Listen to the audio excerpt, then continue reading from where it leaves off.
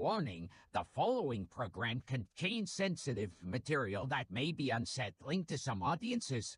The Pedantic Pedestrians are not responsible for any injuries or paranormal activity that may occur during the viewing of this program, including, and not limited to, whiplash, bipolar disorder, a sprained ankle, or demonic possession. Viewer discretion is advised. Two guns. Do you want to, encourage people to respect those? So funny, Chad. But you see people laughing.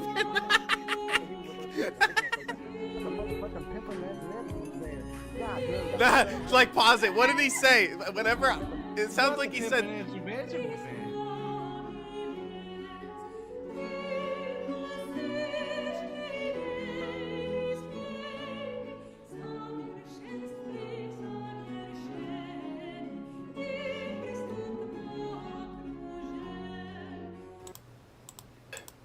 We're live. So we're live. We're the great. So Shab wanted us to do it in vertical mode. So what's the point of this vertical mode thing? Oh my god, he leaves right when we started. I'm trying to have the initial banter, and he gets up right as the stream starts. Oh my god, Shab.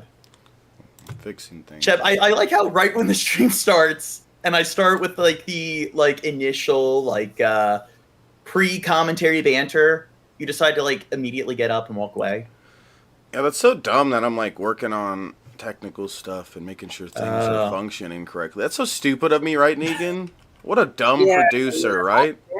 How dare you be professional? Okay, well, anyway, Shab, what's the point of this? What's the point of this vertical streaming stuff? The point? So, how does this work exactly? Well, we're doing it vertical. Shab just told me about this last minute, so I have no clue what exactly this vertical crap is. You do too much stimulant strain, okay? And it's called different shaped screen, and it's better, okay? This is different better. Shaped. It's better. Yes, and we have the sub count on the screen, so we can get the 800. It'll be great. Gene. I feel like I'm getting old. So is it it's a bunch of Zoomer kids and their damn smartphones watching YouTube on their portable devices? Yeah, it's just YouTube trying to do the TikTok and the Instagram. Doing the TikTok. And whatever. Dude, I don't want to accommodate to that. I hate TikTok. Yeah, but now, YouTube do you think I hate TikTok. TikTok because TikTok is actually worth criticizing? Or do you think it's just me going into not really that much of a young adult anymore mode and hating stuff that's new? I think you hate Asian people, and that's why you don't like it. I didn't know that was really a thing with TikTok. I know it's made in China, but I didn't know it was predominantly Asian people posting stuff. It seems like you hate generic Chinese Western people. audience. You hate Chinese. Oh, okay. Well, anyway, have you heard of this? This was some giant scam in Scotland. It was called the Willy Wonka experience. So I guess here they'll go into detail about exactly how people were scammed out of their money. And people ended up calling the police. Behind the Willy Wonka-inspired experience in Scotland. Willy's chocolate experience may have sounded like a golden ticket opportunity at first, but in reality, it was anything but sweet. Attendees at this Willy Wonka-inspired pop-up in Glasgow, Scotland, were promised via its website that guests could, quote, marvel at extraordinary props, oversized lollipops, and a paradise of sweet treats. But guests say it was not at all what they had been promised. Visitor Eva Stewart told the BBC it was basically advertised as this big, massive Willy Wonka experience with optical illusions and big chocolate fountains and sweets. But when we did they have the copyright to do shit like that? got there, it was practically an abandoned, empty warehouse with hardly anything in it. The event, which was scheduled to take place February 24th and 25th at Box Hub Warehouse. So do you think that this was a planned scam, or do you think that it was just poor planning? And they probably, maybe the person who did it had no clue what they were doing. They weren't able to get everything together, or it was just, I don't know, they weren't being pragmatic. Seems like they were poor pragmatism.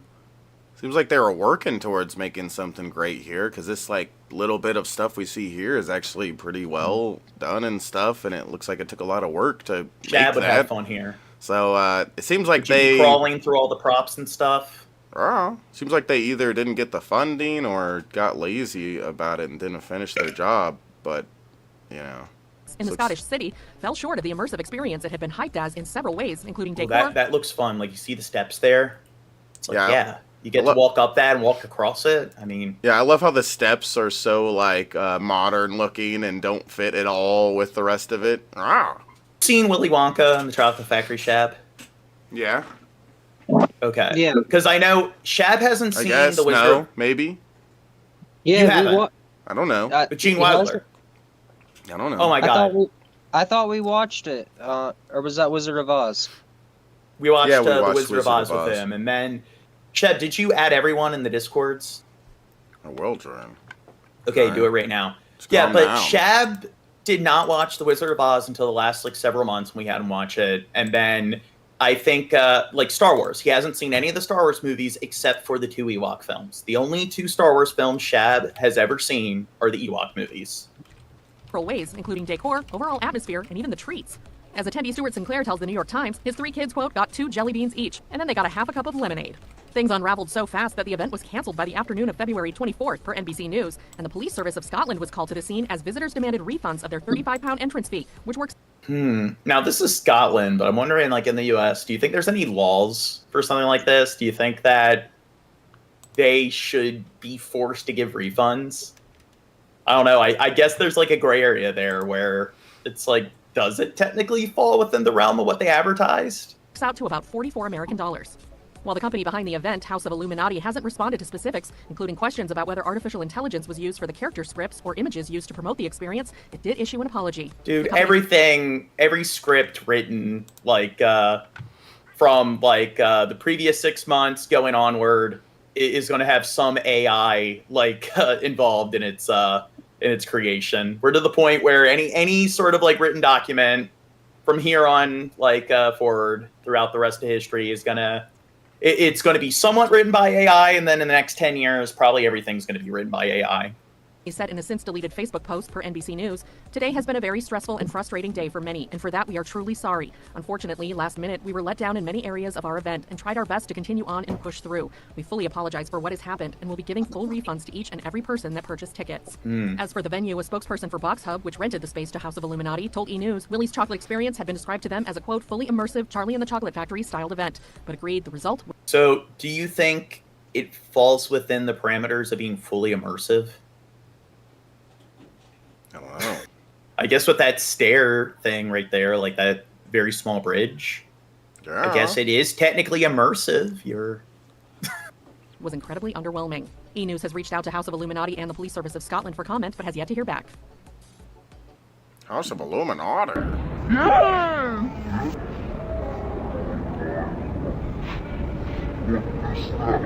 I don't remember that from Willy Wonka. You don't remember that? That was not in the movie. Yeah. He was the serial killer. No, he was the serial killer in the movie. You guys didn't even pay attention. Oh yeah. Oh! Now, isn't there a new Wonka film? Yeah, with somebody that looks way too young to me to play the part. Yeah, it's like a prequel thing. Well, Gene Wilder, he doesn't look like the Charlie, or he doesn't look like the Willy Wonka from the book at all. The Willy Wonka from the book's described as being this very plump, kind of Herbert Hoover kind of aristocrat. But the new one looks like he's younger than me. And well, it's a prequel. I think it's supposed to be oh, really? Yeah, how he became Willy Wonka. Shab. Have you seen the Johnny Depp one, the Tim Burton one? Yeah, that was in that one, they kind of they describe him going and getting the Oompa Loompas and stuff like that. I think this one is going to be more focused on that stuff, on him starting and stuff like that, instead of about it being about the tour of him giving away the chocolate factory. I think it's about how he starts up the business and stuff like that. It was one of Tim Burton's worst movies. Yeah, agreed. That and the Planet of the Apes movie, that one was terrible, but no, I like in the not as bad as Alice in Wonderland. I haven't seen that one. That's both of those are way worse than Charlie and the Chocolate Factory. But I liked in the Willy Wonka and the Chocolate Factory when he was like, they're like, oh, where are they from? He's like, oh, they're from Oompa Loompa Land. They're like, there's no such thing. I'm a geography teacher. He's like, well, I've never heard of Oompa Loompa Land. And I also, I don't know. I think it would have been better if, in Charlie and Chocolate Factory, they show all the kids, like, they made it in the end. They didn't get killed in, like, all of the accidents they had. I like how in the original one, you didn't know whether they died or not. Well, yeah. The brat girl, like, the bad Veruca eggs, Salt. they go to the furnace. Yeah. Yeah. She's like, wait, where does that shit go? And he's like, the furnace. The furnace? Yeah, the furnace. Lured with the promise of a world of pure imagination, some angry parents and kids were left with a sour taste when a Willy Wonka immersive experience proved to be anything but a treat. Calling this the Fire Festival for Kids. Aw. Anne-Marie Green spoke with one dad who drove, get this, hours with So his so far, Shab has gotten up twice. Let's keep just to count. find mostly an empty warehouse. I feel it because I love these immersive things. I love bringing my kid to this stuff too. And it seems like Willy Wonka and that world is tailor-made for an event like this. So tell me what you were expecting when you bundled your kids up into the car and drove 2 hours, and then what it actually was.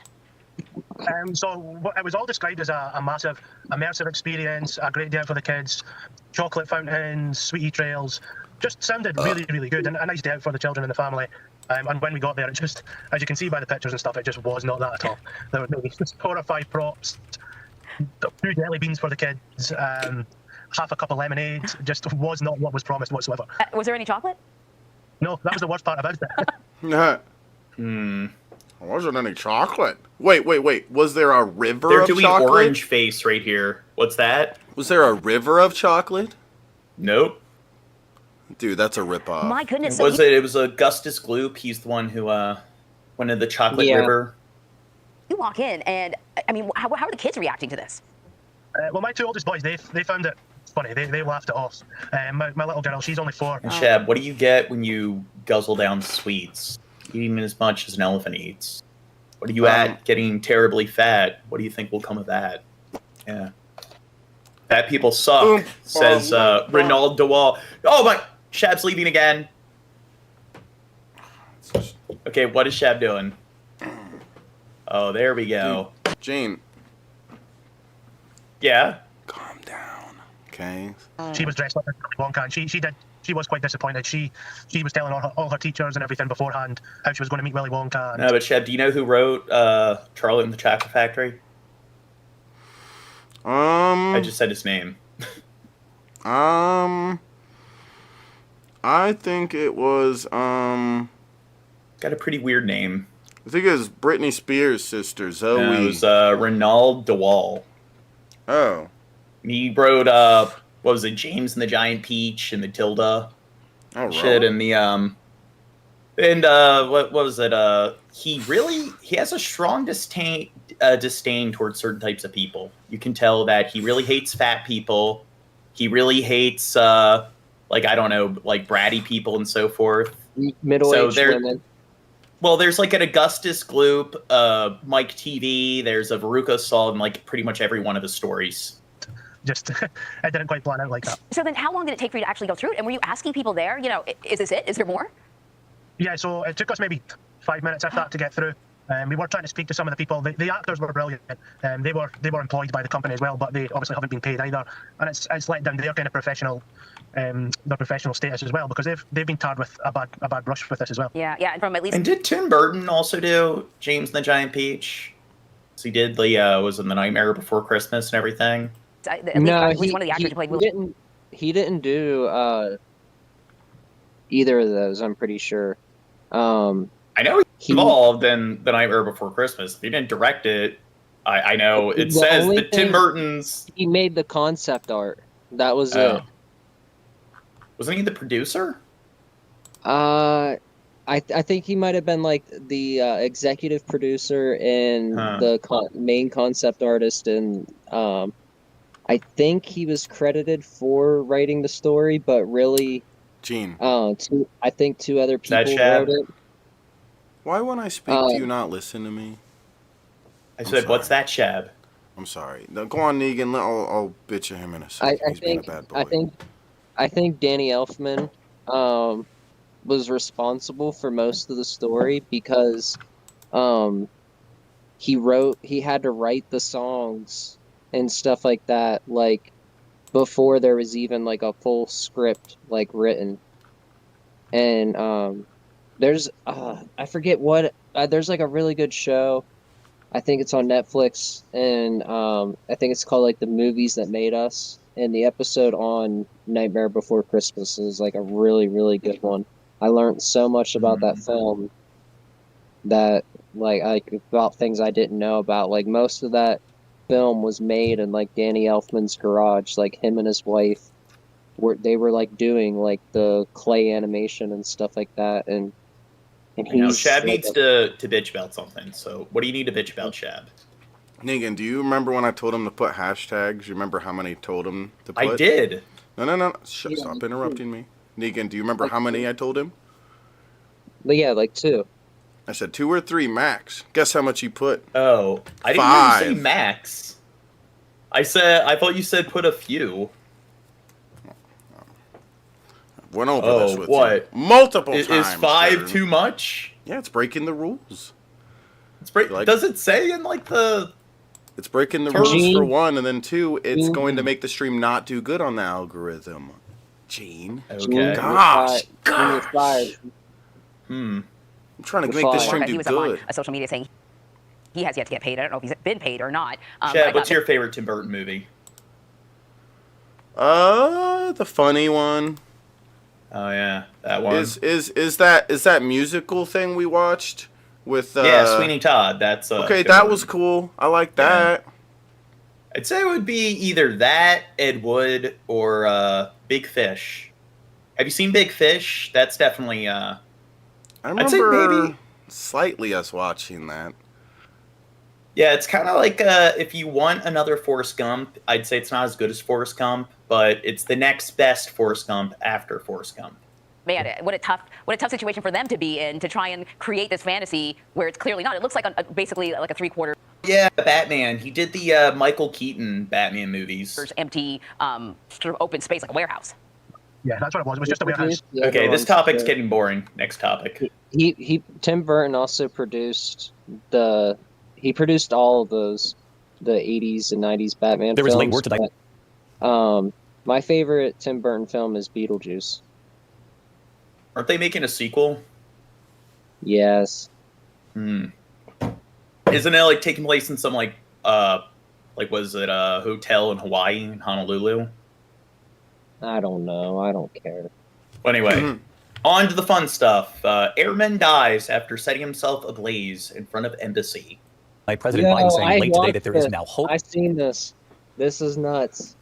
Yeah, so he did a self-mutilation in response and out of protest for what's going on in Gaza. For a ceasefire between Israel and Hamas within days. By next Monday, it comes amid a horrific scene outside the Israeli embassy in Washington, D.C., a U.S. airman setting himself on fire. Here's Pierre Thomas. Tonight, in a rare and horrifying act of protest, reminiscent of the days of the Vietnam War, an active duty U.S. airman setting himself on fire over the growing death toll in Gaza. So, Shab, if there's some kind of cause that you want to protest against and speak out against, where you would set yourself on fire, die for this cause, what would it be? The right to set yourself on fire. I would definitely fight for that. Yeah. It's all right as American citizens to be able to do that, I believe. I know what you would set yourself on fire for, Shabs. Weird. Oh. No, for ATM. ATM. Yeah, you would yell, "Stop being afraid to do ATM. Stop being afraid to go ATM." I think. Negan, what would you set yourself on fire for? People in the chat, what would you set yourself on fire for? I'm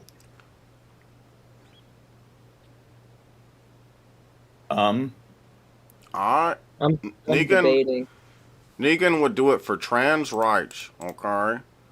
Yeah, if it meant that everybody that is trans doesn't have to deal with the bullshit like that they normally have to deal with, like on a day-to-day basis, like they could actually get the treatment and the help that they need without all these fucking loopholes and shit, like, and having to prove yourself. Like, yeah, I would do it for that. Saying But that Would do it to that's only if protest they like make it for. illegal. If they make it illegal to be trans, then yeah, I would set myself on fire. I would do it to protest the lack of requiring people to have a license to have kids. I think we need to start making people get agree. licensed to have children. Yeah. saying that. And what you need to do to get your being allowed to have a kid license, you just have to think exactly like me and agree with all my worldviews. And there you go. You're qualified to have a kid. But we just got a man on fire. That man, identified as 25-year-old Aaron Bushnell from San Antonio, live streaming himself Sunday outside of the gates of the Israeli embassy in Washington. Because of its explicit nature, ABC News is not showing the So I do know one thing that what's that? I was gonna say, saying that you would set yourself ablaze for some sort of thing like that, you know, like what women's rights or something like that. That sounds like something King Cobra would say. It's like, oh, I hate PDF files more than I love rock music, guys. I would set myself ablaze if it got rid of all the PDF files. Yeah. Well, one thing, one controversy going on here is people are talking about how, hey, they're promoting mental illness, they shouldn't be aggrandizing suicide. So people are claiming that hey, we shouldn't be treating him like he's a hero. We're sensationalizing people committing suicide and everything. So we're ignoring the fact that this is a sign of extreme mental illness. So do you agree with that, Shab, or? I think I kind of agree. Oh, it's what Skeppy said. Is immolation? Is it bravery, or is it insanity? Yeah, I would lean on the side of insanity and so forth. I don't think I think that if this person really cared about what's going on that much, they'd light an entire building on fire with a bunch of innocent people. Calm down. No. I'm joking. Go ahead. That they would do things that actually have some sort of effect on this instead of light themselves on fire. I mean, that might have some sort of good effect, or it might not. I don't know. But I would take it that, doing political stuff and everything, I don't know. I'm sure you can name some stuff you could do to work towards making this change politically. He's an airman. He can do the Barry Seal of flying supplies into Gaza. He should be flying food and dropping supply packages into Gaza. Well, there's people that are intellectuals that are putting their work and effort and brains into trying to fix problems like that and change things. There's people that, like him, who are just like, oh, I'll kill myself in front of everybody. I don't know. That's kind of just lazy and probably doesn't really accomplish anything at the end of the day. You trying to discount any good that came from his death. Completely trying to devalue his sacrifice. Actual video. In it, Bushnell says, quote, I will no longer be complicit in genocide. I'm about to engage in an extreme act. Fourth time Shab's left so far. And how long have we been streaming? 23 minutes. A protest. Moments later, Bushnell puts his phone down, pours a liquid over his head, and lights himself afire, screaming, Free Palestine. He falls to the ground, engulfed in flames. First responders using fire extinguishers to douse the flames, but it was too late. Bushnell later died. The stunning scene in... What, how quickly do you think somebody dies after lighting themselves ablaze? Do you think, how painful of a death do you think it is? Well, I watched the video, the uncensored version. I seen it on X, and it's probably he probably yells "Free Palestine" at least 8 or 9 times, and he goes up really, really fast. It's quick. And it's probably he's probably alive for a total of 2 minutes and 15 seconds on fire, and then there's a point when he stops talking and he's just moving while he's still standing, but he's completely on fire, and you can no longer see like any details of his face, you can't see any detail. You can just see a silhouette like in the flames. Wait, so Shab, And then he falls over. what do you think would be more? They didn't talk about this in the news, but in the Yeah. video, the cops come up to him, they start fucking shooting him, and then they put him What out. else are you gonna do when somebody's on fire? Not fucking shoot him with your gun before you put out the flames. Put out the flames first. Isn't that what cops are supposed to do when they encounter any Like, issue? dude, Just start shooting it?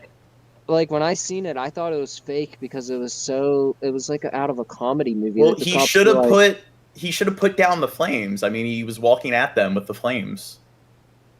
Flames are a deadly weapon. No, like, and how, like, the cops came into frame, too, and shit, or the paramedics or whatever, it just seemed like it was just, like, it's a comedy sketch? Like, no, like, it's a coup. Like, this never happened. This is, like, a distraction thing. Like... Well, anyway, Shab, what do you think would be a worse way to die? Be, like, drowning to death or burning to death? Burning. What would you prefer? I don't know. I think burning to death might be preferable over drowning. Well, you got to think this too. When you're drowning, you feel everything until the very end. When you burn, after you have past 3rd-degree burns, you don't feel anything in that spot anymore. Like, one thing that like a lot of burn victims say, like, is like the initial burning is what hurts, and then everything after, your body's just in complete shock where you can't feel it like at all until you're healing, like until you've calmed down. That's like when the pain like really kicks in. So I think drowning would be worse than burning alive. I would rather be burnt alive than be drowned. Starving to death or drowning to death? Okay, let's continue. In Washington, coming amid chaotic scenes in Gaza. A massive crowd swarming this beach, desperate for food and supplies. Airdropped by Jordan. Just extraordinary images today. Let's bring in Pierre live in Washington tonight. Pierre. God, I hate it when they do this, when they crunch like multiple videos or stories into one vid. I understand and wish to proceed. No. This has topics of suicide and self-harm, Shab. So, are you aware? Do you wish to continue? No. So you're not in poor mental health, Shab. So I am. Okay, this isn't going to trigger any sort of episode. Okay. I'm fucked up. Of the United States Air Force, and I will no longer be complicit in genocide. I'm about to engage in an extreme act of protest, but compared to what people have been experiencing in Palestine at the hands of their colonizers, it's not extreme. Wait, was he an army man? This is what I would really. Yeah, Shab. Jesus Christ. Pay attention, Shab. You were getting on me for like not paying attention and posting 5 hashtags instead of 3. Breaking and then rules. Breaking rules. And then you're like, "What is he an army man?" When we like they mentioned several times the last vid that he was like an Air Force private or like a pilot. Well, does me? He's an airman. You're an airman.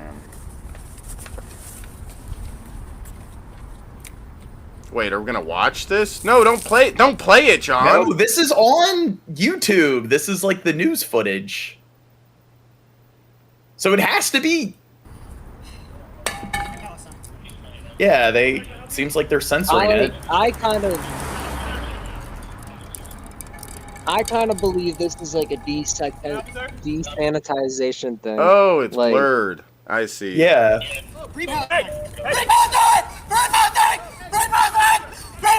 Woo, God.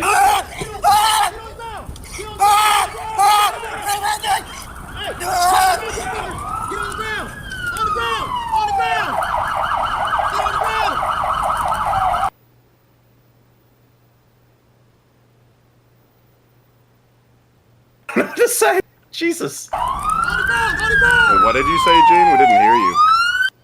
I said, yeah, pretty fucked up. Don't know what to say. I like how Shab's like, don't play it, John! I'm like... Get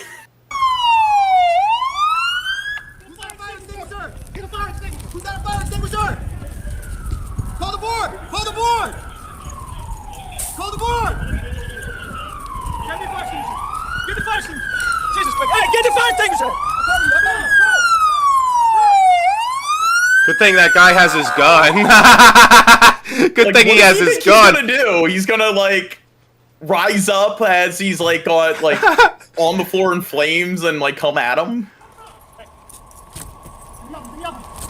I need fire extinguisher! He said he has it.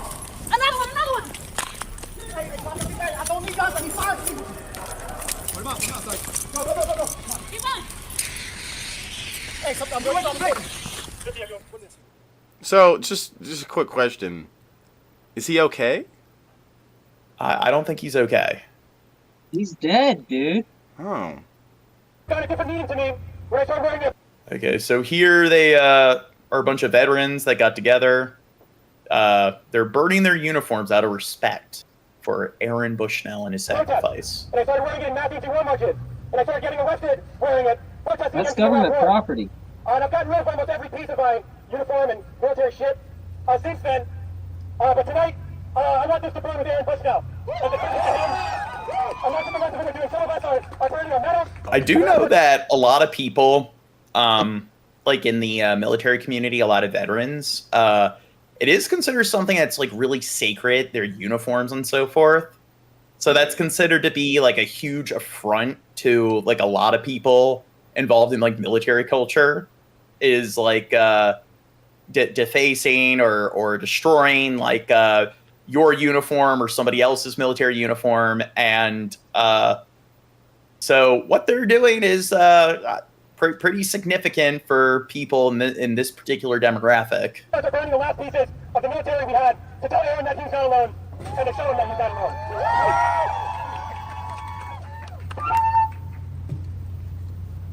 Remember Aaron Bushnell? Remember Aaron Bushnell! He's not alone! He's not alone! Remember Aaron Bushnell? Remember Aaron Bushnell! Yeah, do you remember Aaron Bushnell, the guy who lit himself on fire in the last video? His name is Robert Paulson. His name is Robert Paulson. That's his name? It's not Aaron Bushnell? He's not alone! He's not alone!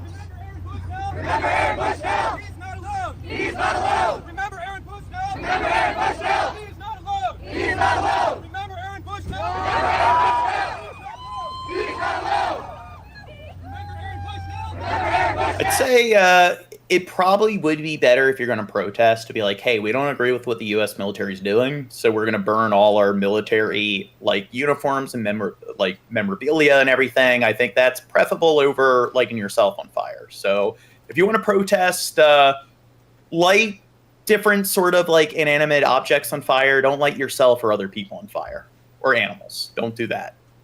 He's not alone! He's not alone! Remember Aaron Bushnell! Remember Aaron Bushnell! He's not alone! He's not alone! Remember Aaron Bushnell! Remember Aaron Bushnell! He's not alone! He's doing a Fight Club reference.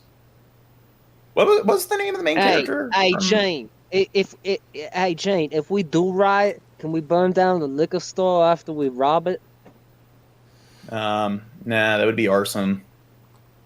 Remember Aaron Bushnell? Remember Aaron Bushnell! He's not alone! He's not alone! Remember Aaron Bushnell? Remember Aaron Bushnell! He's not alone! He's not alone! Hey, wouldn't it be awesome if you could gather up 1,000 people that it'd be like legal to riot?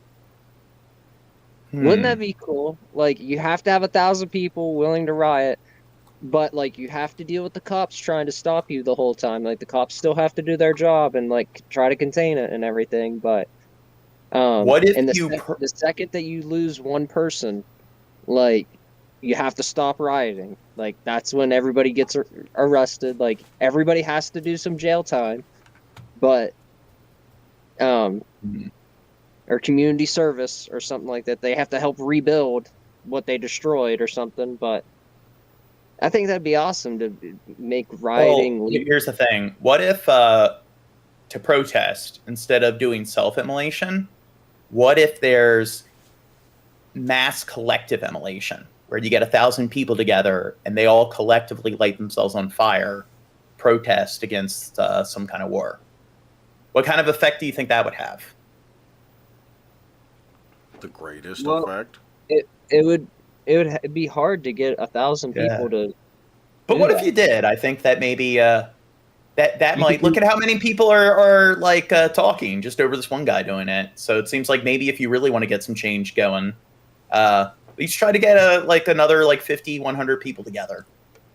I think if I don't know, 50 people stand together in some town square and light themselves on fire, some collective immolation, then We should make an AI of me lighting myself on fire so everybody thinks I'm a hero, Drew. Yeah, but then it's going to come out that it was an AI. We're going to get to the point where we have generative AIs that are able to detect other generative AIs. But how will we be able to trust that AI? Maybe it's lying. I don't to know. us, huh? We're just going to get to the point where robots do all the hard work and people just stay at home and watch all the movies that robots make for us. He's not alone. Remember Aaron Bushnell? Remember Aaron Bushnell? He is not alone. He's not alone. Okay, next vid. Progressives No, are I supposed to be wanted the to ones who say it care more. deeply about sensitively and responsibly handling issues related to mental health, which is why they tell us we need sensitivity readers and trigger warnings and safe spaces and all that nonsense. But for some people on the left, that apparently all goes out the window when there's an agenda to be pushed, because then they don't mind exploiting mental health or even exploiting a suicide. At least, that's sure what it looks like after the irresponsible and reckless way that many progressive leaders have responded to the death by suicide of Aaron Bushnell, an active... Now, I mean, do they know if he had some kind of history of mental illness or some kind of psychiatric disorder? Because you have monks that will out of protest engage in self-immolation and everything. So I mean, if somebody wants to commit suicide, should it be their right? Does it automatically mean that you're mentally ill if you commit suicide? I mean, if you're well aware of what you're doing. In What's Finland, that? you're allowed to do it. In Finland and Oregon, you can opt out. Yeah, so, I mean, I don't know. Is it kind of a false equivalence to say that if somebody commits suicide, it has to be due to some kind of mental instability? I mean, I don't know. duty Air Force service member who killed himself. Maybe, do you think that that's possible, Chad? Maybe somebody's enlightened enough where when they do engage in, an act like this, that it's not out of sanity, it's due to, I guess, mental clarity? Or do you think that's just wishful thinking? I think that those kind of cases exist where it's not a mental health problem, but I think this is not a good example of that. Nicholas Rosa makes a good point. They said he wouldn't be in the military if they knew that. It's typically people don't go into the military with mental illness. They come out of the military with mental illness. That's usually how it goes. But maybe he was he a veteran or was he currently serving? So if he was a veteran, maybe he was mentally ill. He came out of the military with mental illness. This past week in protest of Israel's war in the Gaza Strip. Now, of course, we should all feel compassion for Bushnell and his family, because it's a tragedy whenever a life is lost so prematurely. But you'd think that even the most ardent supporters of Palestine would not be glorifying or lionizing him for taking his own life because of the well-studied way that encourages copycats and future suicides. You'd be wrong. The left-wing academic and presidential candidate Cornel West tweeted praising Bushnell's extraordinary courage and commitment and said he died for, quote, truth and justice. Similarly, Green Party presidential candidate Jill Stein tweeted out his last words and urged, rest in power, Aaron Bushnell. Former Pink Floyd member Roger Waters called him an all-American hero, and the socialist influencer Owen Jones, who boasts a whopping 1.1 million Twitter followers, wrote, Aaron Bushnell died because he had too much humanity for a world run by people who don't have any. You get the idea. Social media post after social media post told millions of impressionable people that taking your life like this somehow makes you admirable or even a martyr. Now, I'm guessing maybe this is somebody who is pro-Israel. So maybe he all of a sudden cares about mental health because he doesn't like that this person's getting a lot of positive sort of feedback or praise due to protesting against a particular party that this guy is in favor of. So how much do you think this guy who's very right-leaning cares about mental illness when it's just hey, this person is it's schizophrenic, they can't afford mental health care, so now they're homeless. So when you talk about pushing forward universal health care, so people who have severe mental illness can afford proper care, do you think he cares then, or do you think he just cares about people's mental health now because it fits some kind of agenda? He'd probably call that communist shit to have a health system like that. It's particularly disturbing how content like that was pushed to millions of young people in particular on TikTok because there's a bunch of people on the right making this argument that it's like, oh, it's glorifying suicide and shit. It's like, oh, all of a sudden you care about like people's mental health. But isn't it usually people on the right that appeal to like the blank slate fallacy, pull yourself up by the bootstraps? People are just being lazy if they're using their conditions as an excuse. Mental illness is no excuse for having certain setbacks or limitations that might come with mental illness. So if somebody, like you look at our prison system and stuff, it's just, well, it's their fault for going to prison, even though our prisons are like over like inflated and stuff. And we have the world's largest prison population. We're giving people very draconian sentences. And a lot of these people are shown to have very serious psychiatric disorders. It's not that, you know what, maybe they need care that isn't being provided to them. No, the condition is no excuse, and they just need to use willpower to function as if they don't have a condition at all. But now all of a sudden they really care about people's mental health because they want to support Israel. Research shows that young people who are experiencing mental health distress are among the most at risk of the suicide contagion effect. You don't need to have a PhD in psychology to see how this could lead to deadly consequences. All it takes is for one troubled or mentally distressed young person out there to see the hero worship that Bushnell is receiving and think that, hey, maybe they want to be remembered like that. Yeah, but I mean, there were people like in the 60s and 70s during like Vietnam that were doing this. And I mean, based on that logic, shouldn't there have been like mass copycats back then? I mean, this isn't the first time somebody's ever done something like this. Make a difference as they're supposedly being told. We got the internet now. Back in the 60s, they didn't have the internet, so couldn't get it as widespread. There's going to be a TikTok trend, all these TikTok videos. It's going to be its own genre. People just self-immolating. Well, there already kind of was. People were putting like fingernail polish and baby powder on themselves and lighting themselves on fire in like the bathtub, or like rubbing alcohol and stuff. How many people have taken their life so far doing that on TikTok?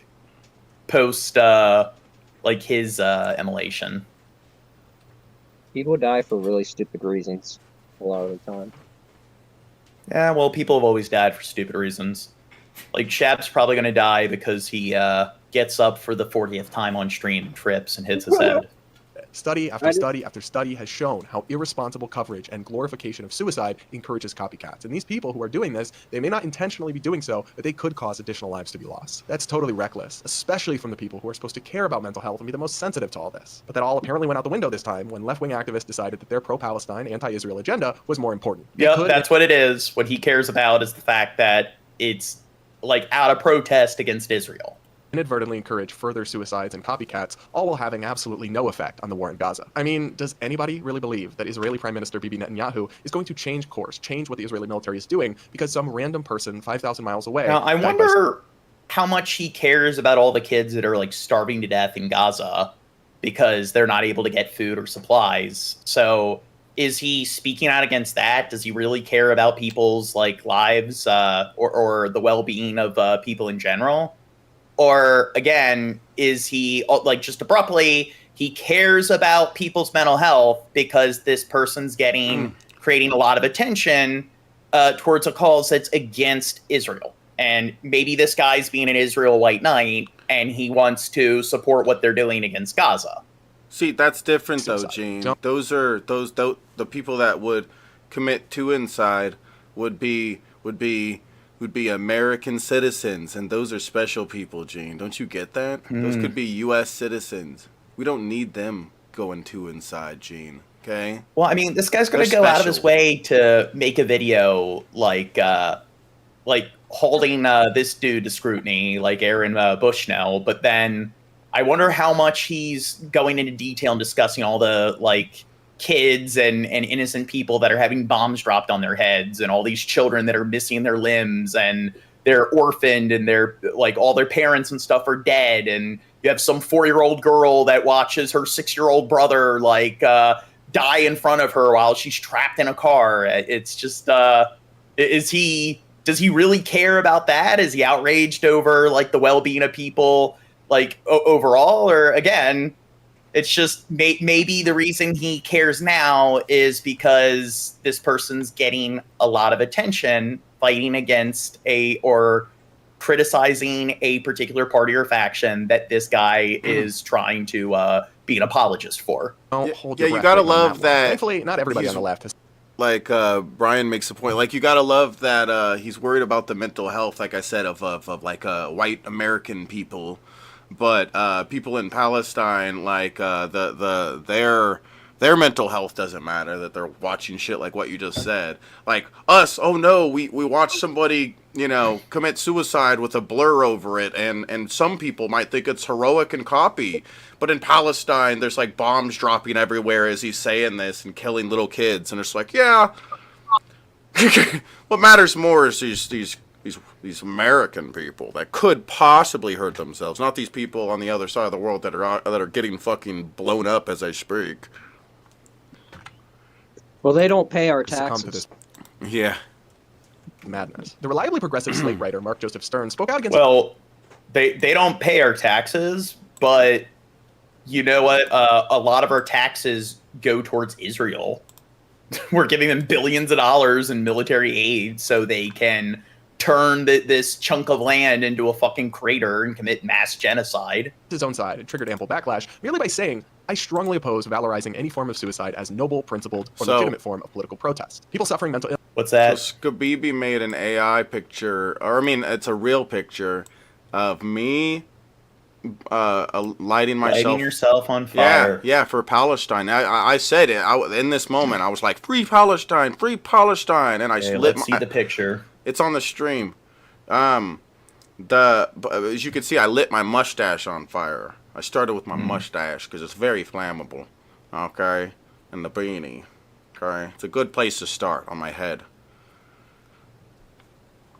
Okay.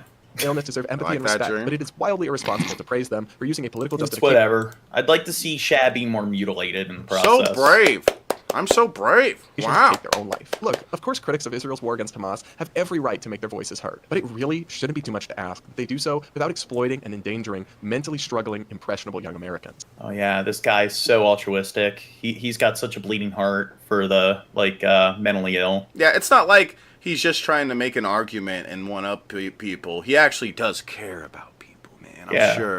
I'm sure. And I'm sure the next time we see a story of I don't know, like homeless people who aren't able to find work because they're I don't know, schizophrenic, shit like that.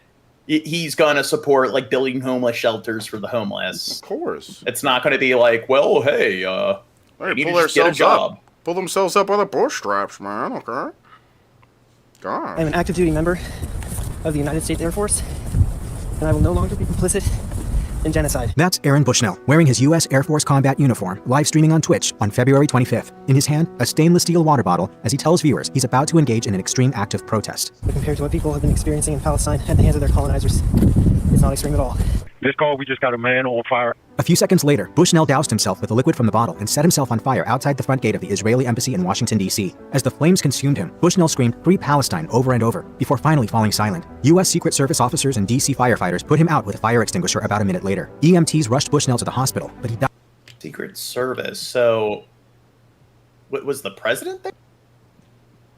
Or was... I do know the Secret Service, they do look after visiting heads of state from other states of other countries. So maybe Netanyahu. Was Netanyahu at the embassy?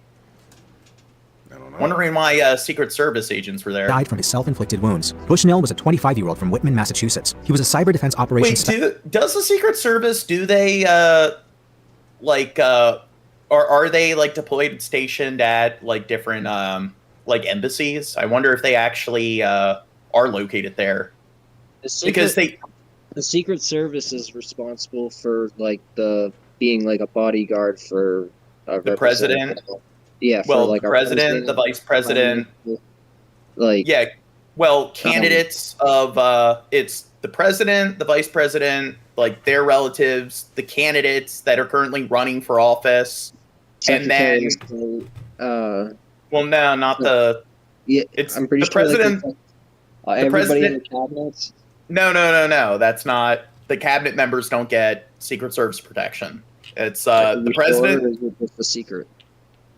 I'm fairly certain it's the president, the vice president, their relatives, and then it's different candidates that are running for office. So like during the presidential elections, and then it's visiting heads of state from other countries. So if prime minister, I know if the Pope comes to America, there's there's footage of them escorting the Pope.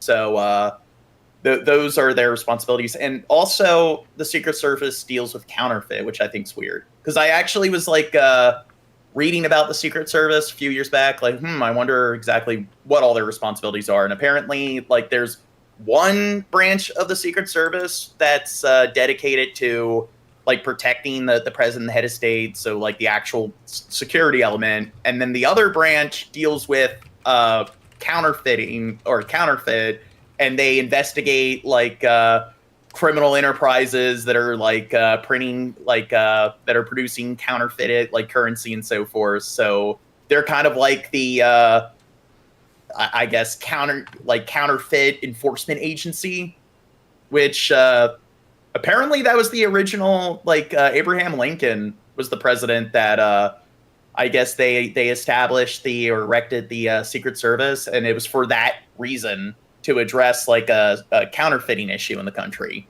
But then later on they just used them for security for the president and the vice president.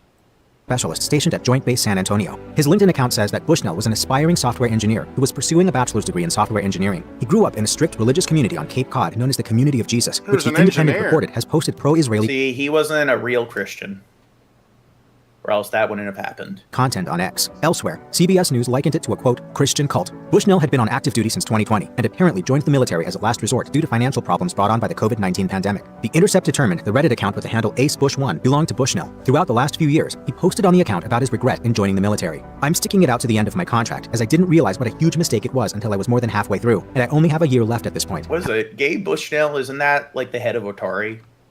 I know the name Bushnell sounds familiar.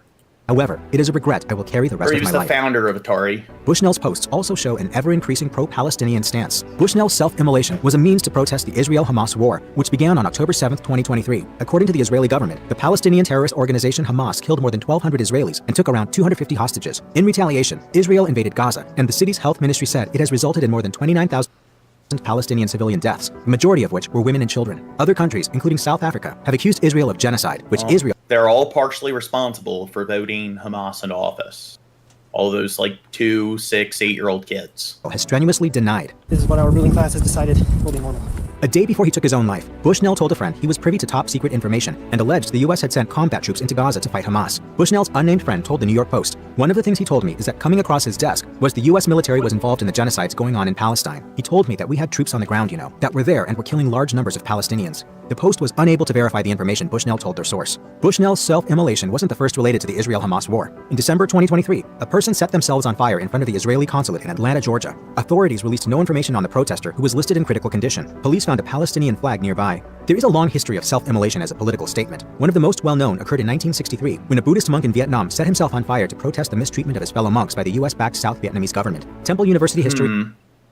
Do you think that monk was dealing with mental illness? Maybe a little bit. I don't know. To be fair, there has to be something wrong with you mentally if to you be a monk, want to become a monk. Exactly. They're all fucked in the head. God damn it. I mean, who would want to be a monk? Professor Ralph Young told Time magazine, Seems like a pretty boring lifestyle. You feel that there's nothing that you can do or that people are willing to do. So this is the ultimate sacrifice, yourself.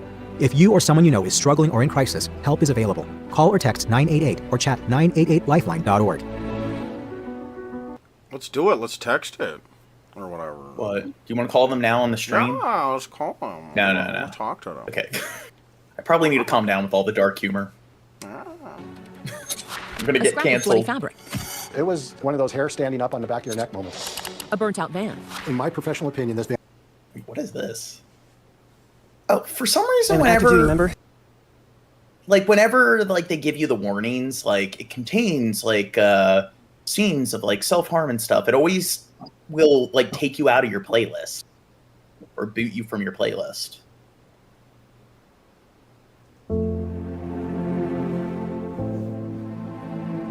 Would Aaron have described this as suicide? No. What? Absolutely not.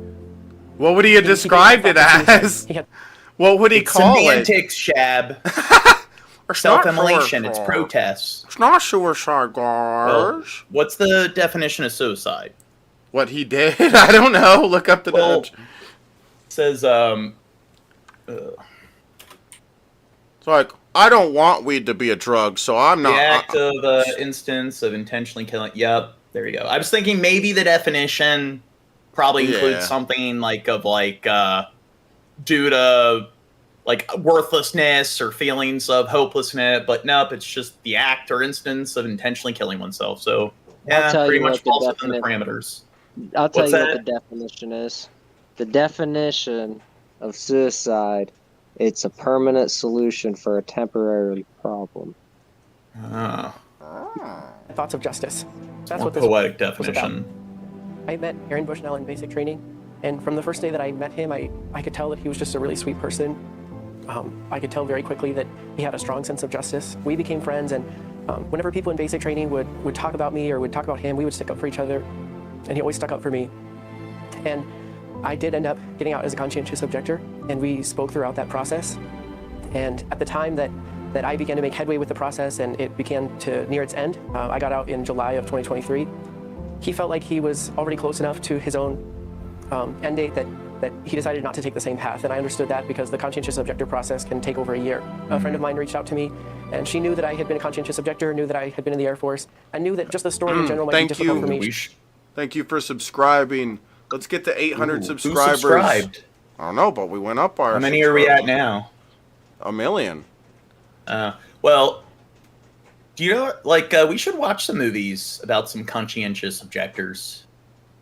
Yeah. Some pretty decent. Have you seen A Hidden Life? It's about a guy who's a conscientious objector. Do you know what war and what country? World War II in Africa. World War II, but not in Africa.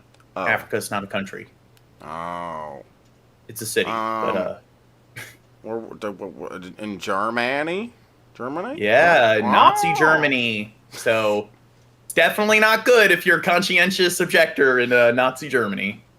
She had no idea. Or Hacksaw Ridge, that's another good one. I think I had you watch that. And she was the one who ultimately texted me his name, and I just immediately broke down and called her. And I said, that was my friend. I went to basic training with him. I went back to the last text message I got from him, and I just wept. It's tragic that Aaron felt like he had to make the sacrifice. And that is on President Biden. Citizen of the United States, a member of the Air Force. Yeah, I blame Biden. Here and decided to, tell his side of it, say he's not complicit in the genocide. To be fair, Biden's really, recently he's kind of been, backpedaling from his, or distancing himself from his original, stance with, Israel. So I think Netanyahu is resigning now because the U.S. government's been getting on him and everything. And Biden's realized that it's really, really hurt his numbers and stuff, in the polls and so forth. So I don't know, Trump's probably going to become president again. I don't want Trump to be president, but he definitely really shot himself in the foot, not calling out Palestine or not calling out Israel and pretty much supporting them through this entire thing and trying to sign through certain military care packages and everything. He lit himself on fire. He is a martyr just like the rest of the Palestinians. Your sacrifices will not be forgotten. Your bravery will not be forgotten. The people of Palestine, thank you. We will honor all our martyrs! We will honor all our martyrs! As a former member in the military, I'm feeling the same way that he feels inside, watching the genocide take place. I am a Holocaust survivor, And it saddens me profoundly that a young man took his life to bring his message to the president. He was an incredibly brave, deeply moral man who's trying to stir the conscience of our country. And I hope that millions of Americans stand with him now. Do you think he's brave, Shab? Yeah. Well, to be fair, I mean, I wouldn't light myself on fire, so, I mean, it's a level of, I don't think I'd have the follow through, the commitment there. Why he did what he did. A lot of us are feeling like we can't do anything about what's going on. And I don't think this is going to be the last of our military members resisting. I feel like there are many, many Aarons out there. Who's going to speak for them? Who's going to stop this from going further? I kind of agree with Skeppy. Skeppy's like, lies, everyone will forget in like 3 weeks. That's kind of my whole thing where it's like, did this really accomplish anything? Because in the end, it might not accomplish anything. It just might be what we talk about for a week, and then it's like, oh yeah, okay, on to the next thing. But you know, he could have been somebody that worked towards being a politician and making changes. Not just politician, but he could have, like, I don't know, gone on a hunger strike. There's a lot more like persistent like methods of protest that could have actually resulted in change, you know. Or it could have sustained like a longer, like, or a greater length of attention on the issue. Mm-hmm. I'm here today to, I'm an Air Force veteran as well, and I'm here to acknowledge kinship with Aaron and be a part of the communal grief, expression of grief, and to hold his act, you know, as difficult as it is, just to kind of hold it and sit with it. I think it's an enormous deal, and it pains me to say that because on one hand, it's like so many people are dying. It shouldn't take just one white man to die here for people to care about so many other people dying somewhere else, you know? That being said, I do think, I hope it'll have an effect. I do think it's significant. Now, what about 2 white men dying? Oh, maybe that will be enough. Yeah, I think like a common misconception in America is that a lot of people join the military because they believe in like the government, the American government, American ideals in that like very finite way. And in my experience, that simply is not the case. Most of the people I joined with, and me, myself, are joining. A lot of people join the military because if you want any semblance of like socialism, it's like it's pretty much gatekept by being a military veteran. So that's the thing. If you want social health care and so forth, join the military, serve in the military. That's how the United States works. Yeah. Terrible economics. You want these sort of social benefits that are like pretty much commonplace in every other developed country. In America, you got to support the good old like military-industrial complex. It's a lot of poor people who can't pay for healthcare, can't pay for housing, maybe they have an ill family member, can't pay for college. And it's kind of propagandized to be this like escape from that while they're telling you you're doing a good guy's job. Yeah. Right? They're telling you want free college? Join the military. You that you're doing the morally correct thing. And that's why I think a lot of people get out and have such a large moral wound, moral injury. And that's really where a lot of people's PTSD comes from. It's not the fact that they saw terrible things happen to people. It's that they knew they were part of terrible things happening to people in a way that they did not. Yeah, PTSD. So it's like, that's what happens. They don't let you in the military if you have notable like psychiatric issues, but you'll leave the military with pretty notable psychiatric issues. An active duty service member set himself on fire in front of the Israeli embassy in protest of U.S. support for Israel's operations in Gaza. Has the Secretary been briefed on Airman Bushnell, and is he concerned that maybe this airman's actions may indicate that there's a bigger issue within the military as far as U.S. support for this ongoing operation? Yeah, so the Secretary is following the situation. I know the Air Force has confirmed the airman's death. They do plan to provide additional information 24 hours after next of kin notifications are complete. It certainly is a tragic event. We do extend our condolences to the airman's family, while our support for Israel's inherent right. You know what I'm thinking? Like, have you ever seen the show 6 Feet Under, Shab? So that's that's one of my favorite shows. That's where they work at a funeral home and everything, and every episode, like, somebody dies in a particular way, and it goes throughout, like, I don't know, like, every episode has its own unique character study on whoever the person is who was killed or murdered or committed suicide. And I'm wondering, like, why they never had an episode where somebody actually died through self-immolation. And the characters who, like, they're morticians and everything, imagine, like, that's what they have to do is, like, act as a mortician on a body where they were burned to death. Yeah, it'd be like cutting through beef jerky and stuff. I think they missed the opportunity there. Ironclad. We've also continued to actively communicate. Or maybe there was an episode like that. Maybe I'm forgetting. That Israel takes civilian safety and humanitarian assistance into account into their operations. You see that incorporated into every conversation the Secretary had. Wow, that video was poorly edited.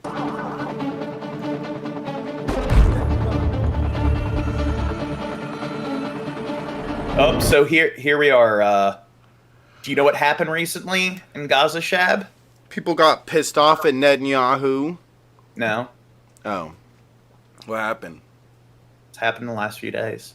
So there were these, I think it was the Red Cross or whatever, but they were these humanitarian, like, aid, like, trucks that carrying food.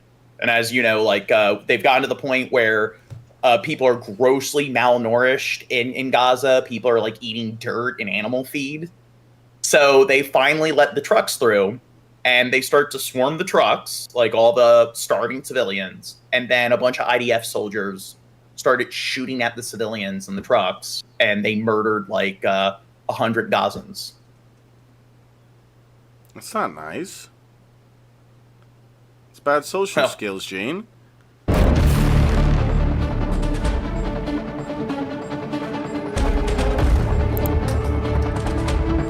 Shab's been living under a rock. I'm like Patrick Starr. Well, this is, yeah, like Patrick Starr. This has been all over the news.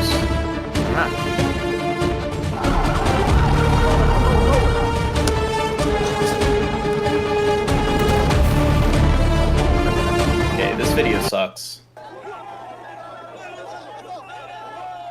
Ooh, knock down 2 guns.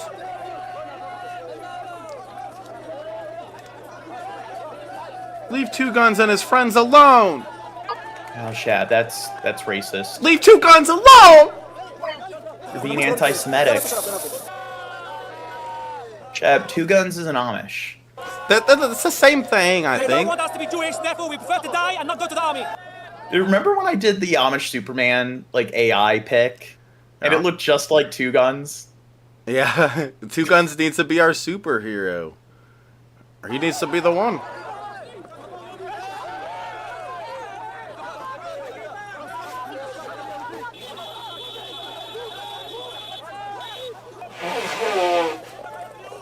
Oh, calling the cavalry.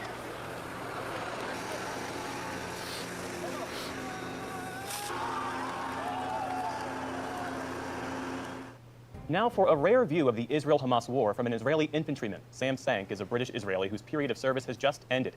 In normal life, he works in information technology. For his months of fighting in Gaza, he carried a small video camera, and special correspondent Malcolm Brabant sat down with him in London. This is the video diary of the soldier behind the officer on point. Together with my brothers in arms, we're part of history. This will probably be a very significant event in the history of the Middle East, let alone Israel.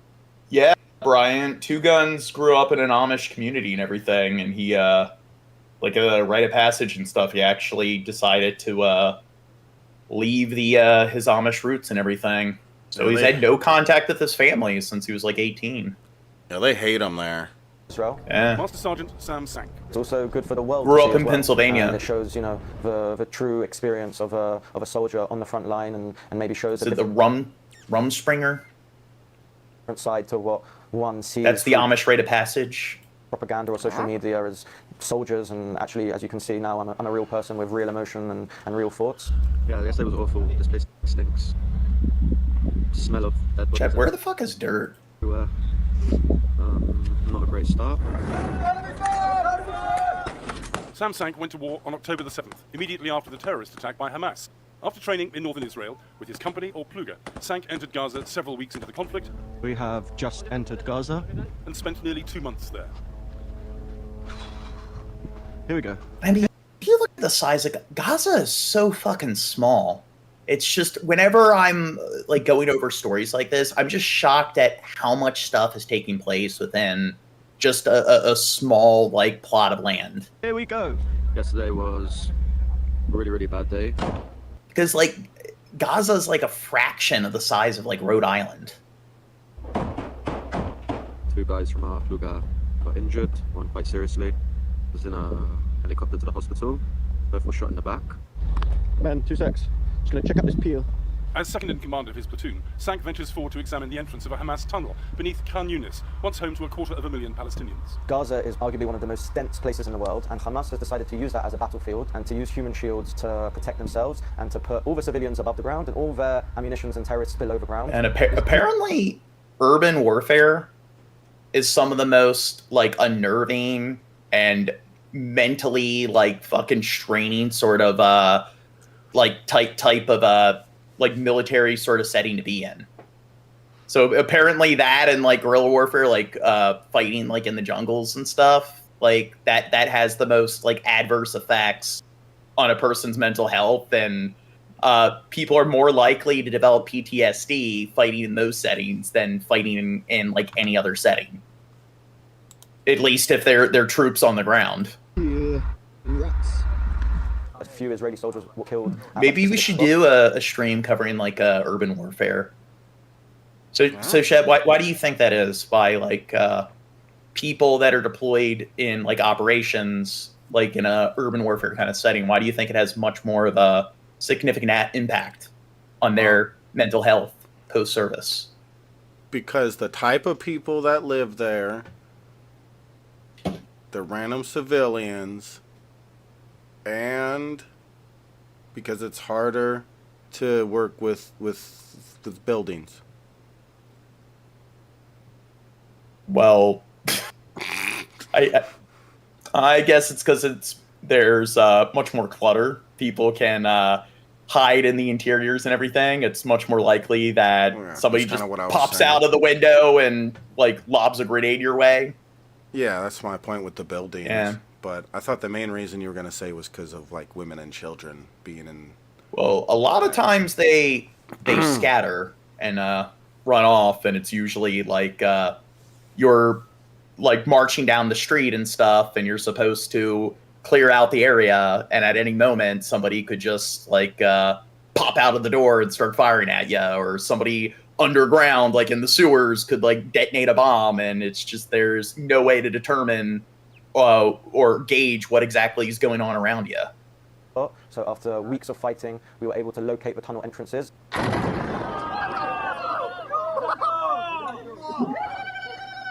People who are watching that might think that you were cheering Palestinians' homes being blown up. So the context of that video is the tunnel being destroyed, and for us it was... And you think about it, if you're in a city and you have like these like multi like story building skyscrapers, even like smaller buildings that just have like 8, 12 floors, you think about how somebody could be located, just like even 5 people, or that's a significant sum of people.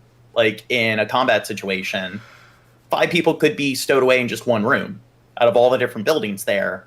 And it's kind of like this vertical sort of like warfare, because you think of it like if you're in like a forest or a desert or something like that, then it's just you're kind of exclusively dealing with people like that you're fighting on the surface. If you're dealing with like urban warfare, you got all of these like dozens of floors and stuff of like hundreds of buildings where people could be located in any room on any of these various floors, and this huge plethora of different structures. And it's like, what are you going to do? Level every single building? So imagine it's like it's pretty intense, where it's like they pretty much like a SWAT team have to clear out an individual building, which is pretty difficult to do.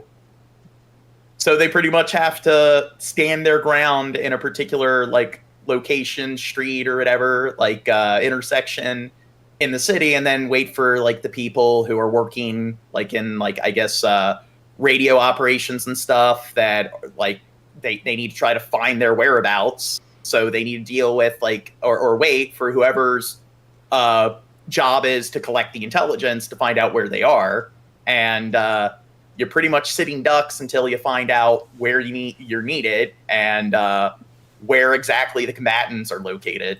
That we had killed Hamas terrorists that were still hiding underneath, and we had eliminated a big threat to our... Yes, Skeppy G says, are you going to level every building, Israel? Yes.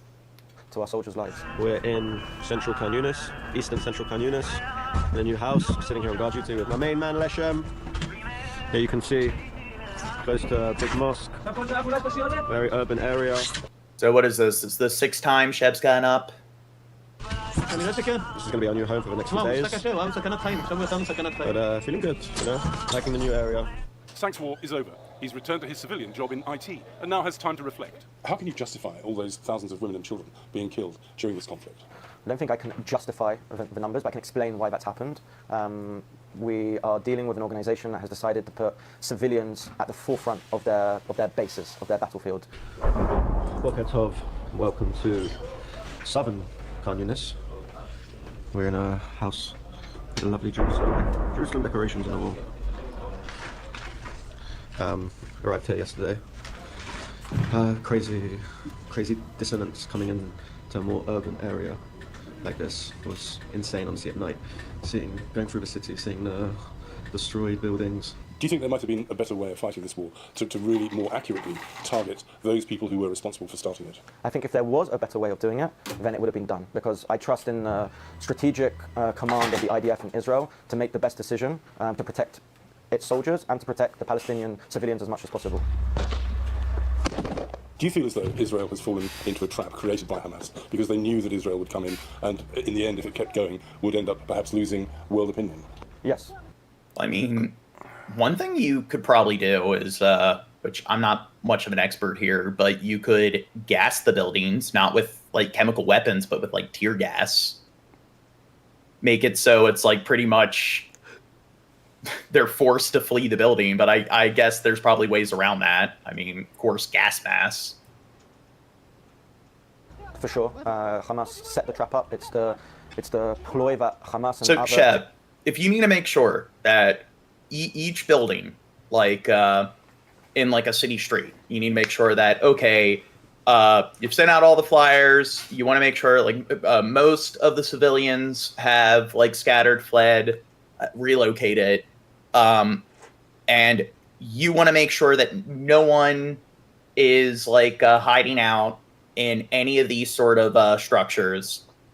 And if there are civilians and stuff in there, you want to find a way to force people out of the buildings in a manner where it doesn't actually kill them. What do you think is like something you could do?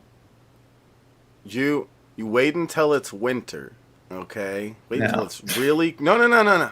You wait until it's really cold, okay? And then they go around with infrared and point it at the buildings and look for heats so they could tell where they is, Gene. They do have these like like these new weapons and stuff, the U.S. military, and it like has the like heat wave set at a certain frequency where it doesn't damage your skin or anything, but it excites the nerves on your skin, and it makes you feel like this extreme level of pain. And it's like one of the most like advanced sort of like non-lethal weapons. So they could like, if they could build a large enough apparatus that has like a very large like range or radius, they could probably just start beaming that through all the structures and so forth. I was thinking maybe like bed bugs. What if like bed bugs are hell? What if you make it so it's just you create this mass infestation of certain pests like bed bugs and cockroaches and stuff in all the buildings? So it's like they don't want to stay in there. Yeah, or just like something that's venomous or whatever, like dangerous. Well, no, you don't want to kill them. You want to make it so it forces them out. They're not able to just stow away in there. You need to find a non-lethal approach. So maybe like you need to, you know how they'll use like war dogs and everything, attack dogs? Maybe you can like breed a special type of war rat. And its job is to carry like the like pests, the bed bugs or whatever, and you just let the rats loose, and they're trained to go through the buildings and stuff and spread as many of like the scabies and stuff as they can. No, I know. What do you think? I know what they need to do. They need these people have probably never smoked a joint in their life. They need to just hotbox the shit out of the house. They need to like drill a hole in the side, smoke it out, and they pump smoke in. They get everybody stoned out of their fucking mind, and they're like, go in, and they run in, and everybody's like, oh man, what's up? What do you guys want? Well, that's what I'm saying. So, like, some kind of, like, I guess, like, smoke, chemical, like, some sort of gas, sort of, like, I don't want to use the term chemical weaponry or, like, gas weaponry, but it's just, like, something like that. You pump in fumes and stuff to get them high or put them to sleep. Yeah. What if you just, like...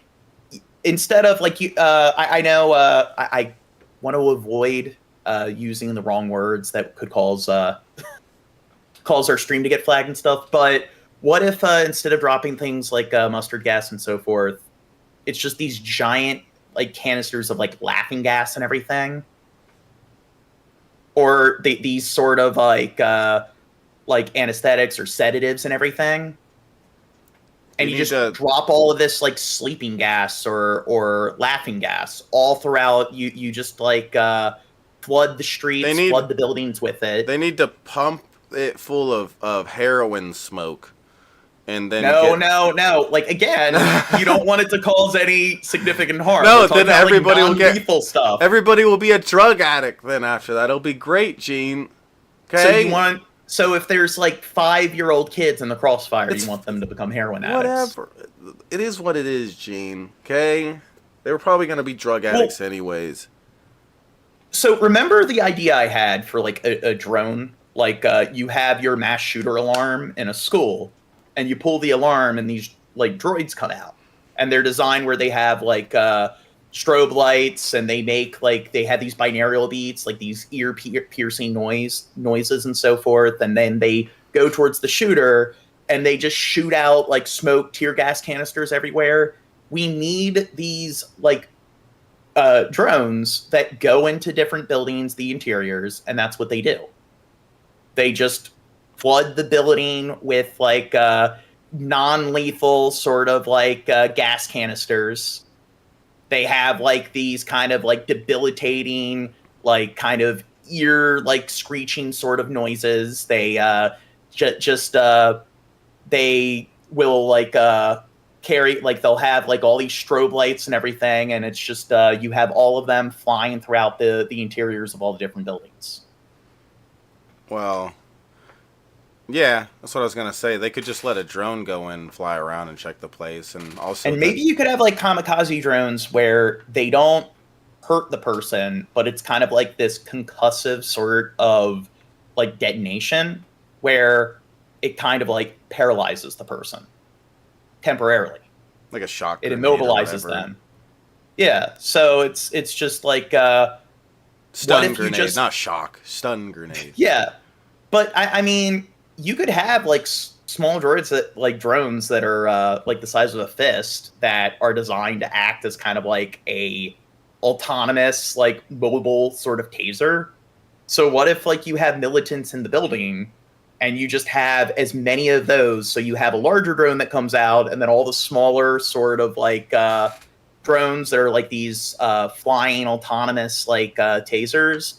They're designed to like make contact with the targets and incapacitate them by stunning them. Skep said, heroin isn't known for motivating people to move around. That's not why I said to do it. It's the opposite. It's to immobilize them. It's to make them less of a danger. If you run in there and they're just too fucking high to even, like they don't even know where the gun is that they were going to maybe point out you if you came in like that. What? Gun? What's a gun? Oh, man. I know. I'm seeing colors. Their water supply, their drinking supply. You just, like, flood all of... You LSD. Well, not LSD. No, you got to do something that isn't, like... addictive. You need to like LSD's put not some kind addictive. of, no, you got to put some kind of sedative like in the water supply. Put some kind of like, I don't know, maybe like psilocybin and so forth. Put something that's non addictive, that's disorienting, or it will intoxicate them and stuff. So it just puts everyone to sleep, and then you can send all the yeah, that's what you need to do. Like in a place like Gaza, you're going after Hamas. You like what you do is you lace their water supply with like some kind of sleeping agent, and then when everyone like they pretty much have to rely their only source of like hydration is through like all of these sort of sedatives. So when it puts everyone to sleep, you then have all the drones that go through the buildings and determine where the militants are. And then you have the taser drones that go in and apprehend them. And then there you go. See, I gotta start designing these like non-lethal sort of like military drones and pitching them to the world's governments. I don't know. I like my heroin and LSD idea better, Drew. Gotcha. It's more fun. I'm trying to find a way to win a war with like... I'm trying to get everybody high. The smallest amount of casualties possible. What do people think of my ideas? Everyone needs to be high. Terrorist Palestinian organizations have been using for many years. Unfortunately, Israel doesn't have a choice and has to move into that trap because if, again, we want to defeat the enemy, destroy the terrorists, and bring our people... God, Shep's leaving again. Back, we have to go into Gaza. The world, as I see it, will always be against Israel in this conflict. There is an underlying anti-Semitism that exists. This is just our generation's persecution of Jews. Hopefully we'll be a couple quiet days before we're eventually supposed to leave. Final Shabbat in Gaza. Can't wait to go home. Can't believe how long it's been. I'm just counting down the hours, literally. Everyone's making fun of me, but I'm counting down the hours, but I'm desperate for this all to be over. Just want to get back to normal life. Do you think you could ever... Dude, you know what? I have an idea. I want to do a stream. I'm going to make a PowerPoint presentation. I'm going to come up with all these outlines and designs for different droids, drones, military vehicles, and stuff that are designed to make war as non-lethal as possible. You ever heard of somebody getting too high on LSD where they just go running into the forest and get lost? Yeah, they take their clothes off and then that's run what's around the city, and then the cops come and shoot them to death. That's why my LSD idea is smart. They just run and say, "What the fuck was I waiting for?" And then they just run it. I've been wanting this my whole life. Well, to be fair, Skeppy, I mean, I'm well aware that other people... But like without a doubt, like other people have come up with this, and like all the world's military, like top 20, 30 militaries are already like working on shit like this. But I don't know. Like, did they come up with my heroin idea? I think that's an original idea for me. So, Shep, I know you've never read or seen Dune, but in Dune, one of the elements of like the story is that they have these like force fields around them. And you can't really penetrate it with bullets because bullets are too fast. So the way the shields work is that they pretty much block any projectiles that are moving at a certain speed. So they have to use close combat weapons like daggers because it's slow enough to penetrate the force fields. So they have these weird assassination insect drones that are like kind of have these like termite sort of like mechanics where they'll drill into like the interiors and then they'll go up to their target and it will just start like poking away through the shield to terminate the person. I'm thinking like, okay, what happens when we have these insect drones that are like the size of a cicada that are just like a few inches in length, and you can just have those that like navigate through the interiors and stuff through the walls, kind of like any other insect or cockroach, and they already have like spy sort of apparatuses that are like the size of like a fly and everything. So why don't they have those that just crawl into the ear canals and shit like that? Of I'll tell you what, different militants as they're sleeping. I'll tell you what, Drew. Okay, because that costs way too much money. Okay, it costs way too much money, Gene. You know what's way cheaper? Just sending humans in till they could die or whatever. Okay? I don't think that would cost that much money. What's going to cost more? The humans just sending them in there and taking a chance at them dying, or making fancy gadgets? Well, those very small like insect drones and stuff are probably really cheap to make. Yeah, but what's cheaper to make, the humans or the insect drones? No, the humans. Way easier. Humans are expensive. With all the training and stuff, they need food, they need water. You need to pay them and pay for their fucking college to incentivize them to work. So, but that's the thing. What happens if you have these really small sort of like stealth insect drones that are designed where, like, let's say you have 5 Hamas militants that are like camping out in a tunnel, and what if you just have like 12 of these little insect drones that come in as they're sleeping. They like just kind of stay hidden and everything, and they are inactive until they like the militants fall asleep, and then they crawl into their ear canals and stuff and lobotomize them.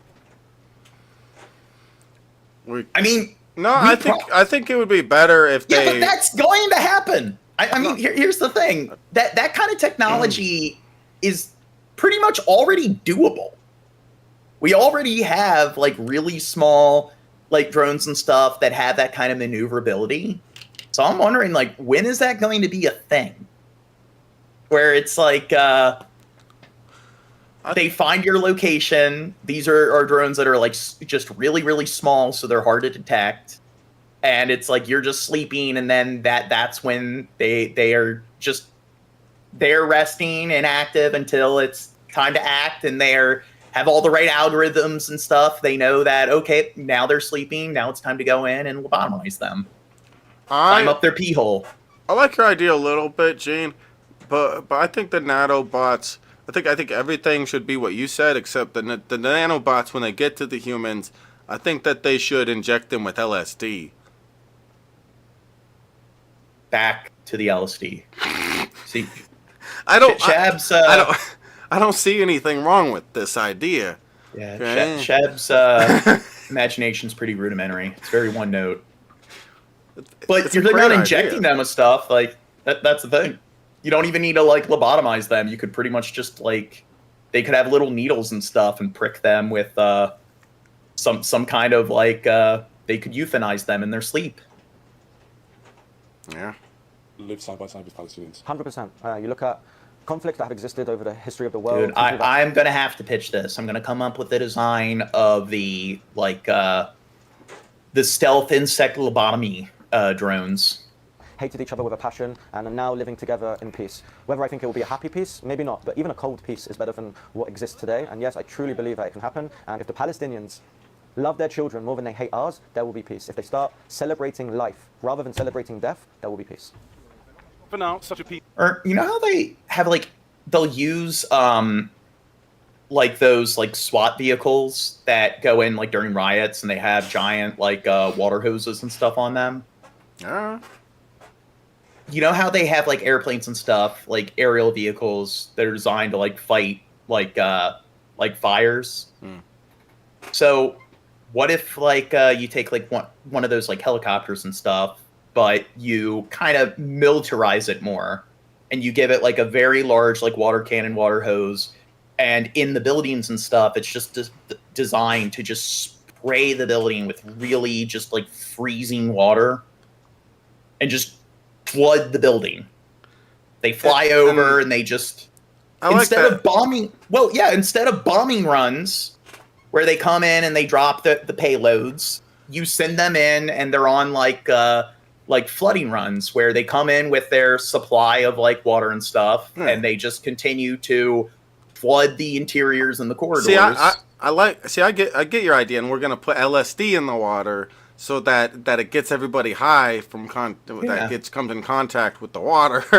Exactly. Right. What's a better chemical to lace it with? Maybe LSD. Oh wait, no, I already said that.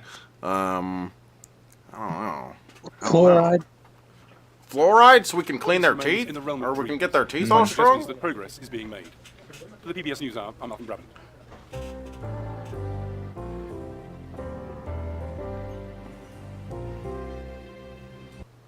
a dwindling supply of humanitarian aid into Gaza, Jordan and France carried out the largest aid drop. They should put PCP. That's pretty bad. Yeah, talking about non-lethal shit here. No, they put PCP in the water, and then the people that were in there come out just like kicking the shit out of everybody. Like they'll come out like Superman. Why aren't they doing that? Why aren't they just like lacing their water supply with like psilocybin or LSD and shit? Seems like it would make it a lot easier for them. We need to give our military PCP when we send them in. That's what they need. Besieged territory. The Jordanian armed forces say they made 4 aerial aid drops on Monday in collaboration with the French, sending relief and food items, including ready-to-eat meals of high nutritional value. One journalist tells CNN he saw 4 planes. Well, Nicholas Rosa, you're saying it's a war crime, but the problem there is, like, I can understand if it's like what Shab and I are talking about, where you're poisoning their water or putting like highly addictive chemicals in the water. But if you're putting like sedatives where it's just putting everyone to sleep so you can go in and, like, I don't know, address everything, like, without killing a bunch of people, it seems like I don't know why that would be a war crime. Seems like that's kind of that should be considered like the opposite of a war crime. Instead of going in there and blowing off everybody's head, you found a way to peacefully do it with no deaths. You're trying to apprehend somebody, and instead of like showering their body with bullets, you like restrain them and give them a needle and give them a sedative. And of course, if they actually did do this kind of idea where they smoked out a house or something, of course they'd announce what's happening to everybody in the building. Well, not smoking out a house. I mean, it's just you lace their water supply with some sort, with like weed or something.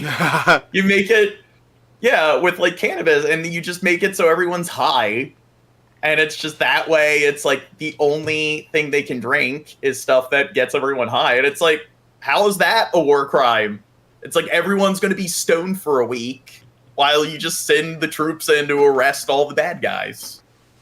Maybe I'm engaging a bit too, like, oversimplification here. First, the airdrop went into the sea, while the remaining 3 were dropped in southwestern areas of the territory. More now from CNN's Jeremy Diamond, reporting in from Tel Aviv. Today, Gaza's humanitarian crisis looks like this. Palestinians desperate for food, paddling, and swimming out to sea. Well, what if you just make it so, like, you lace all of their, like, water with alcohol? You make it so, like, their entire, like, water supply has, like, 12% or 8% alcohol, like, concentration in it. Drunken Crow love living there. Yeah, where, like, 11 fluid ounces or something will have, like, 8% alcohol, so that way, like, people need to drink, or else they'll, like, die of dehydration. But whenever they drink, they get drunk and intoxicated, so it's just going to be an entire country of intoxicated people, and you just deal with that until you're able to get in and arrest all the drunk militants, and then there you go. After at least one plane airdropping aid appeared to miss its target, sending pallets of food crashing into the sea. In central and southern Gaza, hundreds crowding the beaches to try and secure their piece of the ration. Yeah, but what would you prefer? Having like Nicholas Rosa, what would you prefer? Having a bunch of people die due to having bombs dropped on their heads and having this, like, prolonged military dispute that goes on for weeks and weeks, months and months? Or to just, like, I don't know, like, lace their entire water supply with, like, Benadryl, so the entire country or region just goes to sleep, and then as, like, everyone's sedated in that, like, state for, like, I don't know, a week or two, they go in and arrest everybody. I think I'd prefer the one where they just put everyone to sleep and go in and arrest all the bad guys. Nicholas, people get addicted to uppers, too. 006 is like, what the fuck is this? We're talking about, like, different methods that are, like, some of the most non-lethal approaches to winning a war. And one of the ideas we came up with is just lacing a nation's water supply with some kind of sedative or some kind of drug or whatever. So just make the entire population high, so that way you don't even have to fight them. You can just go in and, like, detain all the people you need to, and then detain and abort. We win. But this is the other side of desperation. Groups of men wielding whips and bats, steering crowds away from their precious cargo. Months of hunger and war triggering fights for survival, and there is not enough for everyone. This is what they are fighting over. Ration packs, a lifeline for the lucky few. I was lucky and able to get one of these aids, but what about all those other people who were not able to get this aid? Look, this one didn't get any, and this one didn't get any. But so much more is needed. Yeah, the lesser war crime argument. To be fair, is there even such a thing as a war that doesn't have a shit ton of war crimes taking place? I mean, like, I'm sorry. Like, who's the authority of what is or isn't a war crime? And no one ever enforces it. So it's just like, who cares if there's laws or these things called war crimes if no one's ever really, like, held any level of accountability for actually committing them? Yeah, George Bush. Yeah. But things like landmines are like technically like illegal. They go against like the laws of war, and they're using landmines in the Ukraine, both Russia and Ukraine. There's landmines on like the Korean border, so the demilitarized zones. So there's just so many examples of shit like that. Stop our hunger. We don't need a capsule, because when we eat this, we will eat it, and that's it. It's finished. But nowhere are people more desperate for food aid than in... Well, Skeppy's like, is murder bad if I get away with it? Yeah, it's still bad, but what's worse? A war crime where a bunch of people die, or a war crime where a bunch of people get high and incapacitated for a limited amount of time while you go in and just detain everyone? Northern Gaza, where women and children wait in long lines... Dude, I'm gonna have to become like the head of state of some country, and then I have to like get involved in some war, and then I'm gonna have to win a Nobel Prize for like be one of the greatest military tacticians in history. It's the first war in history where you won with like 0 casualties. You deployed hundreds of thousands of troops, and no one died. This is for food. A cloudy soup mixture made with dirty water. No one died, and everyone got high. And whatever grains can be found. There was no food or drinking water, no flour or anything. There was no cooking oil, not even drinking water. Death is better than this. Humanitarian aid deliveries this month dropped by half compared to January, according to a United Nations relief agency, which blamed Israeli military operations and the collapse of civil order in Gaza. In northern Gaza, aid groups suspending aid delivery amid looting and attacks. So, you see these kids right here? I mean, it is their fault for electing Hamas into office. For it's true. Electing Hamas into power. Yeah. With few options to stay alive. Look, we are eating animal feed against our will, but have to eat it. Without food or... So, 006, blame Shabisky for the vertical streaming thing. That's something he wanted to do. So he insisted on doing this. We're just trying some. All they have left. The suffering of Gaza is extremely difficult. Where are the authorities? Where is the government? Israel made us hungry, and our government made us hungry, and people are stealing. Shame on you, Arabs. Where are you? But after nearly 5 months of war, is the world listening? Jeremy Diamond, CNN, Tel Aviv. Yonti Surepto is the president and CEO of Save the Children. She's with us this hour from New York. Thank you for taking the time to speak with us. It's appreciated. Thank you, John. Okay, so here's what life is like right now in Gaza. We'll hear first from a mother in Gaza City. Her name is Al-Amir. Okay, next vid. Welcome back. You're on live now from Fox. I do want to get back to this breaking news here out of the Middle East. Take a look as Israel has now released aerial video showing the incident today in Gaza City, where the Hamas-run health ministry does report. Who's this? Look who decided to show up. In the morning and I'll step outside. So why are you late? And get real high, and I think to myself, what's going on? So Dirt, why are you late? And I said, hey, yeah. Did you miss Dirt, Jen? What's going on? Dirt, have you been listening to the stream so far? Yeah, something about the IDF killing 100 plus Palestinians. Well, Dirt, Shab and I were coming up with ideas of like the most non-lethal approaches to winning a war. And the one idea we came up with was just lacing their entire water supply with some kind of like sedative, or with like LSD or cannabis or psilocybin, making it so the only water that they can drink will just get everyone high. So that way you can just go in and detain all of the Hamas militants and then leave. Well, how do you know what's that? How do you know if they're a Hamas militant if they don't even know who they are? What do you mean? Depersonalization, derealization, ego death. You get so high on psychedelics, how do you even know if you yourself? Well, not psychedelics, but whatever. You just like you flood the water supply. Maybe you make it so like all the drinking water, like 2 cups of drinking water equates to like 12% like alcohol or something. That way everyone's drunk and you just go in and apprehend all the drunk militants. That would cause more problems than it would solve. How? Because it's alcohol. People get rowdy when they're drunk. Everyone's gonna yeah, get but crazy. they won't be able to be efficient like on the battlefield.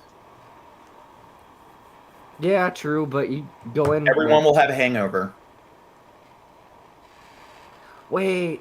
Oh, and you would fuck them up too because they're not allowed to drink. They don't drink alcohol. Yeah. I guess it goes against their religious practices, or their religious Oh, then beliefs, okay, so. then we should Yeah, definitely now do we can't do it. No, we have to do it Oh now. my God, Fuck Chad, that. you're going too far. Fuck that. More than 100 people were killed. The health ministry saying Israeli troops opened fire on a crowd of Palestinians that were waiting for aid. Now, Israel says the video shows there was a stampede as Palestinians rushed to the trucks that arrived carrying food. Now, as some residents moved toward Israeli troops, Israel does say the troops were ordered to fire warning shots and to strike some of the residents in their legs. Israel reports a majority of the deaths and injuries during the incident were caused by the stampede, with some people being run over by the trucks. A lot of developments as always here, so I do want to bring in Javed Ali, an associate professor of practice at the University of Michigan, Ann Arbor. He's also a former senior U.S. government counterterrorism and intelligence official, joining us now live. Thank you so much, as always. Now, this is like right after they let the like humanitarian like aid trucks through, and they immediately, like when they started swarming, the IDF soldiers claimed that they thought they were attacking trucks. For taking the time to be here with us. Absolutely, Josh. Great to be with you. All right, so your initial thoughts as you hear the details of this starting to emerge and also see that video that was released, the aerial video by the IDF. Some more grim news coming out of Gaza, and the fact that you had thousands of Gazan civilians trying to get food and other aid at this one particular location just speaks to the overall humanitarian situation on the ground that obviously has been building for months and months and months. Now, sort of at the tactical level, why did things... Is this the first time you've heard of this dirt and dirt? Why aren't you on camera?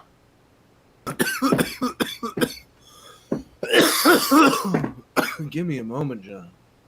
Let me prepare for my close-up. Why did the IDF have these rules of engagement where the troops shot warning shots, even though these crowds were massing, trying to... Brian, they are dropping like care packages. Like Biden ordered that they drop supply airdrops with like food and everything, but he ordered that very, very recently. And it's kind of too little too late because Biden, like pretty much in the last couple days, has started to denounce like Netanyahu and Israel and everything. And it's pretty clear that it's because it's hurting his presidential campaign and everything. He's just going with the wind, way the wind blows. Oh, but kind of, I don't know. He's kind of a dumb. Like, do you think that? I don't know. He's just too old to be president and stuff. It's just he's too senile to. I mean, I think that if he was 10, 20 years younger, even though Biden's not the brightest president like out there, whether he is dealing with dementia or not, but you'd think that okay, if he wasn't so like senile, he probably 2-3 months prior would be like, okay, it's time to stop supporting Israel.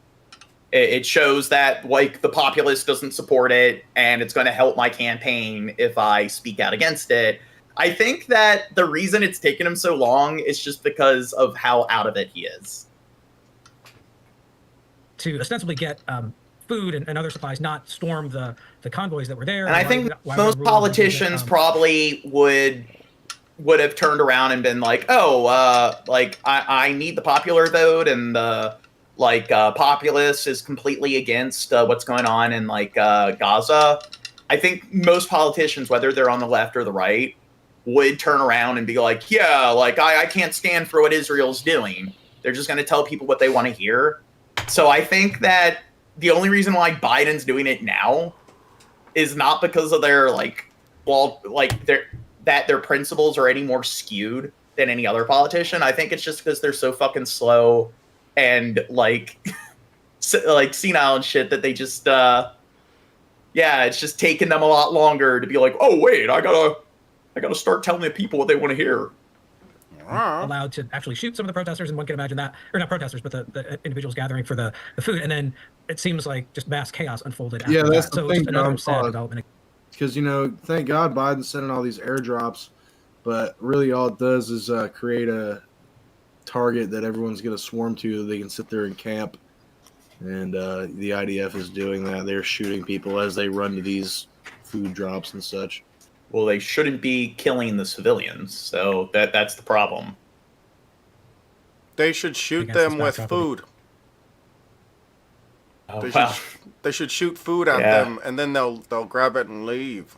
They'll have shotguns that just shoot little baggies of peanuts and pretzels. Yeah. Suffering in the Gaza Strip.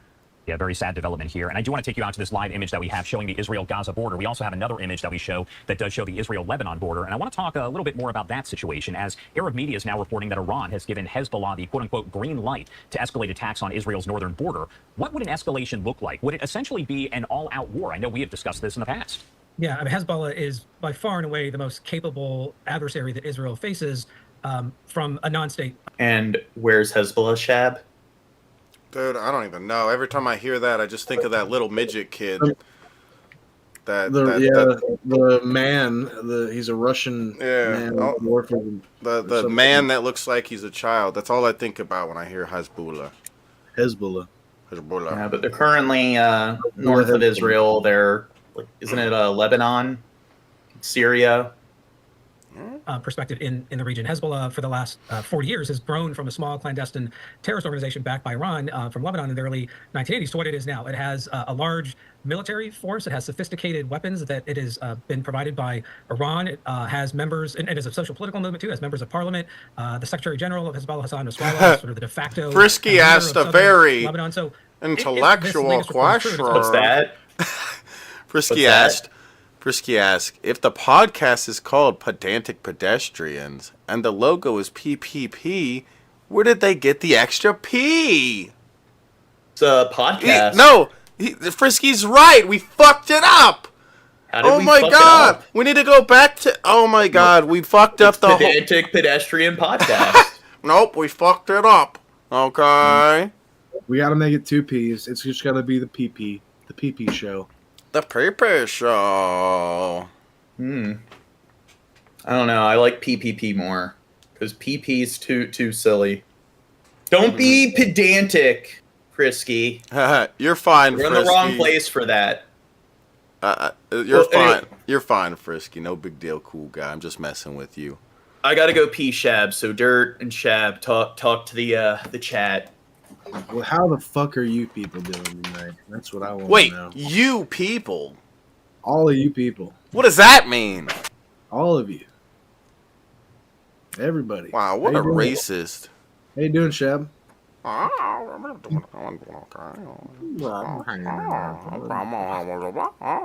you doing, Negan? You're unmuted. Yeah, I'm alright. Sorry that I'm distracted. I'm getting rid of stuff, throwing stuff away. There you go. That's fine. Cleaning up the closet. Yeah. Sorry, Mama.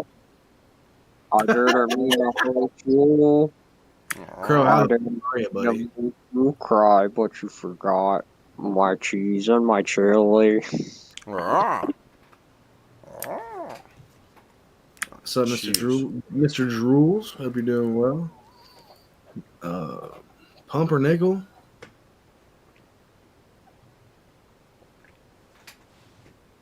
Oh.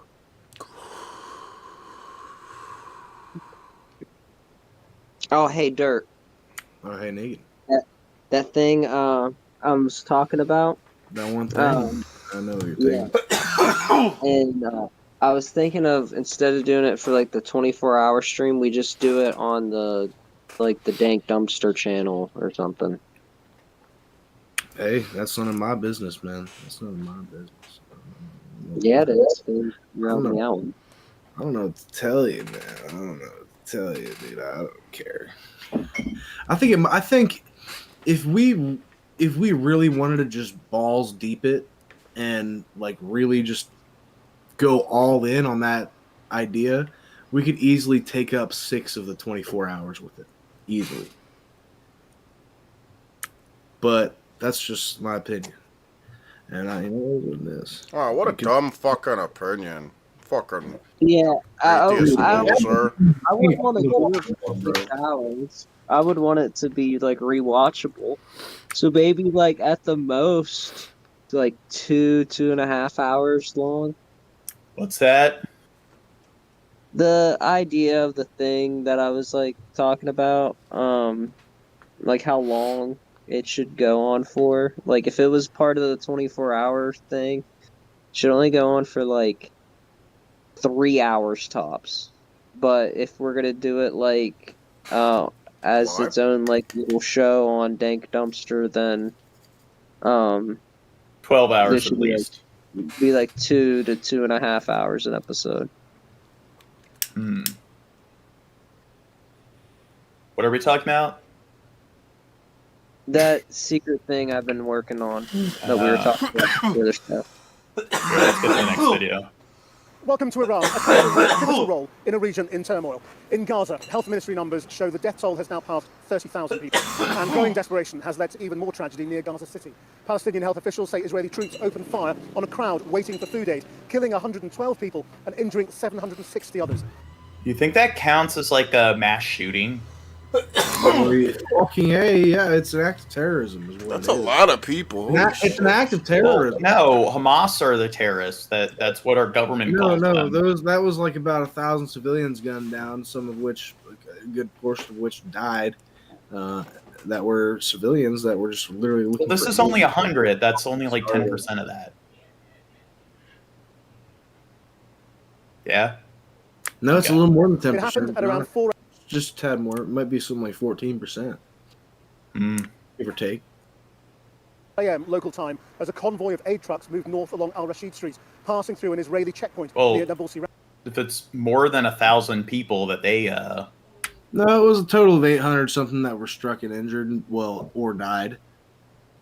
I thought over 1,000 people died in the Hamas attacks. 100 dead right here. The IDF killed 100 people, and then Hamas, like in the what is it, October 7th, attacks. That was I think there was like over 1,000 victims.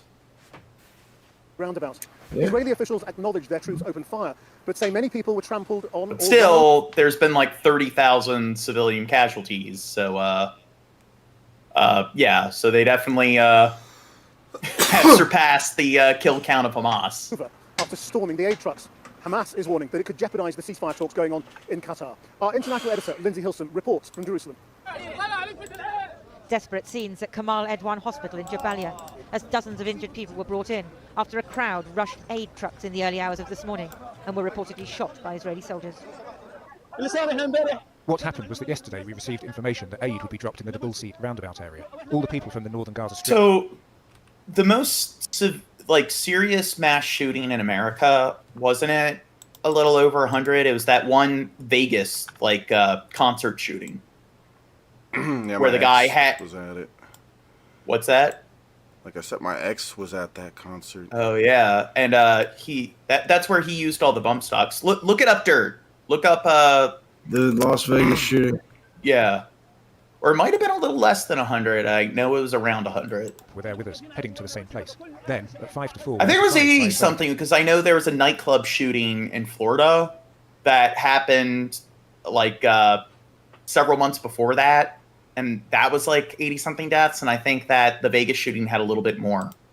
No, the dude killed 60 people and wounded at least 413.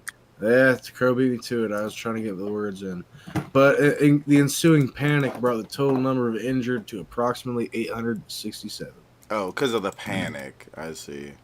Okay. But it was like 60-something casualties? 60. And this is 100. Yeah. And this is just one instance of like a huge array of civilian casualties. It's been going on in the few months that this war has been taking place. People randomly and directly. Immediately afterward, all we found were martyrs, the injured and the wounded scattered on the ground in a chaotic and horrifying manner. The dead and injured were transported by donkey cart and stretcher along the beach road where the truck convoy had been moving.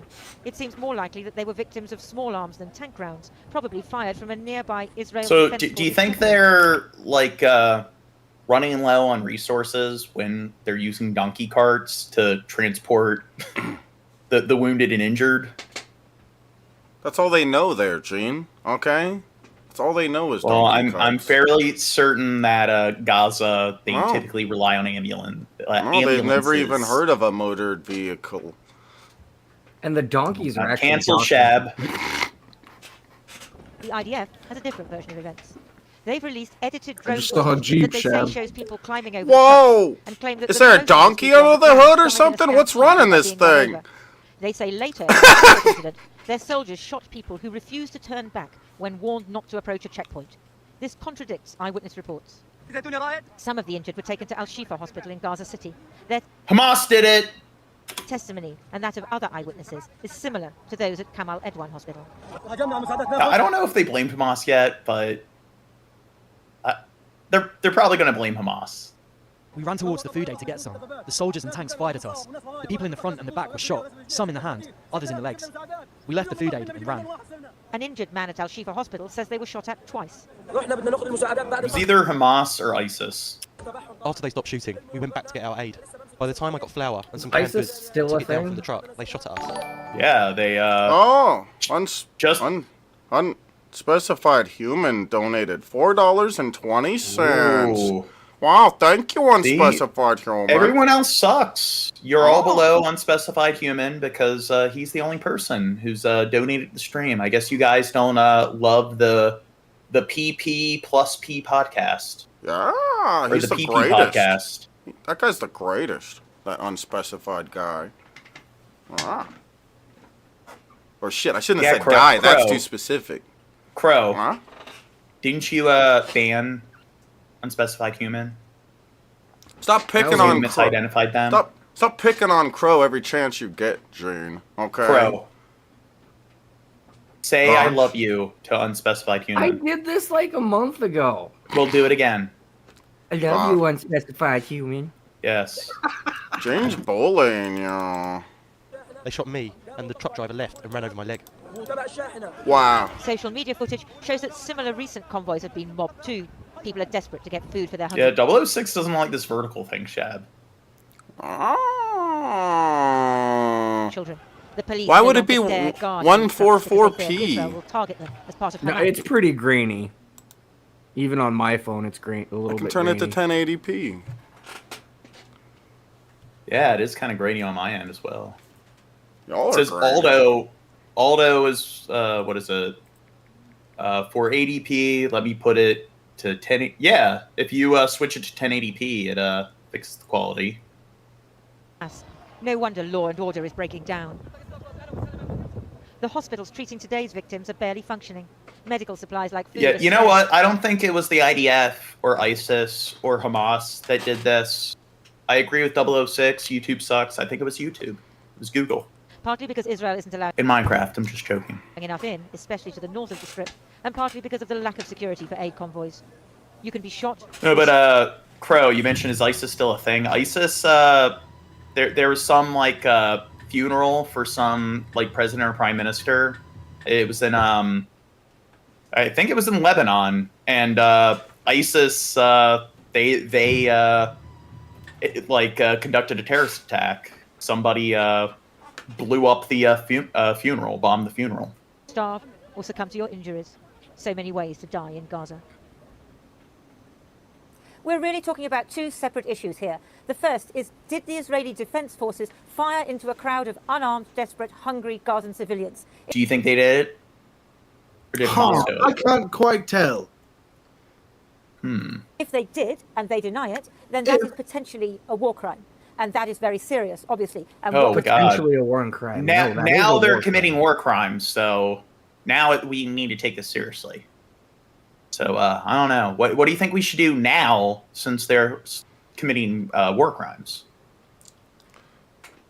Probably my LSD idea. We should probably do that. Yeah, but it's just it's like, what's the point of even being like, yeah, it's a war crime if that's it? It's like they've been committing war crimes nonstop. No one seems to be doing anything. I mean, I guess this is the war crime that breaks the Biden's back. For all that breaks the camel's back. The Israeli Defense Forces have said to us completely contradicts each other. It's a really bad There's pun. another issue. There's a context for this. And that is why people are so desperate. I've been talking to senior UN officials over the last 2 days. This is what they tell me. That they have not been able to get any aid trucks into northern Gaza for more than a month now. And that means that malnutrition rates are absolutely skyrocketing. They have never seen malnutrition rates go up so quickly. So do you think they were swarming the trucks because they're malnourished and starving? Or do you think they were doing it because they were trying to attack the supply trucks? The supply trucks that aren't even affiliated with Israel at all. I think that everyone's desperate and they all rush to the trucks and stuff.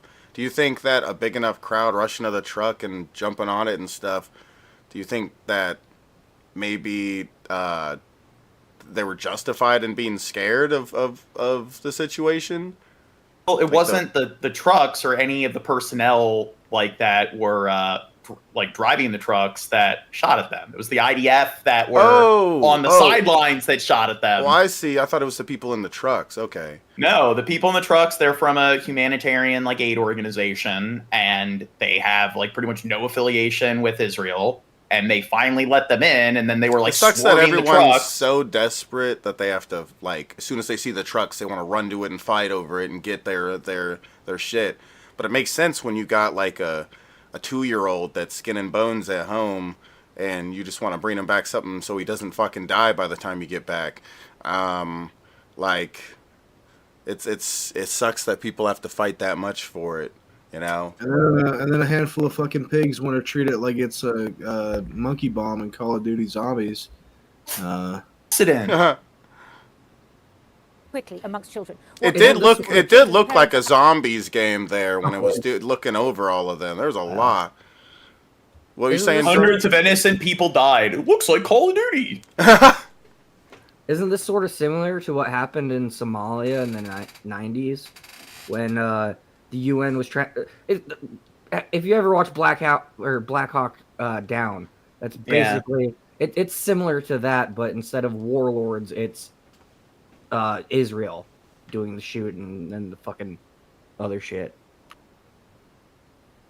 Absolutely desperate. At the same time, because Hamas is no longer a government there, and because the police have melted away because they're afraid of being targeted, there is no security. There is no security for the trucks. That's why the trucks get mobbed. People who are desperate for food to feed their children, there's no one to stop them doing this. And that's what anyone would do. That's what you would do if your family was starving and there was no law and order to stop you. And if there is no... Nah, I wouldn't do that. I know myself very well. I know, based on experience being in situations where I'm malnourished and deprived of food and sustenance, that, I'd be very tame, calm, and collected.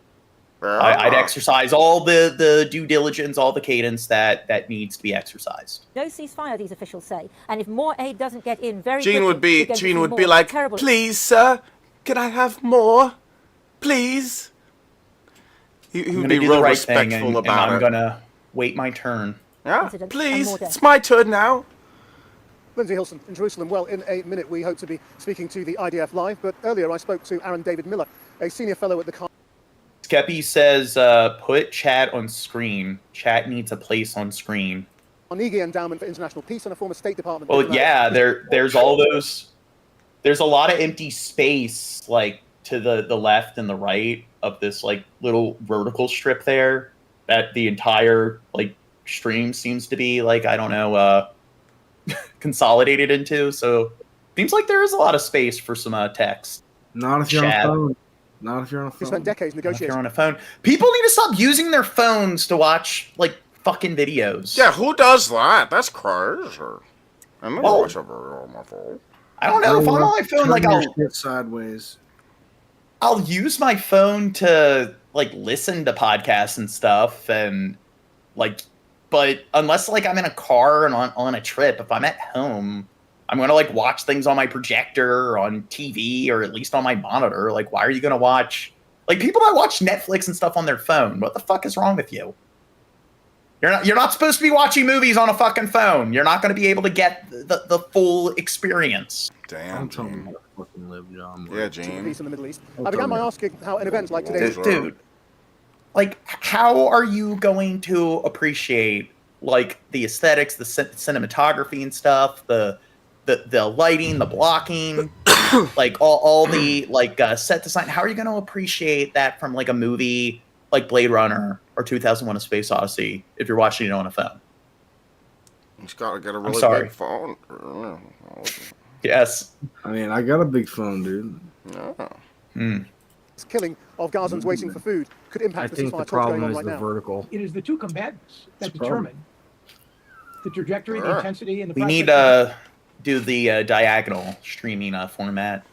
de-escalation in this conflict. And frankly, right now, I see very little urgency on the part of either Hamas or Israel to come to a quick agreement. In large part because the issues surrounding... Yeah, and David Lynch, he's right to do so, because if there's anything worth calling out the younger generations for, it's watching movies in like a vertical format on their fucking phone. That is the most significant issue of our time. What would lead to Forget like the obesity epidemic, forget like the mental health epidemic, like all that stuff getting worse. What's really the primary like thing of concern, area of concern, is people not watching movies the right way. probably have little or nothing to do with what happened on the ground in Gaza today. In that sense, it may actually complicate matters. Hamas may well decide to let the public relations nightmare that this is going to cause for the Israelis to play out a little longer. This guy's boring. This is Democracy Now!, democracynow.org, The War and Peace Report. I'm Amy Goodman with Nermeen Sheikh. Palestinians waiting for humanitarian aid in Gaza are coming under fire from Israeli forces in Gaza as acute hunger and severe malnutrition are spreading. In the latest attack earlier today, over 100 Palestinians were killed. So that guy on the donkey cart, do you think he got care in time? Do you think he was treated of his like injuries, or do you think he's one of the victims? I think or he's one of the okay. fatalities. He's okay. And more than 700 wounded in Gaza City when they came under fire from Israeli tanks and drones. Over 500,000 people in Gaza. I mean, I don't know. Do they have any hospitals that are still operational? I think like pretty much all their hospitals have been destroyed at this point. So it's like they're to the point where it's like they're using donkey carts to like transport like the injured and wounded just out of the crowds. So I don't know. You can lay them down on some like vacant plot of sand in order to, I don't know, give them some basic level of medical care or attention. But it doesn't really seem like they have any qualified like sort of EMTs or any sort of like medical staff that can even do anything anymore. While virtually the entire population of 2.3 million people is in desperate need of food as a result of the continued Israeli bombardment, ground attacks, and ongoing siege. According to the United Nations, the amount of I mean, it's their fault for voting Hamas into office, voting them into power. Reaching the Palestinian territory dropped by 50% in February compared to the previous month. This is Ramesh Rajasingham, Coordination Director of the UN's Humanitarian Office, speaking at the Security Council on Wednesday. In December, it was projected that the entire population of 2.2 million people in Gaza would face high levels of acute food insecurity by February 2024. The highest share of people facing this level of food insecurity ever recorded worldwide. And here we are at the end of February, with at least 576,000 people in Gaza, 1/4 of the population, one step away from famine. The UN Special Rapporteur on the Right to Food, Michael Fakhri, says Israel's intentionally starving Palestinians. And I know like a lot of kids have been eating dirt. And you know why? Because they're hungry. Well, no, it's a symptom of like it's called pica, and it's a symptom of being anemic, so anemia, and people get anemia because they have like certain nutrient deficiencies. Like low iron? Yeah, iron, magnesium. There's quite a few nutrients that like can cause that. And when they have pica, they'll do things where they'll like chew on dirt or like suck on like pebbles. And that's something that usually you'll see with children and stuff once they're dealing with malnourishment. And should be held accountable for war crimes. Michael Fakhri joins us now from... What's that? I knew a girl with pica and she ate paper. Hmm. Is it pica or pica? Pica and I don't know. There's various different like causes for it, but in most cases, it's due to malnourishment. Some, I don't know, survival sort of mechanism that kicks in. Eugene, Oregon. He's a professor of law at the University of Oregon. Welcome to Democracy Now!, Michael Fakhri. Why don't you lay out what you understand is happening and what is international law around the right to food? Yes, thank you, Amy. Every single person in Gaza is hungry right now. Dude, the right to food, that's a human right. So people don't need to work for food. We're supposed to just give people these like free packages and everything. Well, they socialists or something? Or they communists? Yeah. Bunch of communists. An entire God damn it. 2.2 million people made to go hungry this quickly and this completely. And people's health is rapidly declining. What's really concerning now is we're starting to hear reports of children dying from dehydration, malnutrition, and starvation. We've never seen children pushed into malnutrition so quickly. In the almost 5 months of war, there have been more children, more journalists, more medical personnel, more UN staff killed, more than anywhere else in the world in any conflict. In early October, when this war began, myself, amongst other independent UN human rights experts, immediately called for a warning of a risk of genocide, asking that there be an immediate ceasefire to prevent genocide. Unfortunately, what's happened is, and the war has gotten worse. Israel's attacks against civilians has continued and expanded. And I think it's safe to say this is a genocide. And now we're in the situation where we're seeing starvation and we're seeing the denial of humanitarian aid and the destruction of the food system itself in Gaza. And Michael, if you could respond to the news from earlier today, authorities in Gaza saying Israeli forces committed a massacre in Gaza City, killing at least 104 Palestinians as they waited for food aid. Gaza's health ministry says over 760 people were wounded. Do you think it's fair to call it a massacre? Yeah. Yeah. In what Hamas called an unprecedented war crime. What about a genocide? I'm sure these words have meanings. Eyewitnesses, Israeli forces opened fire on the crowd who'd gathered around humanitarian aid trucks. I think a handful of massacres leads up to genocide. Like, all those massacres, genocide.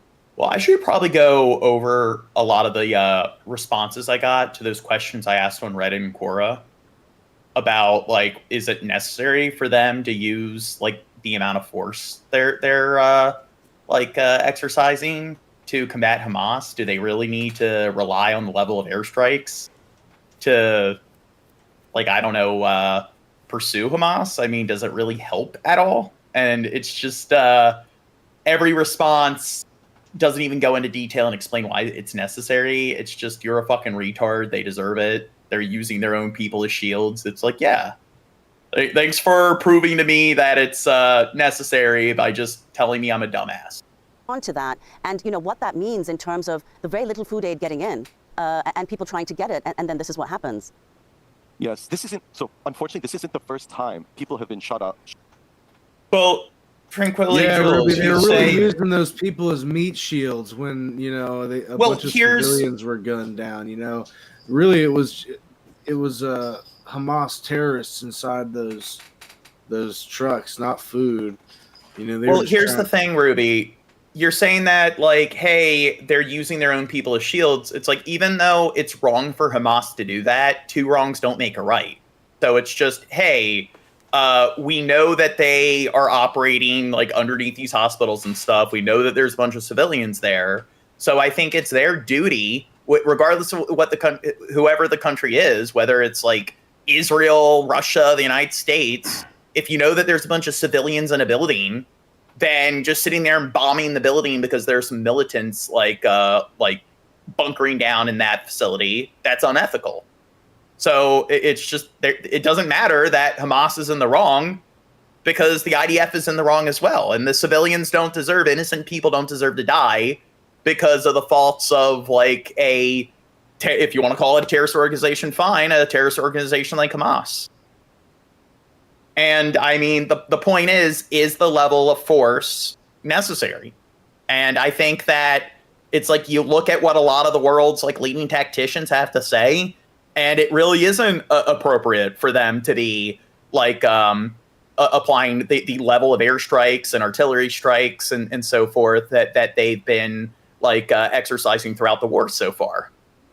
And it's just they're all hiding out in the tunnels and stuff, and it's just why do they need to be like bombarding all these surface level facilities in order to get to those tunnels?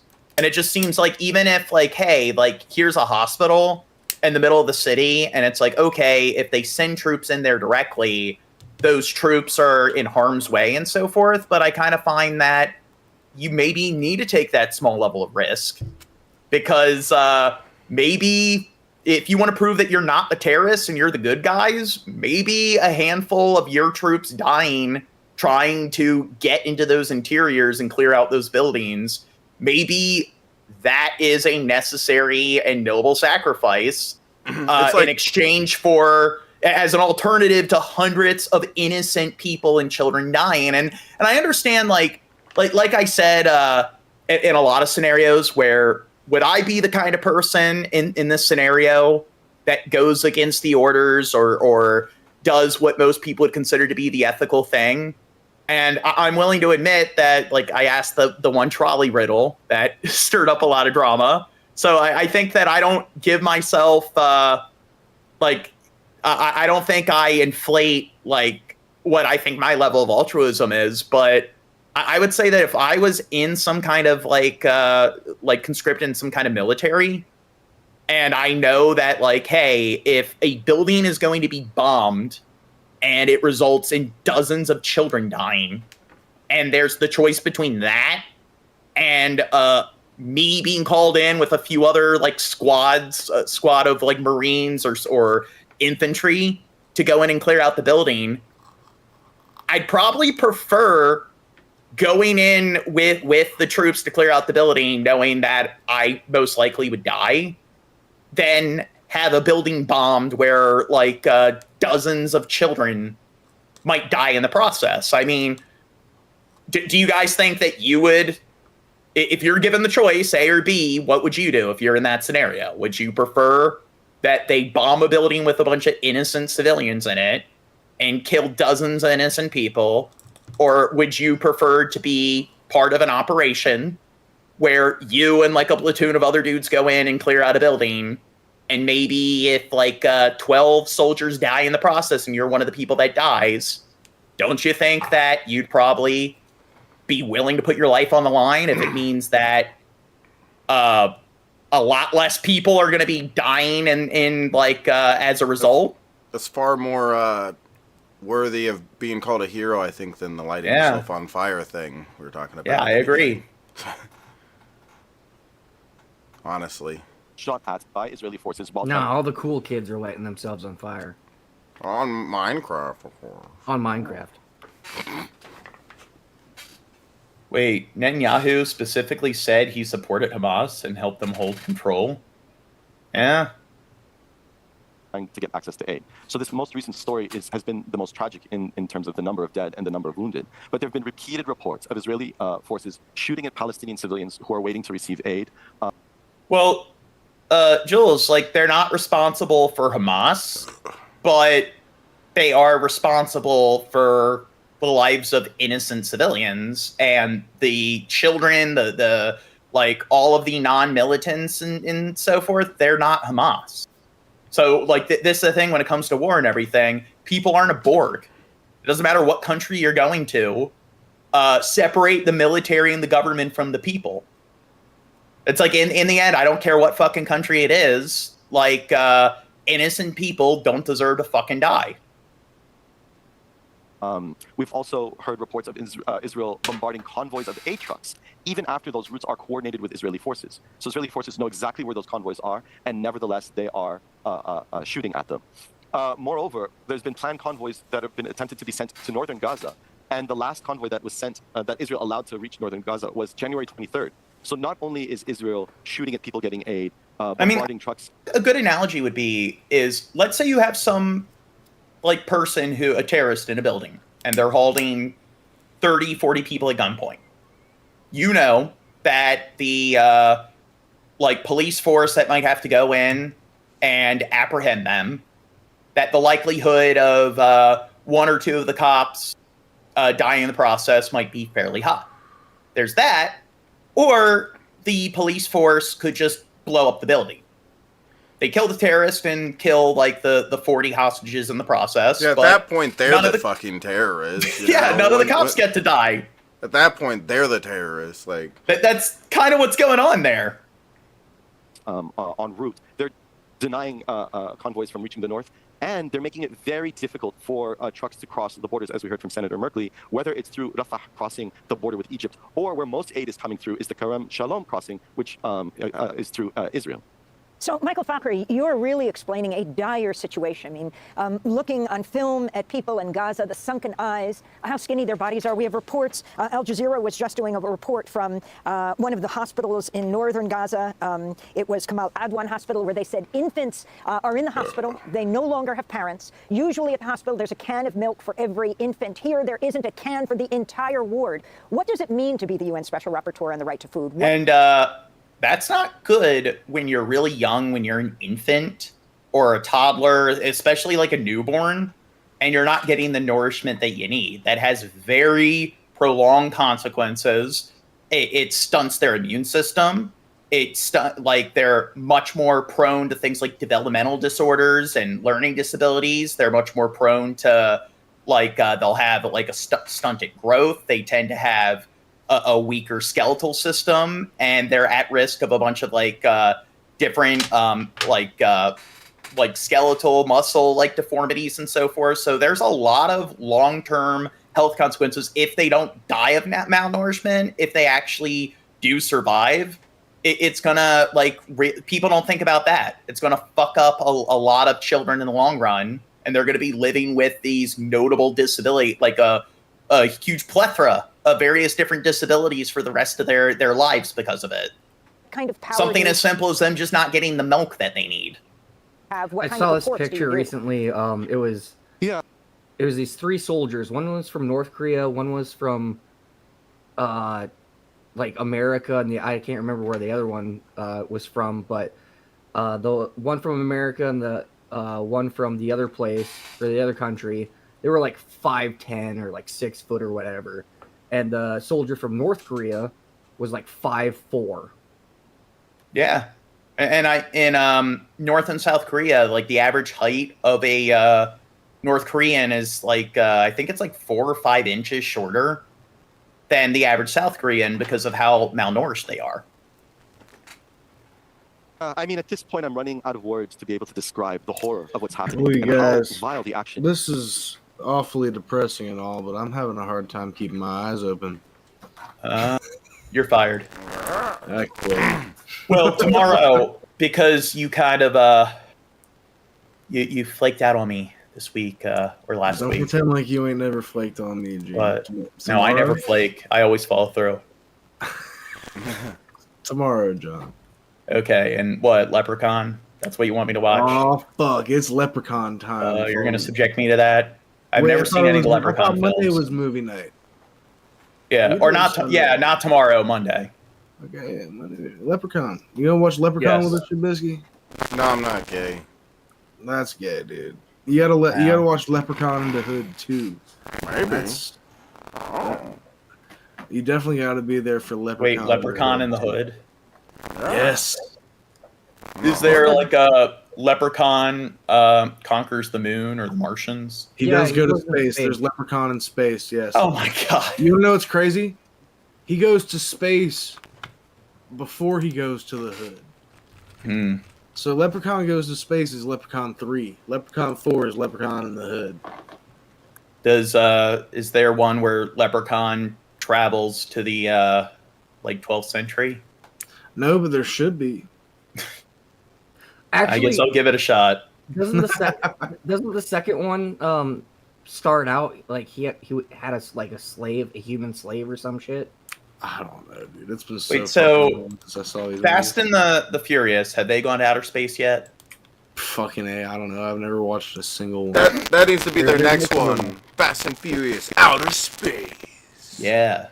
They'll race each other in outer space and spaceships. Yeah, the space race. Ah. Or what about the other one that I was thinking of? Never mind. So Fast and the Furious goes to Gaza. Or Dominic, what is it, Toretto? He's gonna like fight against Israel. He's gonna race against. He's gonna do the Tokyo Drift against all the Israeli tanks. Is that better? He's gonna challenge the IDF generals to some kind of street race and stuff, and like he wins, so they agree to pack up and leave to withdraw from the region. What if Hamas killed Paul Walker? Oh, what the fuck? Who's Paul Walker? He was in some of the earlier movies. Oh, yeah. Yeah, he died. Like car accident. Yeah. Yikes. Oh, was he the main protagonist in the first couple of movies? Sounds about right. Yeah. And he died. If he wasn't the main, he died. He died. Sure. We should do a stream. Paul Walker Memorial. R.I.P. Paul Walker. Gene do like a mock funeral for Paul Walker. Gene just figured out he died, so we're gonna do a funeral now. Yeah. Gene's a little behind. It was like fucking 10 years ago or something, but whatever. Let's do it. So I don't know about some random actor where I don't really know about them at all. It's like, hey, this actor who you don't even know. If I can be quite honest with you, Gene, terrible Paul Walker memes, bro. Yeah, terrible Paul. It was real big and stuff, but like to be honest, if anything, Shab, did you know that this random like Japanese musician died? I didn't know that. It's not an American actor. I didn't know that. Okay. Yeah. But you're kind of like your lips are out of sync with what you're saying. So, if anything, you deserve a pat on the back for not knowing that he died, because it's stupid ass fucking Need for Speed or whatever that shit's called movie. That shit's gay. It's gay. Shab, stop using the like word gay to describe. Dude, that shit's gay as hell. Like. Jesus Christ. It's fucking bad Shab. Gay. Well, on that note, I hate a long goodbye.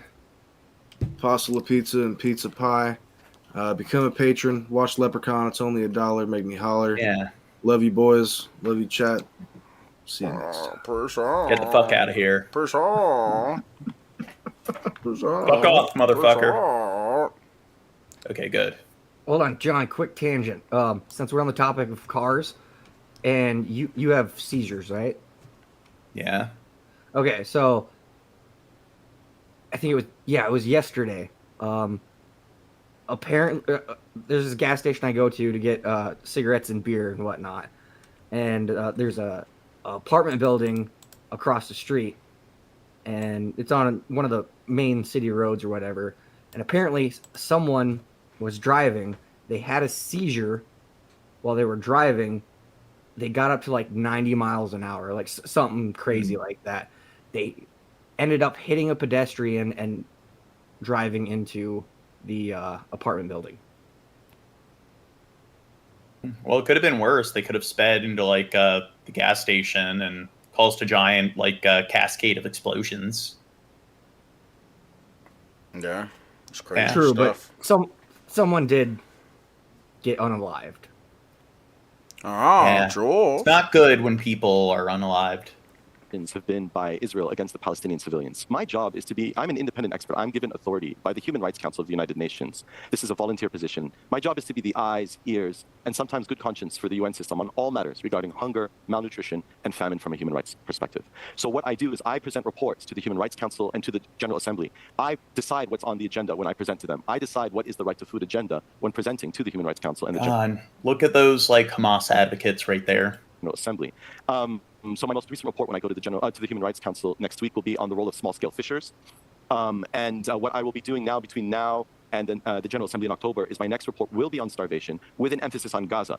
because unfortunately we're seeing a rise in conflict all over the world. Conflict is the main source of hunger in the world. And also for that report to create a record of what's going on in Gaza, because we're seeing starvation, we're at the brink of famine. And what's the thing to remember about starvation and famine, it's always human-made. It's always the result of political choices. Never has there been a famine in modern history that was not because people with power made very specific choices and chose. Do you know about the Holodomor? I don't know what you're talking about. No. That was, I think that was the most significant famine prior to the 20th century. And it was the Soviet Union, so Stalin in the Ukraine. He forbid all, he pretty much was seizing all of the food and stuff, the grains that they were producing for the citizens, like in Russia, like in St. Petersburg and Moscow, because his version of communism wasn't working too well. People weren't really getting the food that they needed. So he needed to convince people within some of the larger population centers that, yeah, we're able to produce enough food and stuff. So he exploited Ukraine, one of their territories. So pretty much they had no food available. And he didn't allow any of them to leave and stuff because he didn't want them making like other parties from other countries aware of what was going on, or people outside in other territories of the Soviet Union aware. So he wanted to keep it secret. So he pretty much turned Ukraine into like some giant confinement or like prison. And it was something like millions of people died in the famine. That's a lot of people. Stalin wasn't a nice dude. Decided to punish civilians. And what we're seeing in Gaza is no different than that historical record. And I know Pol Pot, he was a big Luddite. He didn't want anybody to use any sort of modern technology. So, like, that was, like, the killing fields and stuff. But also, millions of people died of a mass famine because his sort of, like, Luddite sort of system, he wasn't able to, their society, they weren't able to produce enough, like, food and grain and everything. So, yeah, millions of people died.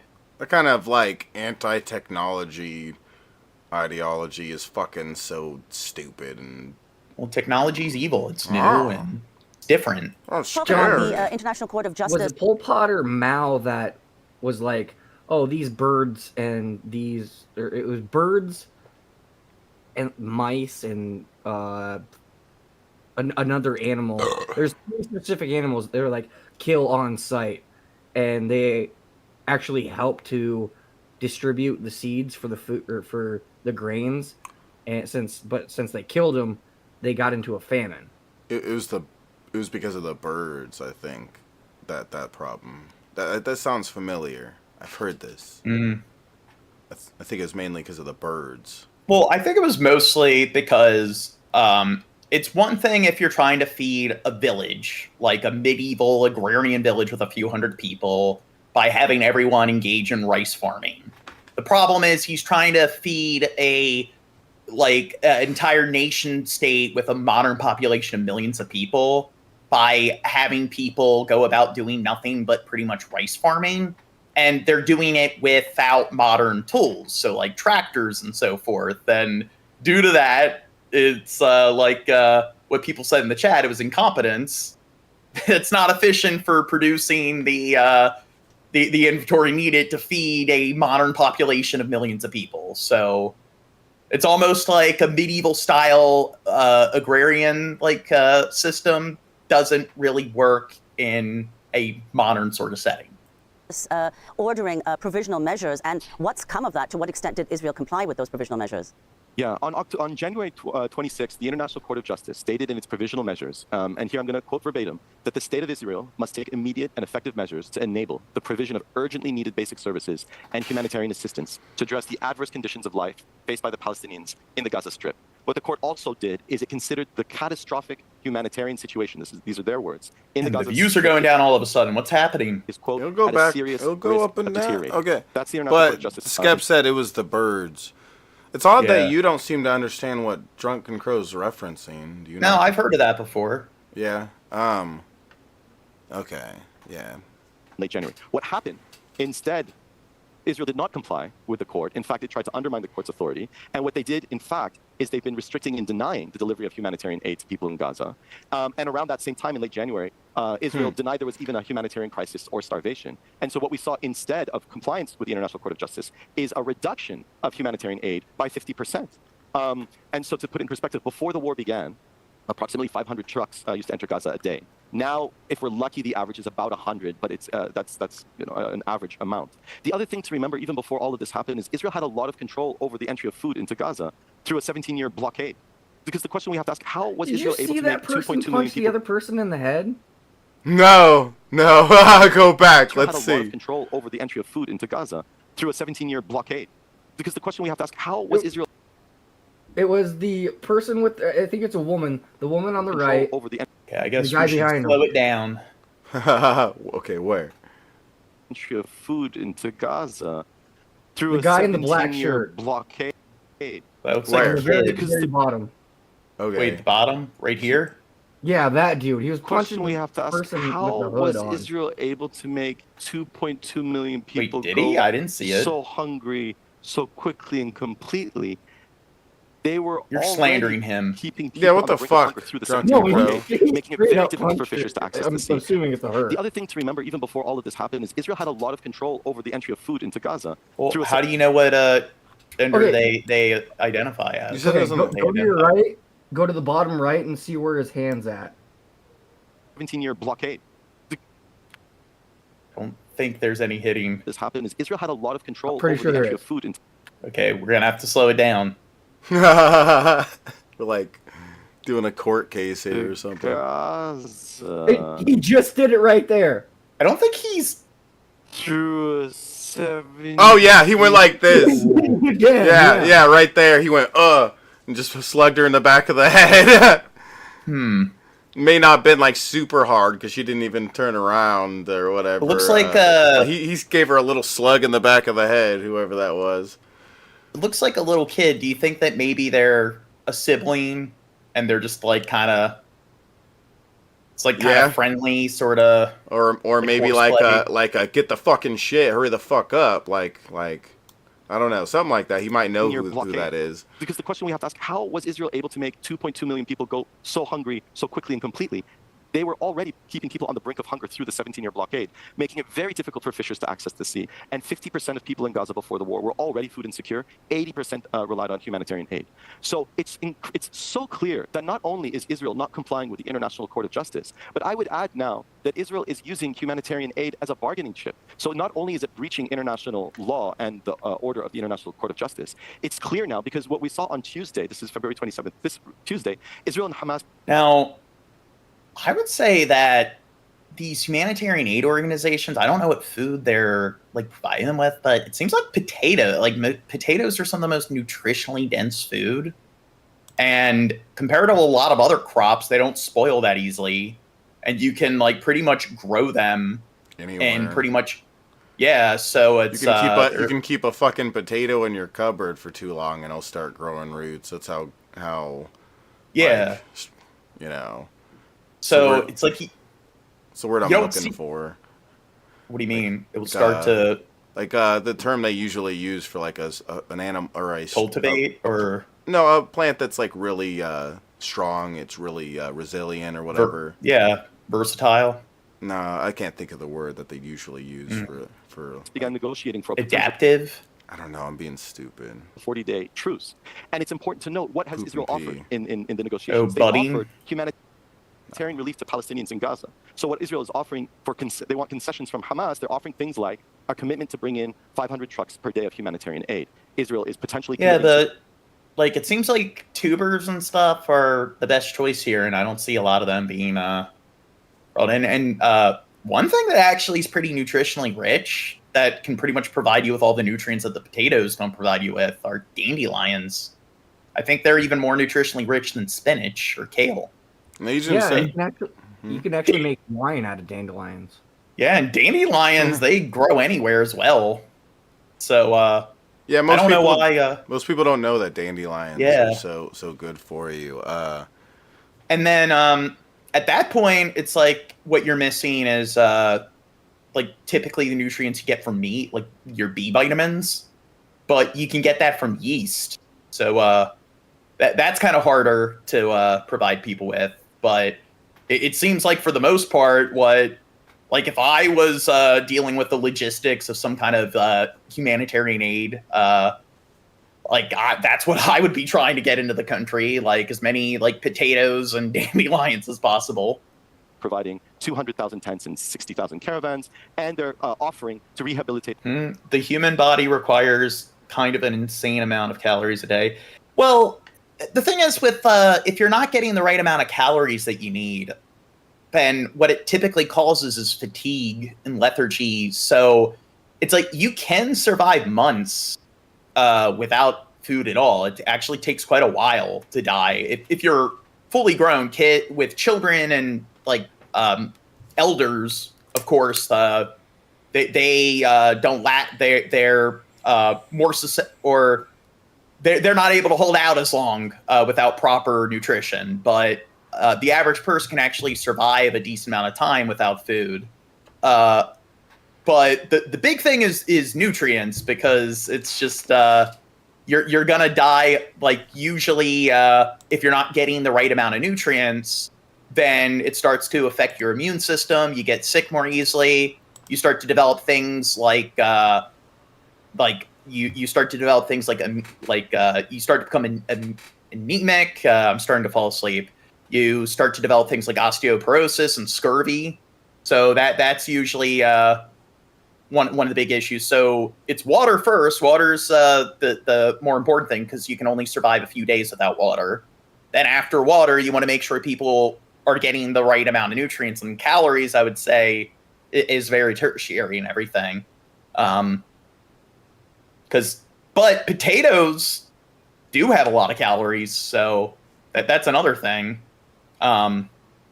So it seems like potatoes and other tubers and stuff, that's the probably what they should be relying on the most. Hospitals and bakeries. But do they have the allow... what is it called? Not geography. The fucking the land for growing tubers. Well, like I said, you can pretty much grow them anywhere. So even if you don't have like the proper like soil and stuff, like the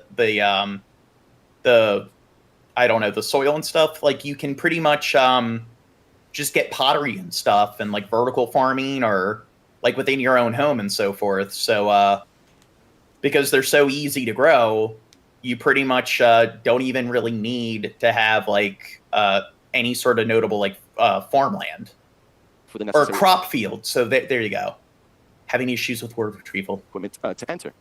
This is the bare minimum. What they're offering as a political negotiation is the basic bare minimum as a legal obligation in terms of international humanitarian law, as a legal obligation to comply with the International Court of Justice, as a legal obligation to meet human rights law. But again, this is the bare minimum, and they've been withholding. But even if they aren't able to really grow them or cultivate them within Gaza, the point is that it's very easy to grow them in bulk. So, I mean, these humanitarian aid organizations, if Israel allowed them, or in like Egypt and stuff, it's not that hard to really purchase them in bulk, grow them in bulk, really get them into the country. They don't spoil that easily. So it wouldn't be, out of most crops, it should be easy to like really supply them in excess.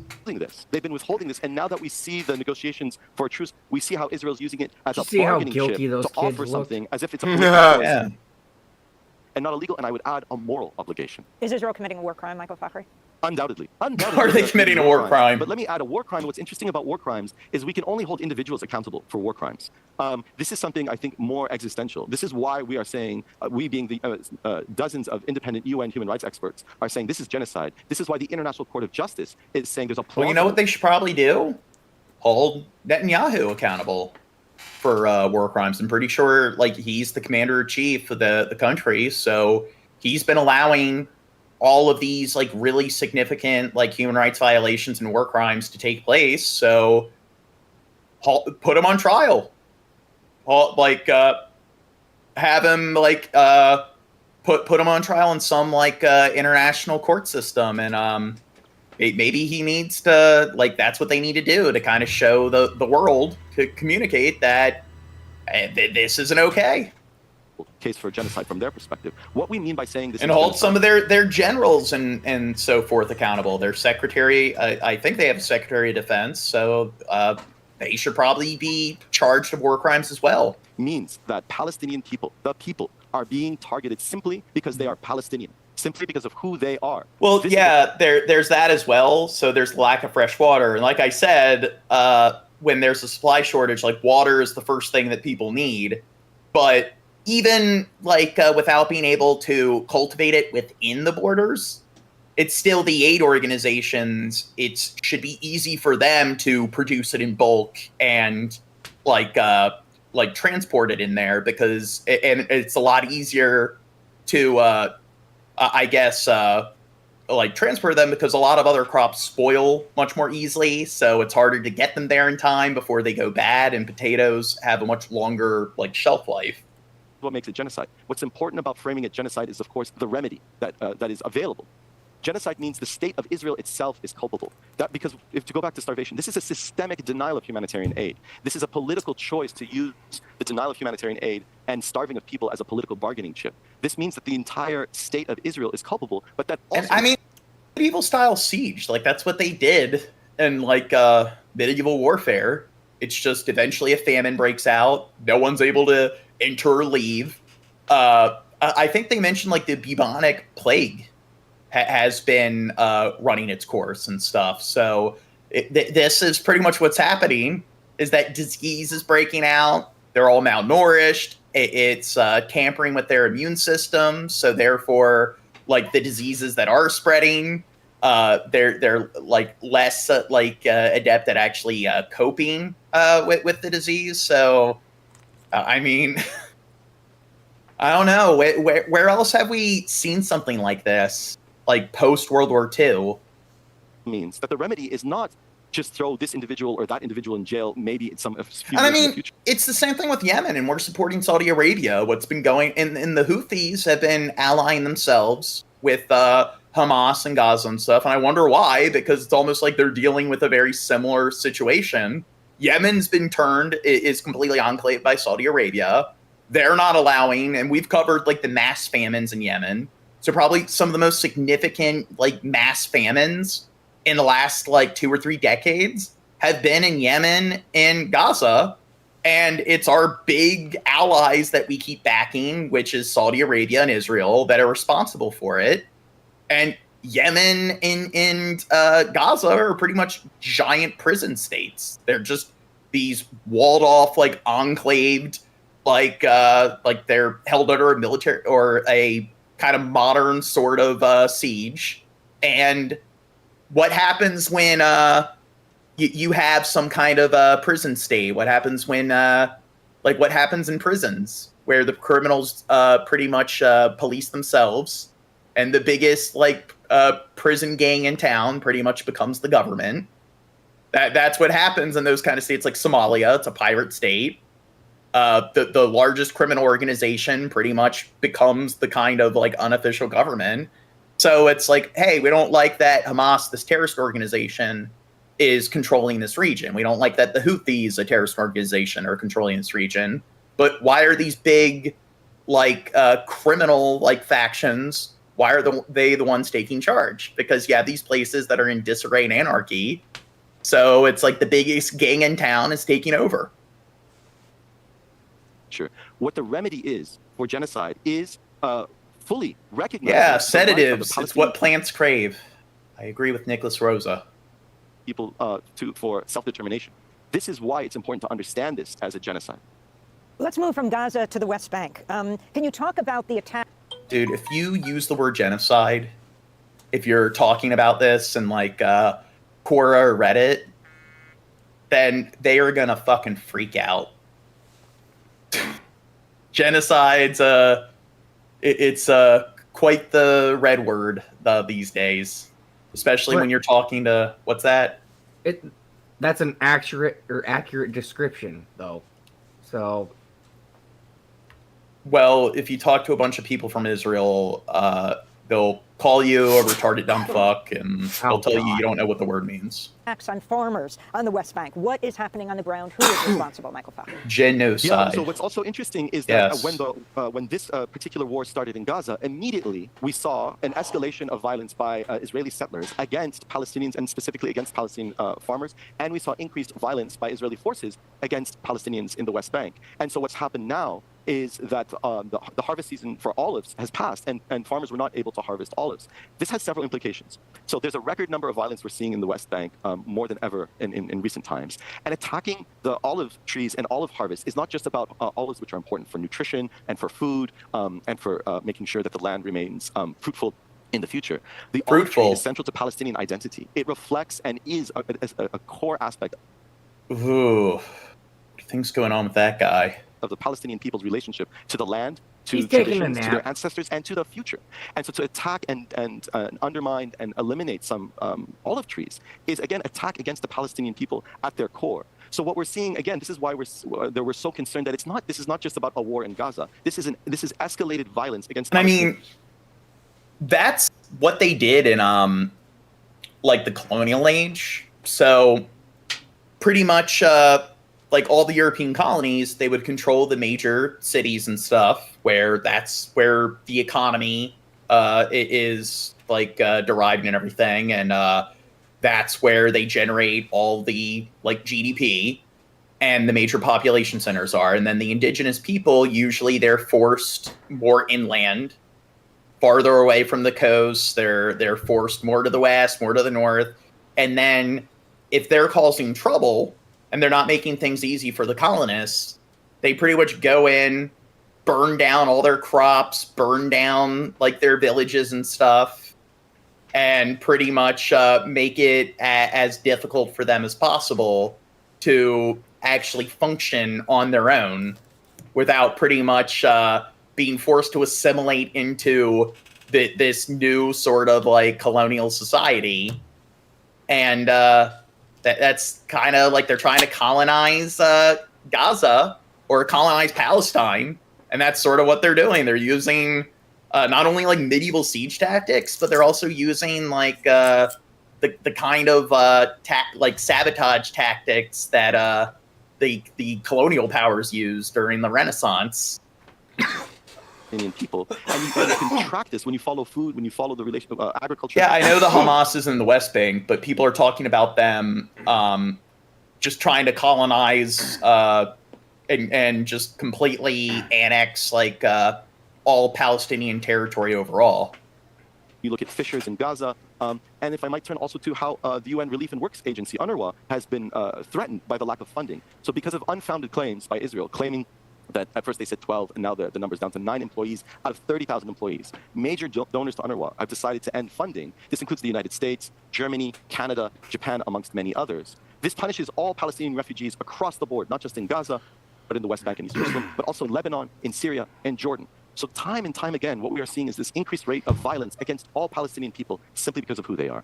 Michael Fakhri, let's just end with the global hunger crisis, which the World Food Programme has noted is of unprecedented proportions. In just 2 years, the number of people facing... Well, you know what? I know, and I'm not saying this to be offensive to any people who might not be regular viewers, but what about bugs for nutrition and sustenance?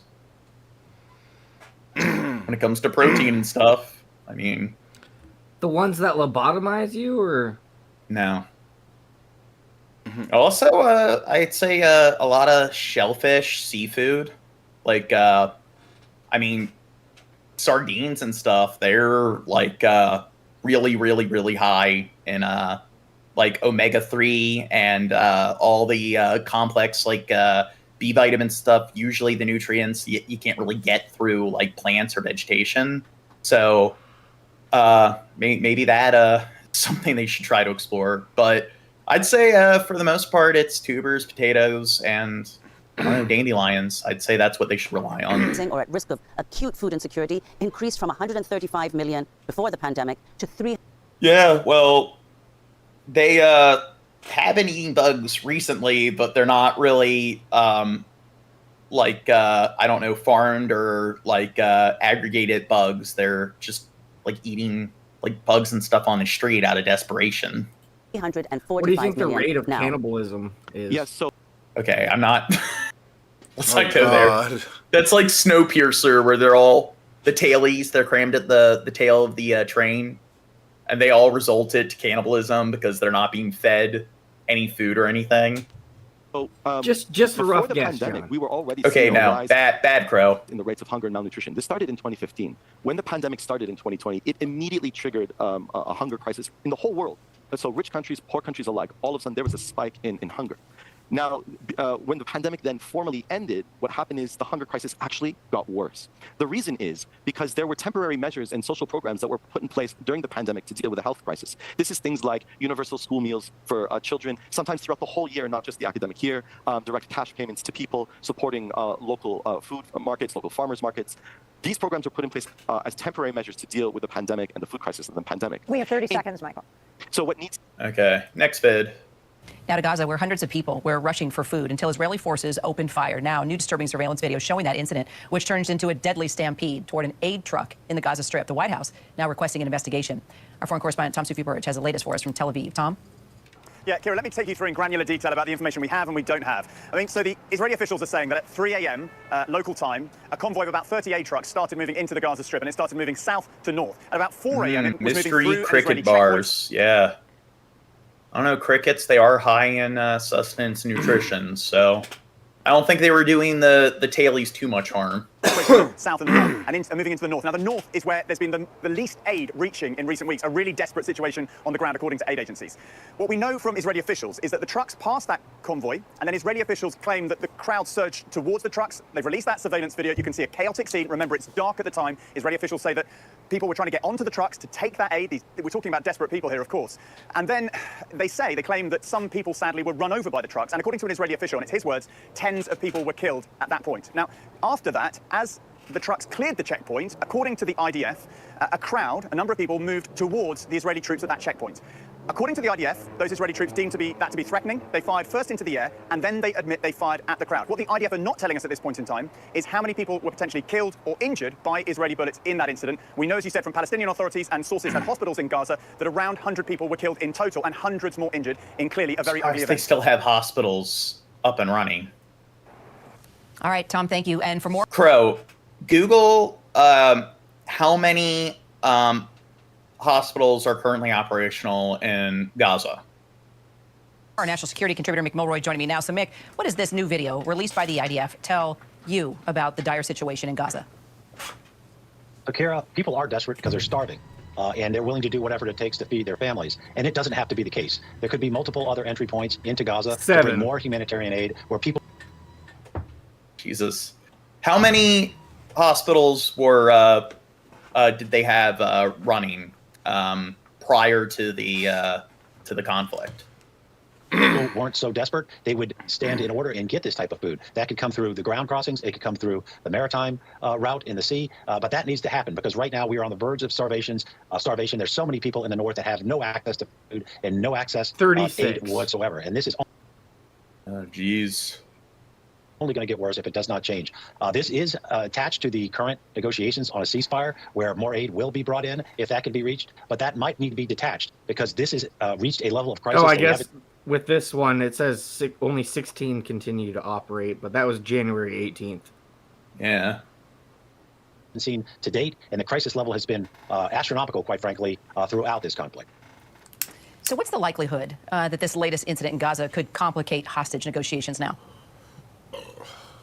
I don't know if the international humanitarian aid organizations, I don't know if they're exercising this, but I'd say in Egypt they probably could cultivate potato farms, and like I said, that seems like the most pragmatic thing to do, when it comes to providing the proper amount of sustenance to the people there.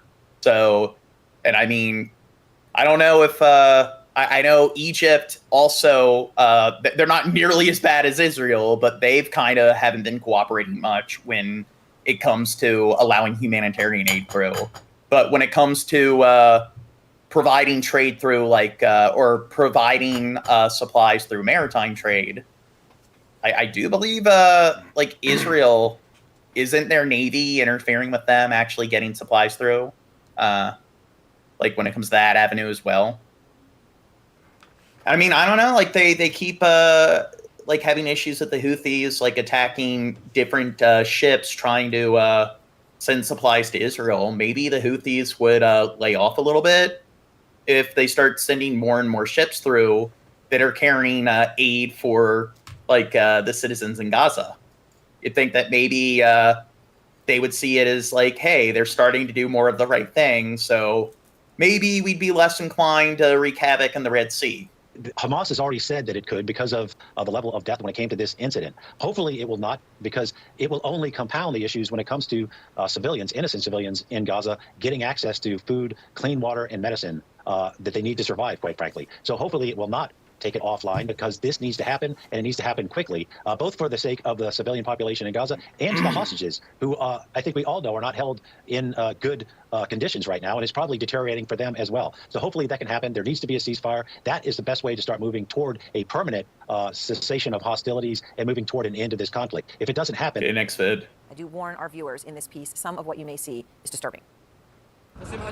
Around 4 in the morning, thousands of Palestinians are already camped out by the coastal road in western Gaza City.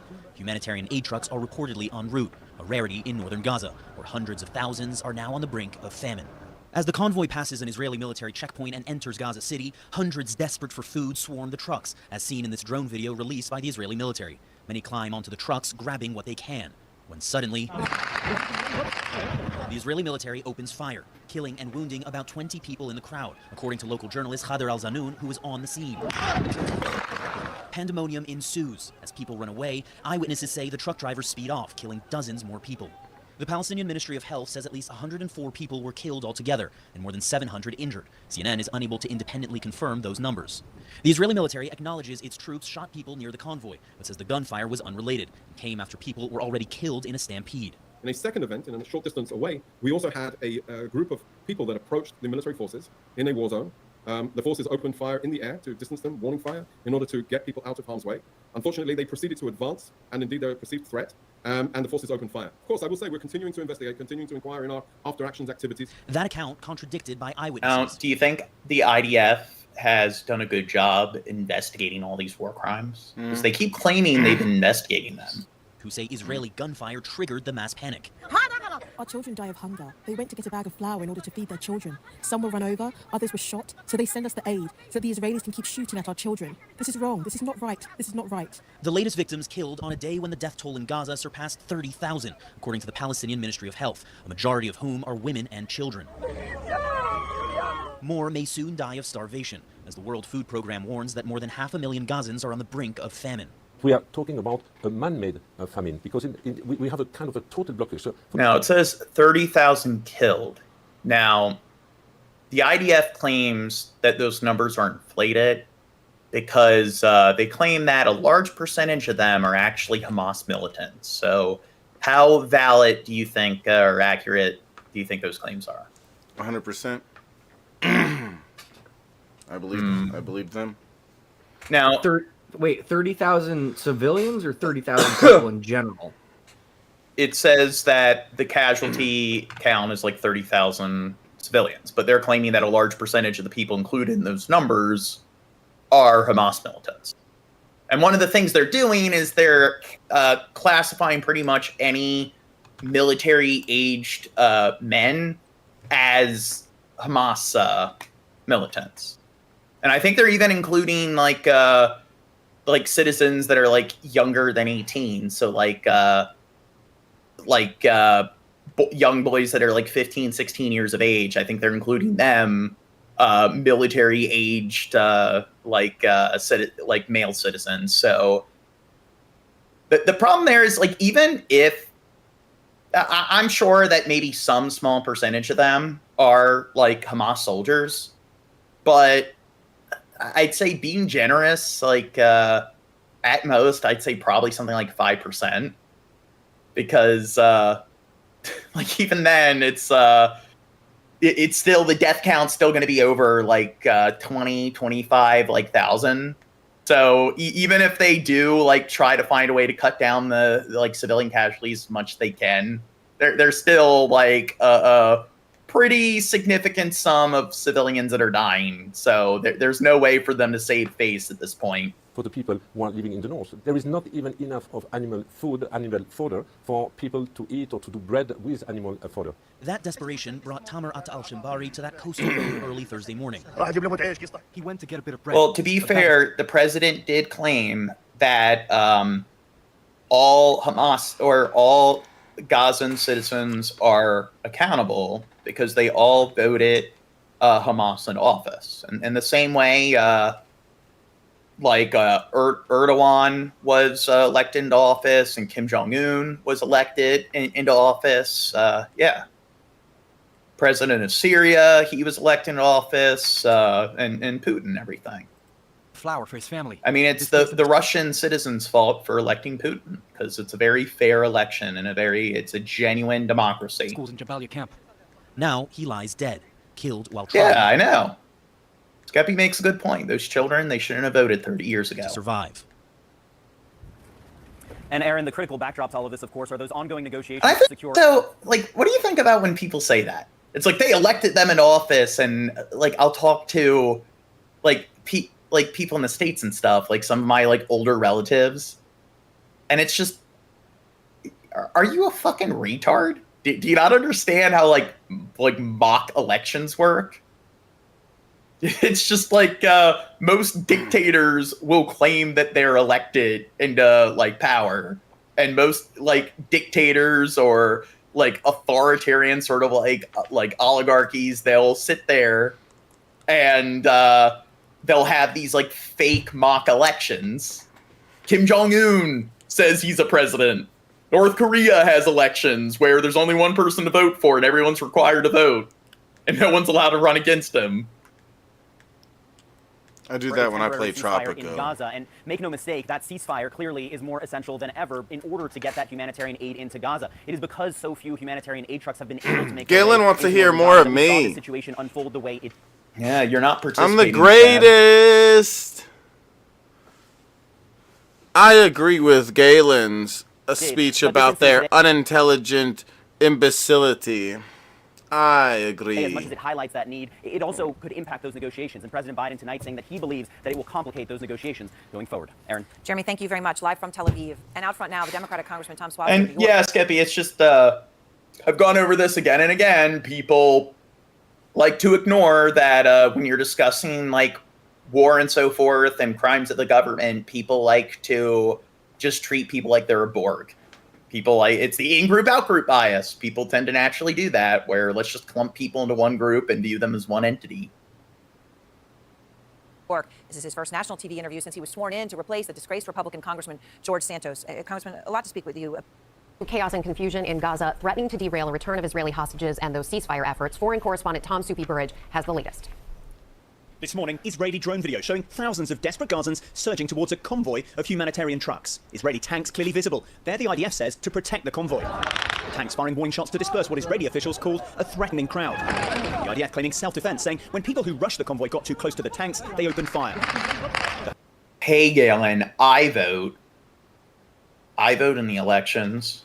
I voted for Hamas. No, you didn't. Yeah, I did. Health Ministry calling it a massacre, adding that at least one. I didn't know you were like a Gazan citizen. Yeah, more than 700 injured. Israeli officials. Shab had a 3andMe test, and he found out that I'm Gazan. Part Palestinian. I'm part gay. He's claiming tens of those who were killed were crushed by the trucks and trampled by the crowd. This man saying Israeli tanks came out and opened fire on people randomly and directly, adding, if aid is to come to us in this way. Hey, like, there are states where like people will get enough signatures to have like some kind of a vote put on a ballot, and you'll find lots of really fun laws and stuff, and lots of really exotic, eccentric things that are legal/illegal, and some of like the bumfuck nowhere states. We do not want it. We pressed the IDF. People simply went to get food in an area where there is a desperate humanitarian need, and they were shot dead. This is the tragedy of this war. People should not be approaching our forces. The death toll in Gaza now more than 30,000, according to the Hamas-run Gazan What Health the? Ministry. He just said people should not be approaching our forces. They were standing on the sidelines with tanks. What do you think just random ass hungry civilians are going to do to tanks? Maybe it's like Halo. They'll tip it over. 100 of his relatives were killed in Gaza earlier this month, including his 3 young daughters. They were like golden treasure to me, he says. Well, the US now considering airdropping aid into Gaza in the distance there. In the last few moments, we've heard multiple explosions, and President Biden reacting to those tragic scenes in northern Gaza, saying it will complicate negotiations to get a ceasefire and free more hostages. Biden's still hopeful for a deal. This guy, Hi, everyone. that guy looked like a psychopath to me, if I've ever seen one. To be fair, it's like, yeah, I've gone over this. But that guy did, yeah. I could imagine him murdering people. Well, it is one of the occupations that does have the highest percentage of psychopaths. Also want to point out, they're calling it the Israel-Hamas war. Why didn't we call it the American, oh shit, who were they? Al-Qaeda war, or whatever. No, it was the Iraq war. Well, I think it was called, like, Operation, like, Desert Storm. Enduring Freedom. Yeah, no, that was in the 90s. Desert Storm, Desert Shield were in the 90s. Desert Storm was when Iraq invaded Kuwait, and then we sent the troops in to, like, I guess, expunge them from Kuwait. But that was like a military-on-military sort of confrontation. Operation Enduring Freedom, Operation War on Iraq, those were, like, our military was acting as like a makeshift overseas terrorist investigation agency. So it wasn't even really much of a conventional war, which is one of the reasons why it went on for so long and was kind of stupid, because it's like, what are you going to do there? So it's kind of like you have the DEA, where their job is to find out, like, where these different criminal groups are located, where they're, like, cooking the drugs and distributing it. And once they get the intelligence, find out where they are, they send in, like, like agents and stuff to raid the building and arrest them. That's kind of like what our troops are doing in the Middle East. It's like they're there, so if we find out that, hey, there's a group of like 10 terrorists in this building and they're like conducting certain operations, you'll send the Marines in to go apprehend them or drop an airstrike on them. And the problem there is it's like, what are we going to do? Are we going to have our troops there forever? Because it's kind of like it's a revolving door. It's like it's the invisible hand. These like drug cartels are never going to go away. So you're just always going to have the DEA there until you, I guess, decriminalize all the drugs. So like the war on terror, it's just these countries have no stability.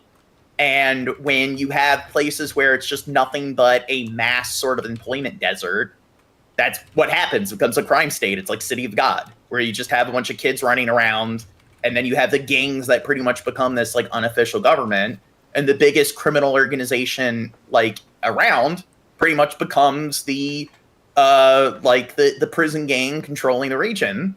And that's pretty much what the terrorist cells are in the Middle East. So what our troops were pretty much doing is they were acting as these kind of like proxy pseudo makeshift sort of like terrorist investigation like agencies. And it's like, that's not really how you're going to fix the problem. It's like, how are you going to stop all these younger people? There's always going to be a younger population. And what happens when you have those areas that lack any sort of like development and lack any stability is that like younger kids have nothing to do. So you have all these like 14 to 27 year old like young men that it's like, I guess you just join ISIS or the Taliban or Al-Qaeda. So it's never going to go away because you're always going to have this younger generation that's going to keep feeding into those organizations because you're not helping stabilize the region. To 38 trucks to Dude, provide additional humanitarian okay, Drunken assistance Crow's to probably residents coming of northern back, Gaza. but makes me Mr. have to... Yeah, yes. What is it, Twits? I'm still talking because it's a talk show. You're supposed to talk. Yeah, no, literally. Sorry, I guess we'll talk less. I guess we'll. No, literally. He left 2 hours ago, and he came back, and you're still talking. You never stop talking. Yeah, that's what I it was is. talking the whole time. You talk. No respite. Just shut up, Gene. Let me talk about my greatness for once. Drunken Crow needs to get back in here to fix the cameras. Okay, this is what I'm talking about. The cameras are all messed up until he gets back in here. Went through a security screening at the. Oh, Johnny Boy is yapping a lot tonight. Well, who else is going to do the yapping? Needs to let me talk more. What is it? You use your intelligence for humor, though. Johnny be good here. Isn't that funny? You are. Oh. I thought I was awesome in humor. Shalom humanitarian crossing. You're funny sometimes, Gene. Sometimes. Taylor said I'm funnier. Taylor is only saying that because she wants to suck your dick, and she knows I already have a girlfriend. Dispense upon the trucks. Some began violently pushing and even trampling other Gazans to death, looting the humanitarian supplies. The unfortunate incident resulted in dozens of Gazans killed and injured. Here are the facts. At 4:40 a.m., the first aid truck in the humanitarian convoy. You saying the... This time, that happened. Oh, okay. We don't care anymore. He's pretty much saying the exact same thing that all their other IDF personnel are saying. Oh.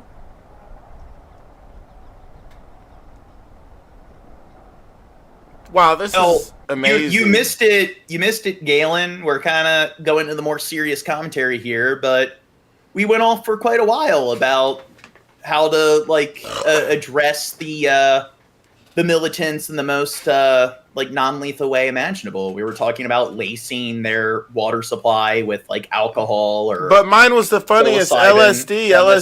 Yeah. That was the best idea. We were talking about lobotomy insect drones. So we missed the comedy hour where we spent an hour talking about all these random apparatuses to apprehend or ascertain Hamas without committing mass homicide or genocide. This Gabriel is so funny. The Gene Comedy Hour. Yes, the Gene Comedy Show, brought to you by Gene. Do do do do do do. Yeah. The whole lacing audience. the water supply with alcohol and creating lobotomy insect. Hi, I'm Gene. I'm the host of the show, and I'm super funny because I say I am. Yeah. Oh, that's how it is. I just say I am. The whole audience. Dude, oh my God, go fuck yourself, I'm Gene. Look at me. Look at me. The Shut whole up, Gene. Was nothing but crickets and Shab ate them. Dude, oh. Yeah, Shab's hilarious. Poop and pee, pee and poo. Gene gets it. You ever heard my song Cry All the Time? His jokes are very inventive. There's always you never know what new jokes are lurking around the corner. I don't know. Galen said it. Yeah. No, that was funny. Well, to be fair, we're starting to get around the 3 hour mark where we start to we start to run on empty, prog along. Okay, maybe we should get to a new topic. What's a Palestine?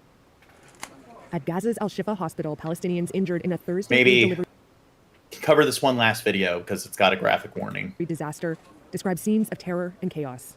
I went to get a sack of flour for my parents, said this man, Abdullah Juha. They fired at us, shells. They attacked us.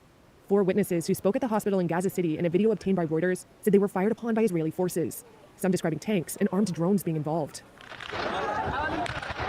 Gaza health authorities say more than 100 people were killed in the incident, attributing their deaths to Israeli fire.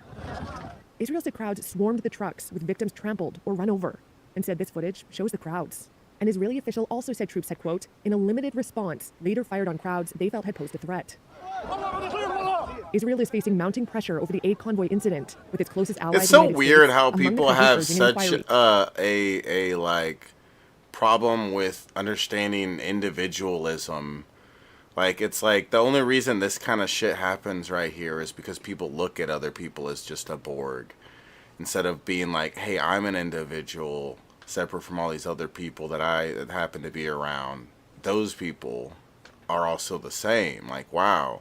That, like, they may not have the same beliefs and all that sort of stuff because they're different people. Wait, so are you saying that there's this element of human psychology that kind of naturally guides people towards this thing known as the in-group out-group bias? Yeah, and then looking at these... Where you put people in groups and view them as a collective because people are really bad at comprehending, processing, like, large quantities, so... Instead of seeing these videos and looking at each of those little girls and those little kids and the adults and all that and saying, oh, that's an individual with their own beliefs and feelings and viewpoints and all that. It's like, nope, they're just part of a Borg because they're fucking Jews or whatever the hell it is, you know. Whoa, Shab. Wait, Titan says voice, not face. What? I don't know what he's talking about. You said you're Fans in dumb. Germany are too. Wait, nice. isn't the Jewish belief is that once they take control of the Holy Land, Armageddon will come and Jesus will come back? Well, that depends on how you interpret it, Crow. I think the Jewish belief is no different than the Christian or Islamic belief, where you look at the scriptures and you just interpret it however you want to interpret it. I mean, I think you don't know what God's real plan is. I think there's a bunch of Christians for Israel. Christians? Yeah, Christians. No, I think I think it's Christians that support Israel for Israelis to take over Palestine and the whole Holy Land, so Armageddon can come and Jesus will come back. I think, dude, who here sounds like Scares, Titan? What? These two probably don't even know who you're talking about, but I know the YouTuber, but I don't know which one of us supposedly sounds like Scares. He's saying that the only thing I see them typing is voice, not face. Galen deleted it. But like they're saying one of us has sounds like Scares. Who's Scares? They're a YouTuber that did like news stuff. Well, why did we delete it? Don't delete the comments. Galen maybe didn't understand what he was saying. Oh, maybe thought he was talking. Well, he was kind of talking shit, I guess. But it's if people talk shit towards me, I don't know. I think it's better to just allow the shit talk to linger and exist in the comments. Yeah, to be honest, it's kind of funny. Sometimes I'll just leave people like that in my chat because they just add to the activity and all that stuff, and it's just like, I don't really care about you thinking I'm dumb or whatever the hell it is. Well, I don't know if Titan... Well, I don't know if they're talking shit or not. I don't like. They might be just kidding, but they're I don't talking like to shit. Jump to conclusions. They're talking about shit, but it talking... might just be joke in a joking way. Yeah, but usually, like, if people talk shit, like, about me in, like, Discord, stuff like that, I usually just kind of just, I don't mind if it sticks around and stuff, because it gives me ammo to use against them. Yeah, the thing is like, the stuff that the people like that are going to come through, for the most part, like, unless you're super sensitive, it's like going to be nothing. It's just going to be like, whatever, who cares? I've heard, you know how many times people have came through to my stream and said that crap to me. It's like, well, especially if somebody wants to come around and they want to, like, talk shit on a regular basis, but then they want to turn around and claim that I'm a bully. They do me a favor by, like, constantly shit posting, because it's just like, here you go, people. Here's the receipts and the evidence that they're the ones being confrontational. For any supplies, that they risk their lives in getting any food, any supplies to support their children, to support themselves. This is the real drama. This is the real catastrophe here. Is this turned up all the way for you, Gene? Yeah. Okay, just making sure. Okay, let's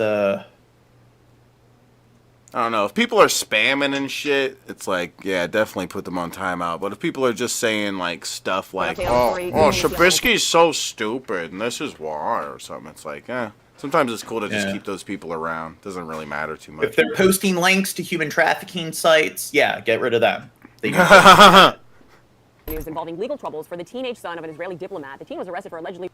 Oh yeah, I just want to point out I make Shad laugh. Yeah. No. I was No laughing effort. at Galen's. He put a poopy emoji. Local 10's Rosh Lowe is live with. Yeah, poop. He put a poopy emoji, and I thought that was funny. He put that in the Yeah, chat. poop and pee. It's always Yeah. the peak of comedy. Rosh. Boy, this story gets even more bizarre. Another twist and turn in this case, and now we are learning this teen is on house arrest, and also that he was beat up behind bars for what? The ingredients in a sausage. What? Well, it's quite a different look than his first. What? Dude, over sausage ingredients? Shot when he was originally arrested by Sunny Isles Beach, accused of running over a police officer with his motorcycle. 173 pounds. Dude, is he gonna get Wait. diplomatic immunity? Yeah. How old is this? This is 2 days ago. Yeah, because I remember hearing about I guess this is an update. He was obviously emotional back then in late January, and his attorneys made an argument that he was entitled to diplomatic immunity because his father There you was an go. Israeli diplomat. So he was released from jail on his own recognizance. That's Yeah. Are you aware- crazy. Well, did you know about that, Shab? Usually, Yeah. I knew about this. What Yeah. we just heard. Well, but it's very common for like relatives of like diplomats and stuff to do some pretty heinous and fucked up shit. They might like total a car into a building and it results in a bunch of people getting injured or even killed. And they'll just pardon them and give them diplomatic immunity. And that is something that's very common because they don't like really want to cause any problems with whatever the country is that they're representing. So it's very rare that relatives or associates of diplomats ever do get held accountable. Yeah, there was. Yeah, both. I might get the countries wrong, but I think there was a diplomat's wife. She was driving in England. Like I said, might get the countries wrong, but she was driving on the wrong side of the road, collided headfirst into collided into another vehicle because she was driving on the other side of the road, the wrong side, or the left side or whatever. And yeah, ended up killing someone, and she got off because she was married to a diplomat. Well, it's Britain's fault for not driving on the right side of the road. Yeah. And people should be outraged about that kind of thing happening. That's so silly. That's like something from a movie or something. Yeah. Have you Like seen Lethal Weapon 2? The main villains are a bunch of like apartheid South African diplomats, and they're like running some kind of like crime ring in the city. And then like throughout the movie, like the main villain would like show his like I guess license or whatever that shows that he's a diplomat, and he'd be like diplomatic immunity. Yeah, but like people should be outraged about this. This is such a huge problem. That is not okay that people can just be murdered, and it's like, oh well, they happen to be from this bloodline, so they're okay. It's okay for them to murder people. Yeah, Dude, I want to become a diplomat and go to another country and have some fun. That is so and then crazy. just use diplomatic immunity. That's something that you'd think wouldn't exist in America. What we're hearing right here. You would think that would be only something you'd hear in another country happen. This happened in America, right? Well, it happened. A lot of countries have this policy. Yeah, it's not really that unique to the U.S. And then, like Turkey, a few years ago, like one of Erdogan's like escorts, there were protesters, and the protesters weren't engaging in any violence, and then like one of his escorts ran up and just started kicking the protesters in the face. And then I don't know if he was held accountable in Turkey, but they didn't arrest him, and they like he had diplomatic immunity. They didn't hold him to any accountability in the States. The attorney's office determined this should not be the case. So this week, the state attorney's office filed a motion that he should be on house arrest. Why? They said he's a danger to the public because of his driving, even citing a case in Miami Shores where he eludes a police officer, they say. And another Shores case where he was stopped for traffic violations. Is a diplomat? Yeah. What a stupid fucking piece of shit this kid is. Fuck him and the life he's being raised into, where he has this kind of ideology where it's like, oh yeah, dude, I'm above the cops. I'll just go away. It doesn't matter. I get diplomatic immunity. My dad's like really big. If you were a diplomat, you wouldn't do the same thing, Shab. Dude, it would probably make me a shittier person if I was I know raised. what Chad would do. That's why I said. I know what you would do if you had diplomatic immunity and you were some like teen or young adult. You Smoke weed everywhere. You would just be like I would doing be all the like, illegal drugs. Dude, I would just be chilling in the middle of IHOP and just light up a joint. That's how you would abuse your power. And then they'd come to me and be like, "Sir, you have to," and I'm like, "Fuck you. I get diplomatic immunity. I'm Shabisky." No, you would just be like doing shrooms or whatever in front of, or LSD, and then when a cop like tries to arrest you, it's like, "Yo, diplomatic immunity." It's like, "Oh shit, whatever, get the fuck out of here." But like you said, would Shabisky be like? I bet I would be a shittier person, a far shittier person, if I was raised in a world where I got told that I just got diplomatic immunity. I understand, like my dad's what was his dad? The mayor or something? I don't know what it was. An ambassador. Ambassador. It's like it's there's something about, we've talked about this before, just being people that are just spoiled their whole life versus people that have to deal with rocky roads or whatever. Influenza. There's a big difference between those types of people, and I would probably be a total different person if I was born in a rich household and all this other crap. Remember the affluenza kid? Kyle I don't know. I believe so. He I think stole a car, and he ended up he was like driving 100 something miles over the speed limit, and he crashed the car and he killed like several people in the process. And I think he was like acquitted, and they used the he doesn't know right from wrong because he's too spoiled. He has affluenza, and he's been known as the affluenza kid. And that's kind of what's going on here. He's a little affluenza Brad. He can do whatever the fuck he wants. Yeah, that's bullshit. If I had diplomatic immunity as a kid or as an adult, I would do like petty stuff. I'd be like, I'm gonna steal this stick of gum. Dude, I in and out of the sensor, being like, I'm stealing it. No, I'm not. I'm stealing it. No, I'm not. Dude, what I would do, imagine like you're a diplomat or someone else is a diplomat, and you just walk into an electronics store with a large bag, and you just cordially go along, just grabbing everything off the shelf, putting it in the bag like it's nothing. And they're like, dude, what are you doing? It's just like diplomatic immunity. Was granted. But wait, we are not done with the story. As he was sitting in a holding cell, police say he was assaulted by another inmate. Weird. Let's bring in Blake. Dude. Wow. Can I hang out with the guy that was his inmate? Can I like be friends with him? He was assaulted by. Yeah, the guy who assaulted him is also a diplomat or a relative of diplomat. He gets diplomatic immunity for. Let's bring in Blake. Dude, that's an interesting. Hold on, that's an interesting concept. What happens when one diplomatic immune person runs into another one and then they commit a crime on the other one? What happens then? Like, what do we do? Yeah. That's like a whole recruit. If you know, like the kid of a diplomat who's an annoying shit or whatever, not a kid, like a 19-year-old, like adult adolescent person, recruit some other like diplomat or relative of diplomat who's like a lot bigger and stuff to just beat the shit out of them and kick their ass on Minecraft. In Minecraft, and there you go. That's how you address it. Yeah, they won't act out because they know that like they'll just hire some other like diplomat or associate of a diplomat to just beat the shit out of them in Call of Duty or Minecraft. It's gonna open a black hole if that kind of shit happens. Yeah. So, start a diplomatically immune death fight club in Minecraft. Yeah. In Minecraft, have another diplomat, I don't know, like bloody their face, give them a bunch of goose eggs, black eyes, and I don't know, tie them down to a table and like pull all their teeth out. Diplomatic immunity. The victim advised that he was having a conversation with the defendant about the ingredients of the sausages. At some point, the defendant approached the victim and punched him multiple times. So Abraham Gill goes from being released. Seems like a very sound reason to assault somebody.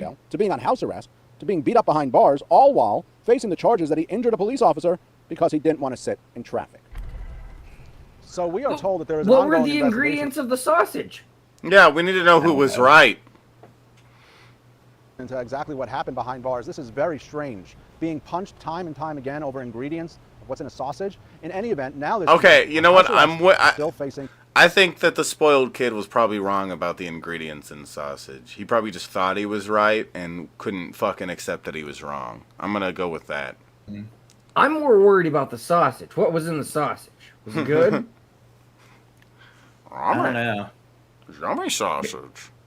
Maybe he found like an insect or a fly, a mouse turd in the sausage. A human fingernail. Serious charges. By the way, that beatdown caught on camera. We're hoping to get that video. Oh, I want to get that video. Oh, yes. That beatdown caught on... I love the way he says that. Beatdown caught on camera. We're hoping to get that on video. I love that. Well, it's so they can hold them I know, accountable. but it sounds funny. Like, oh, yeah, we're going to watch some kickers. I kind of want to see it to see, like, was it a bunch of, like, prissy sort of, like, punches and stuff? Or was he really, like, wailing away at him? Is that high enough? He was probably pulling his hair and whatnot. Well, I mean, I don't know. Like, he could be psychotic, so imagine him, like, just holding him by the neck or the shirt and just, like, repeatedly, like, bashing his face in with his fist. For Helen Demore Callejas, You look like you're in an airplane.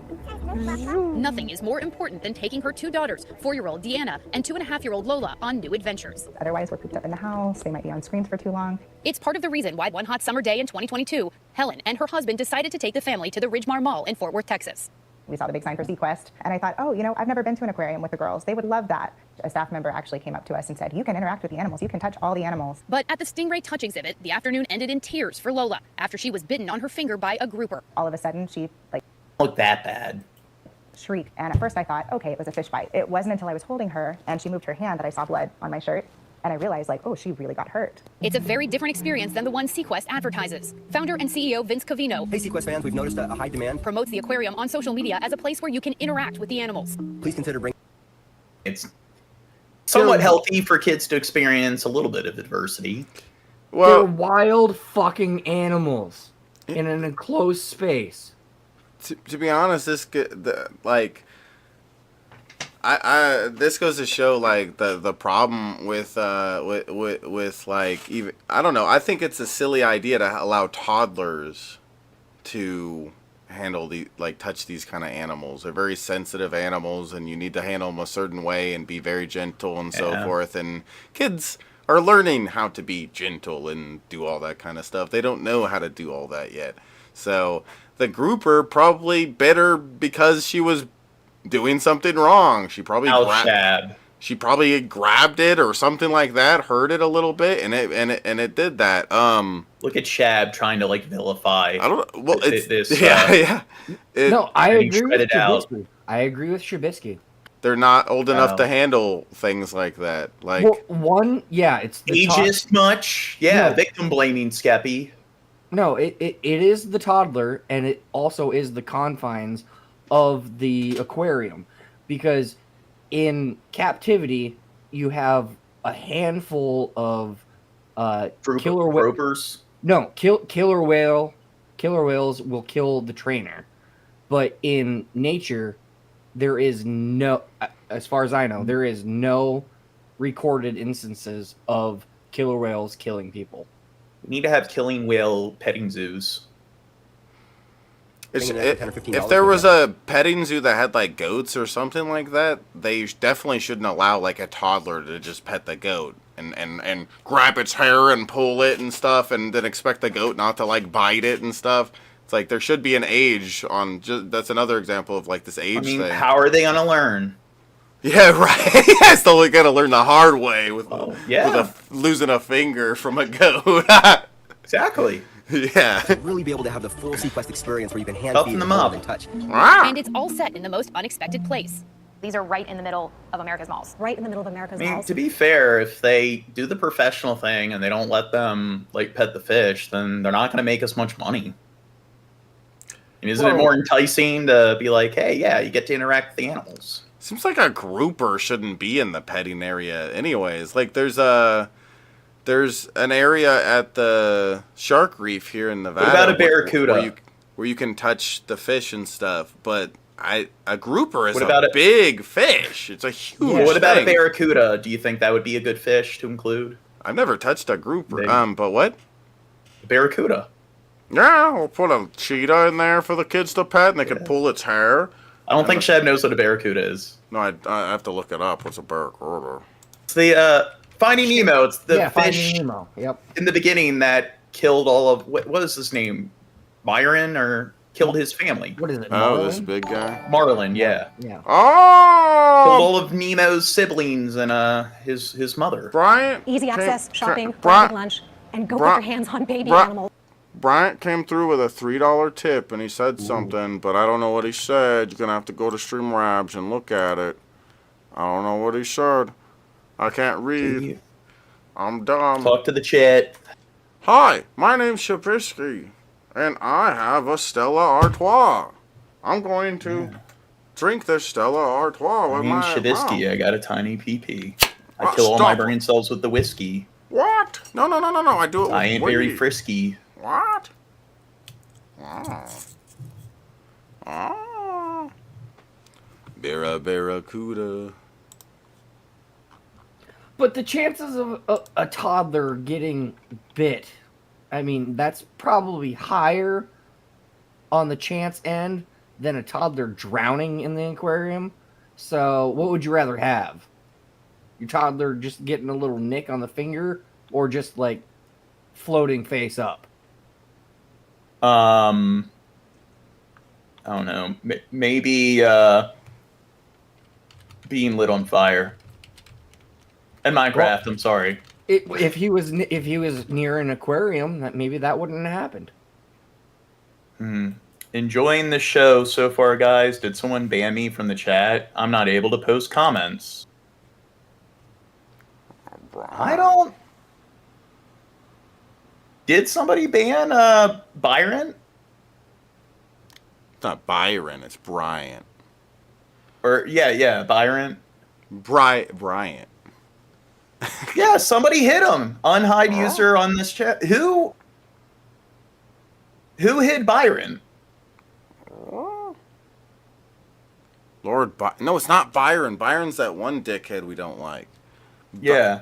Bryant is the person that was in the chat that tip. Okay. Galen, did you ban like Byron?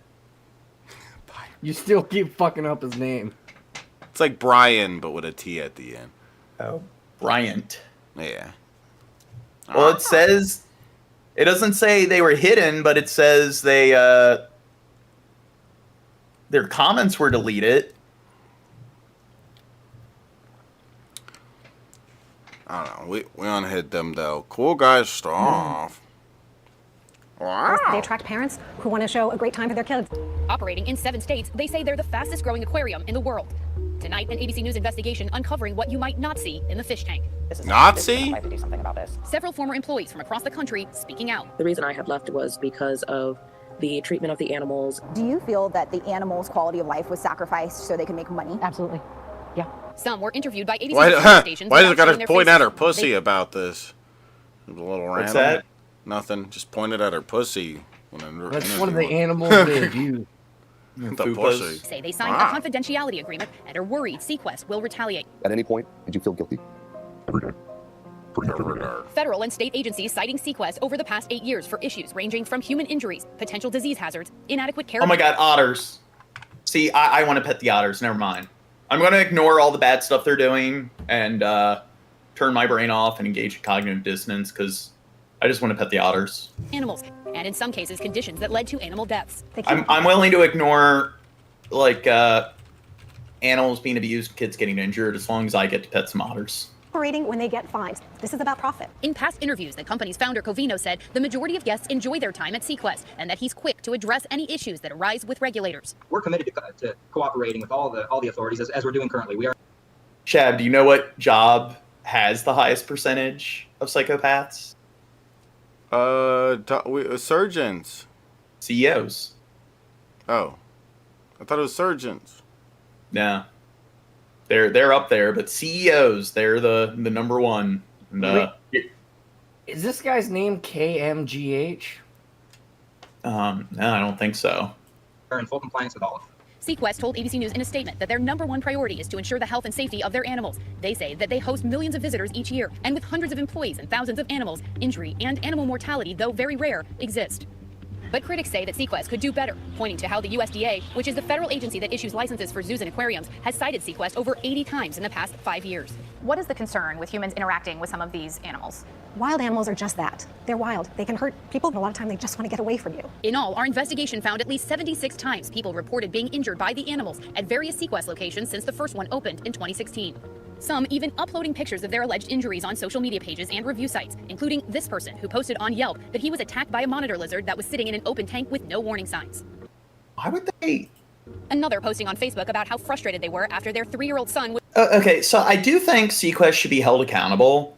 And, I mean, a monitor lizard definitely isn't an animal that, like, people should be able to, like, pet and, like, shouldn't be in, like, a, like, full-on enclosure, but I think, like, if you're an adult, isn't it kind of common knowledge that they're pretty hostile and aggressive?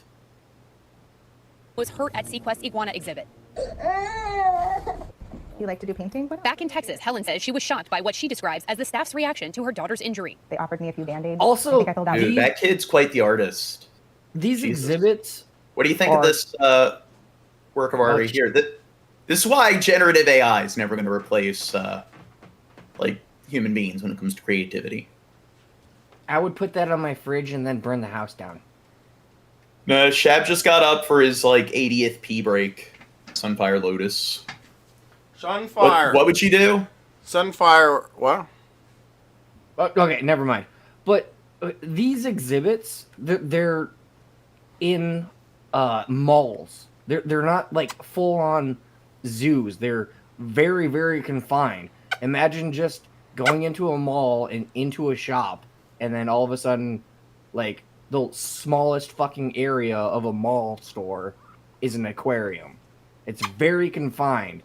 So all these animals are going to be, like, very tense, very on edge. Well, yeah, but then depending it's very on how many convenient. animals are in there. But it's very convenient because, like, soccer moms and stuff, like, really love malls, and they usually take their kids, and then you can really, like, disperse, like, the different, like, locations, like, throughout all of these, like retail centers, and then, yeah, you get more business. Like, if you had a full-on aquarium, I mean, that's more out of the way. This way, like, yeah, people can just happen across them, and it's like, oh, I get to take my kid in, and they get to pet, like, a praying mantis or a barracuda. A praying mantis? Yeah. Is that a The staff's fish? reaction to her daughter's injury. They offered. Well, they have lizards and other shit. Oh, I didn't They have know that. they had otters. They have a variety of different animals. Me a few band-aids. I think I filled out an incident report. It just seemed like almost like it was not the current. You should, I don't know, donate Jack to, like, Sequest. They can put him in an open enclosure. I'll start a People petting. can No, pet him. I'll start a petting zoo Yeah. out front of my house with Jack. Maybe he'll scratch them sometimes, but I'll just be like, yeah, you just fill out this report, and then after they're done, I'll throw it in the trash.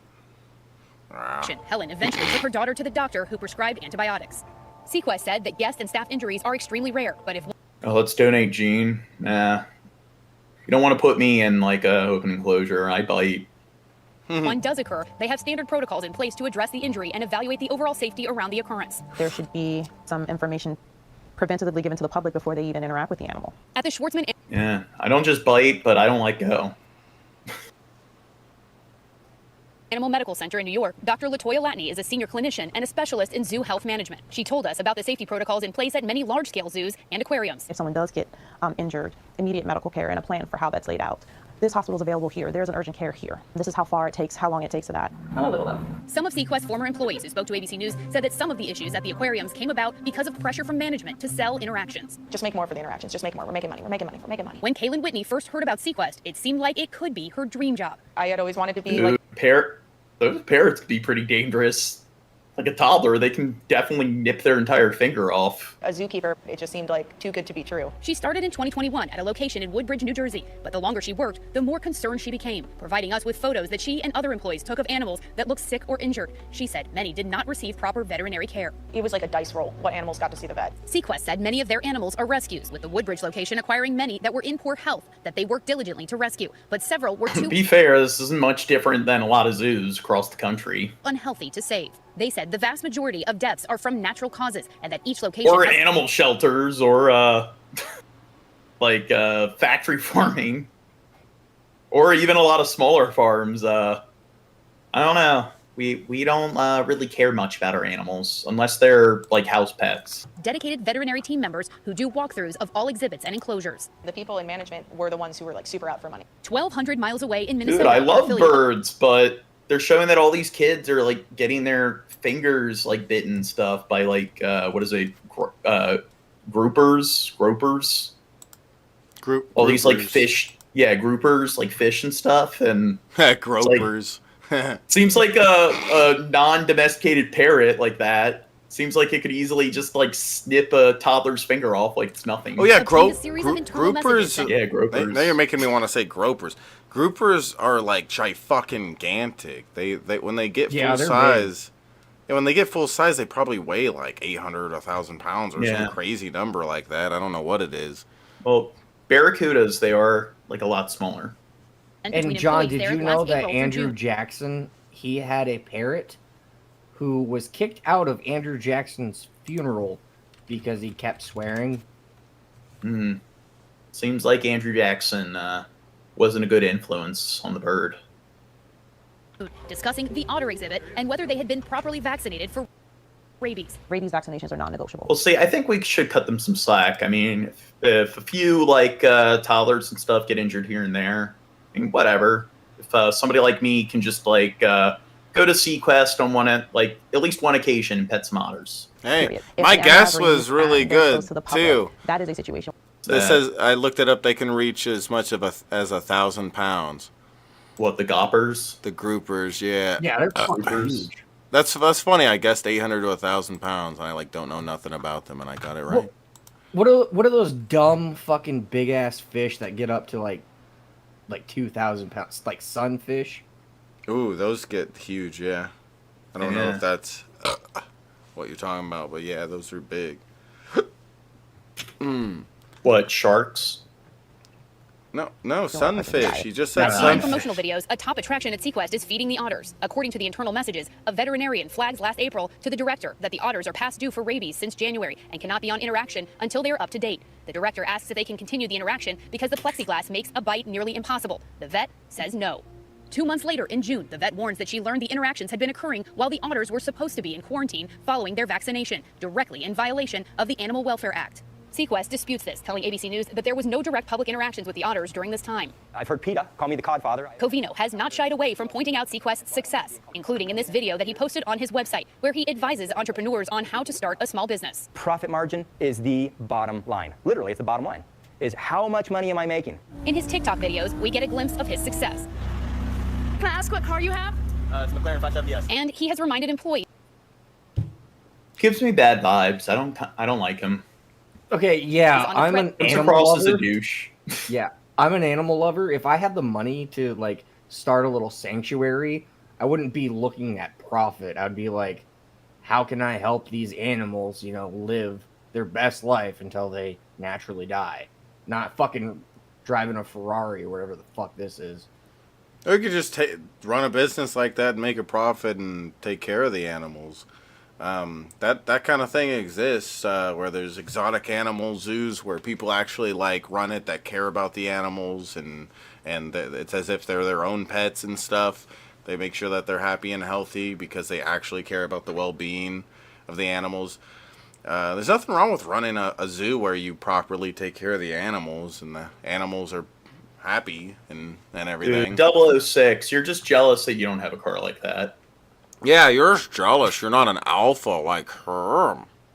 Well, you know what's another cool, like, really large fish they should include in Sequest? It's the what is it? It's like in the Amazon, and it's like, I know they get up to like 400 pounds, and they're called the like Arapaima or whatever. And you know, what's that? Arowana? Arowana, is that what they're called? Silver arowana? Yeah, there's different types and stuff. I think that's what you're talking about. Well, they're very long, but they're also very they get very big. They're long. They can breathe on water, and what they do is like they like pretty much they reside in different like locked bodies of water, so like lakes, ponds that are spread throughout like the rainforest. And what they do is they kind of will flop out of the water, and then they maneuver to other bodies of water by just kind of like flopping to the next lake. Oh, that's not an arowana, I'm sure then. I don't know what that is. And they're like 200, 300 pounds, and they're probably like the largest fish that can actually like breathe on land. Of termination, not to speak about the business. And there are these fish in the the Californian grunions. They can like crawl on, they kind of like sea turtles, they'll crawl on land every so often to lay their eggs every so years. Mm-hmm. And then, mud skippers? There you go. They can breathe on land. Yeah. What's that? I said, yeah, there you go. There's one that I recognize as one that can walk on land. I know there's from Papua New Guinea, like they're called the climbing perch. And they're an invasive species in Australia. And they actually will like walk on land and like climb like perches and branches and shit with, or not perches, climb like branches and stuff with their fins. They're pretty like creepy. Minneapolis Reporter acquired this internal video. It was sent to Sequest employees in Roseville after a power outage caused a fish to die. Covino says it was due to sabotage, but the company says they didn't file a police report. We don't talk about these things outside of the team. Apparently that happened this morning. It's very important. It's very sensitive. Could lead to termination. In New Jersey. I don't like him. Comes across as a douche. All he's missing. I know I've already said that, but I felt it was worth repeating. What's that? All he's missing is not his teeth. Well, I was gonna make a fucking reference to Tiger King. Oh, who's Tiger King? Carol Baskins. It's the guy that was running the tiger zoo, and he got in trouble and got arrested. I remember. There you go. Eventually fired from her job at Sequest. She admits she made mistakes, receiving 5 write-ups for various incidents, including leaving an iguana's enclosure open at closing time. But she believes that her mistakes are not why she was terminated. Did you ever sound the alarm with your colleagues, with your bosses, that you felt like these animals were not getting the treatment they deserved? She's just engaging in self-justification. Oh, what do you think of her teeth? They look okay. Yeah, they did not like me for that. What would you say to people who may hear your story and say she's just a disgruntled ex-employee? I didn't start working on fighting against Sequest because I got fired. Yeah. It took a few animals like dying off that I cared about for me to be like, okay, this is enough. It had nothing to do with me getting fired. Sequest says that Kaylin was terminated due to subpar performance and lack of safety adherence, and they say they have no record or recollection of Kaylin raising any concerns while she worked there. Back in Texas, Helen and her family hope that their experience serves as a warning to others. I think she's just like trying to shift the blame on the company. Families. I would not recommend going and giving my money to this place. Hi, everyone. George. Do you think they have mermaids like on display? I think the mermaid's been her child. There's such a contrast between the first story thing of the kid getting a little hurt to like the abuse, animal abuse. It's such a big different thing with totally different. Well, kids getting injured, that's one thing, but when snakes are being neglected, that's where it's a problem. Emergency declared by the state of Oregon, Multnomah County, and the city Reptiles over children. of Portland asking what is actually being done. And today we heard for the first time from each government leader about what they're doing to address the fentanyl crisis as they try to work together. And it actually now includes closing 2 bottle return locations downtown. Brandon Thompson has been tracking this since the beginning right now. See, that's what you need to do if you're going after Hamas. Just whatever. Lace their entire drink water supply with fentanyl. You're starting to follow the progress they're made. What is an update on this? Well, really, the outreach and the bottle locations are the 2 big things that they could point to today. Otherwise, they say it's a lot of communication. We're really trying to figure out what is changing. Dude, what if they, speaking of war crimes, what if they just laced all their food from the humanitarian trucks with PCP and heroin and fentanyl, and they distributed it and stuff, and they just Yeah, they just disguise themselves as like the Red Cross or something. Or all the food we send them comes from the Sequest animals. Yeah. Address this fentanyl emergency because it has been 80 days since Governor Kotek took the stage of the Oregon. Gone 4 hours. Got to make up for last week when Shab was a piece of shit and flaked out. So I didn't do nothing. Even though I'm starting to drone off and everything, we got to go at least another 10 hours. Conference saying she will declare a state of emergency. 30 days ago, Mayor Ted Wheeler, and Chair Jessica Vega Peterson actually did it. In the month since, we estimate, based on 2023's trends, more than 100 people have died from a fentanyl-related overdose in Oregon. So what have they done? Well, there have been those 10 coordinated outreach missions and the 2 bottle return locations that have closed. Some community leaders have been clear on the fentanyl emergency. Collaboration can't be the primary outcome. But still, when we heard from the tri-government leaders for the first time today, we learned what the goal was. What actions have been taken in the last 30 days part of this emergency? The goal of this emergency is to coordinate the effort and build a common strategy so we can augment those results and we can start driving down the drug addiction issues that we're seeing on the streets of Portland. Myers did say the coordination will help with resources, data collection, and finding gaps in helping people out of addiction. His biggest impression so far, 7 suspected dealers arrested. Coin 6 was the only news organization with PPP when 3 of those were taken into... What do you think's the best way to address drug addiction? With drugs like PCP and fentanyl and so forth. Well, there's one instance or one country, wasn't it Portugal? It was either Portugal or Norway. They decriminalized all drugs, and let's say you're an addict and you want to have a fix, you go to these clinics, and they, it's Portugal. Portugal, yeah. They give you certified nurses or certified people will give you the dose. Yeah, they don't treat it like it's a crime there. Why don't we try to replace one addiction for the other? So it seems like, I don't know, gambling addictions are a lot less hazardous for your health than drug addictions. Seems like they're already hazardous to their wealth and their wallets and stuff. So whatever. But don't you think it's lesser to poison? So maybe just get them hooked on gambling. So they'll do that instead of PCP. We need to take drug addicts like that and lock them up with only weed and make them shrooms. Weed and shrooms, and that's all they can take. That's basically what they do. I mean, that's basically what it is. I've gone to rehab. I've fucking I've known people who are on hard drugs. They're like, yeah, I'm never gonna do heroin again, but I really want a fucking beer. And then they'll trade one addiction for another. And alcoholics, I've gone to a couple AA meetings, and all the alcoholics, we're trading alcohol for caffeine instead, or nicotine. So it's I don't know how to explain it, but it's just fucking stupid. I went to rehab once, but it wasn't for drugs. It was for abrupt, violent rages. Yeah. I'm tired of you and your abrupt, violent rages, Jordan.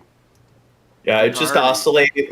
I'm emotionless all the time, but just randomly. Somebody pisses me off, and then I just grab them by the throat and slam them against the wall. It was an accident. It's an accident. Couldn't help it.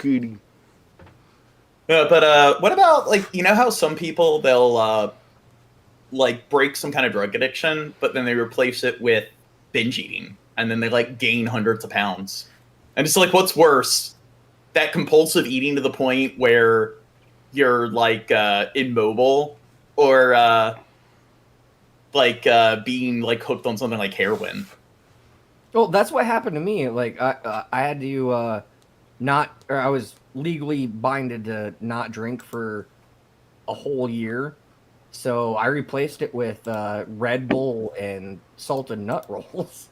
And working out, and after about 3 months, I stopped the working out and I was just chugging Red Bull. Whoa. Yeah, that's what I did. I replaced my violent impulse addiction with cocaine. Damn. Custody. There isn't. But unfortunately, cocaine doesn't really help with abrupt like violent rages. You know what I'm saying? Intent for us to figure out the problem here and to move drug users and distributors to get arrested and go to jail, and users who are addicted that need treatment services. I'm just joking, everyone. I'm not a violent person. I swear. The services have come to fruition from coordinated outreach missions with service providers, PPB, and Oregon State Police, conducting 10 missions so far since December. And what would you need to make outreach more effective or more widespread throughout the city or the state?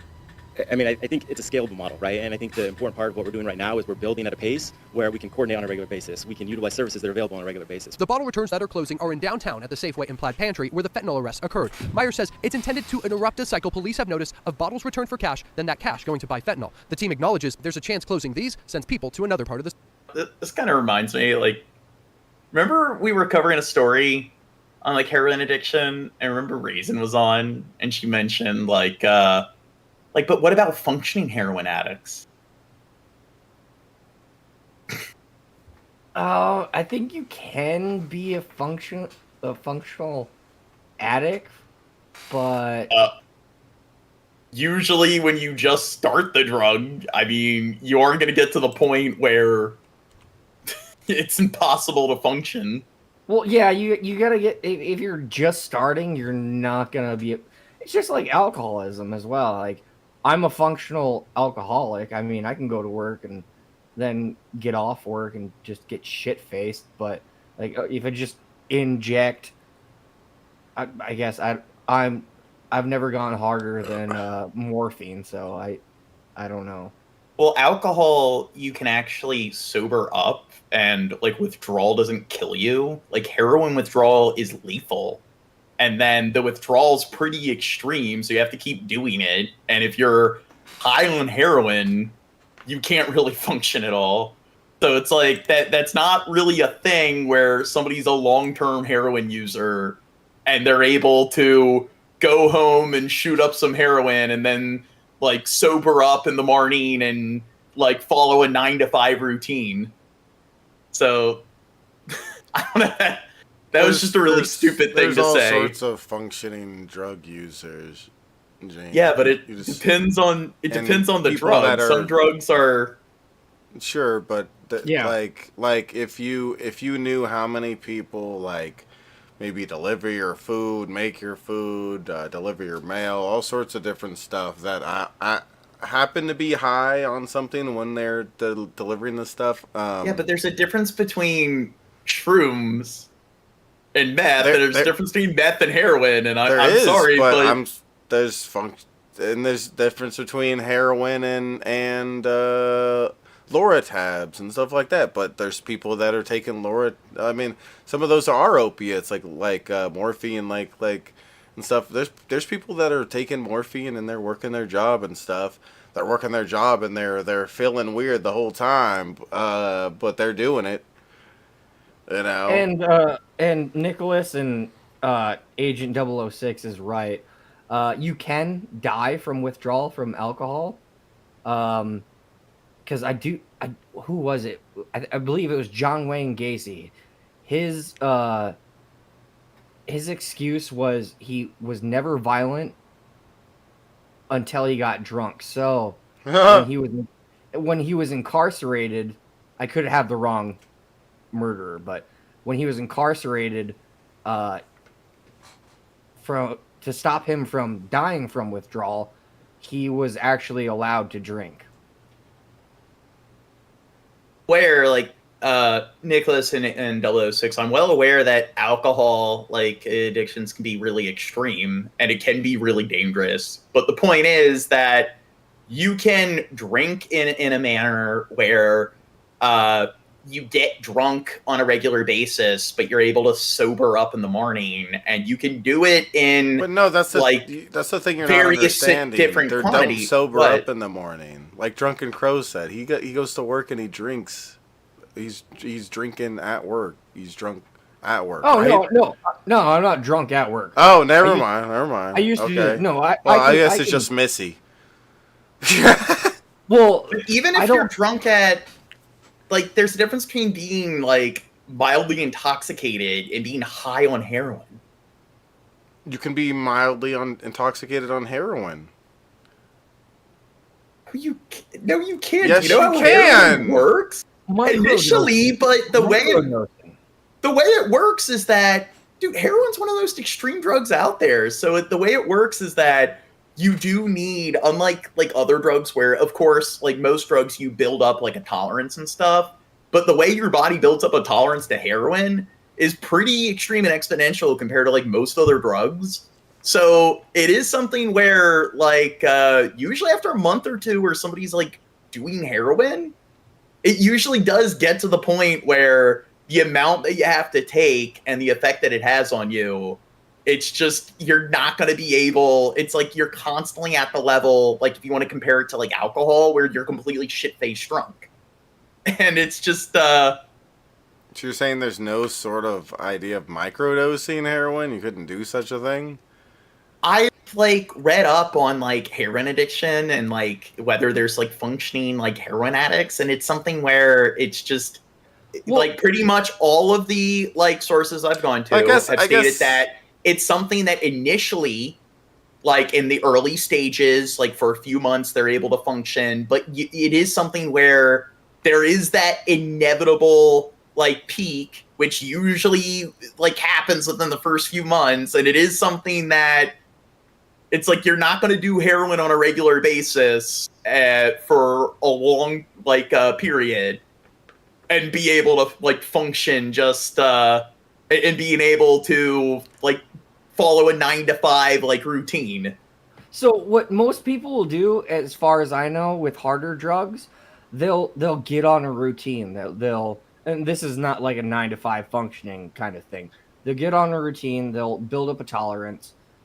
They might, go to rehab or whatever, and their tolerance is lower, and then they inject again and be with the same dosage as they were when they had a high tolerance, and that's where you get the high number of ODs. Is they're like, oh, I'm sober now, but I really want to fucking do it, and they're using the same dosage as when they had a high tolerance. And now they don't have a high tolerance, and then they OD. It's also, like, the withdrawal from heroin is deadly. I mean, I think out of most substances, like, the withdrawal side effects are very fucking lethal. So it is something where if you're on that drug, it's like you can't, like, pretty much, you can't really... go through withdrawal. It's not an option. It's like you have to like keep taking it, or you go through a lethal level of withdrawal, and then the amount of heroin you got to take, pretty like even though you might develop a tolerance where you need more of it, the effect that it has on you is much more like disorienting and debilitating than the kind of high that you get from like something like marijuana. Well, that's because marijuana is non-addictive. Yeah, and then there's nuance where we're talking about different types of drugs. I mean, there's going to be a spectrum, and there's going to be drugs that are some of the most extreme drugs on the spectrum. So, of course, like, you're gonna have drugs out there that are definitely people... Like, it's going to impair a person's, like, ability to function to a much greater extreme than other drugs. It's like again, it's like comparing, like, caffeine withdrawal and, like, taking, like, usually, like, people will develop a tolerance up to, like, 400 milligrams, and then at that point, they don't need to keep, like, consuming more and more caffeine. And in the end, it's like they're both drugs, but they're not the same thing. And you're gonna have like you're gonna have the most like lethal and debilitating and toxic drugs out there.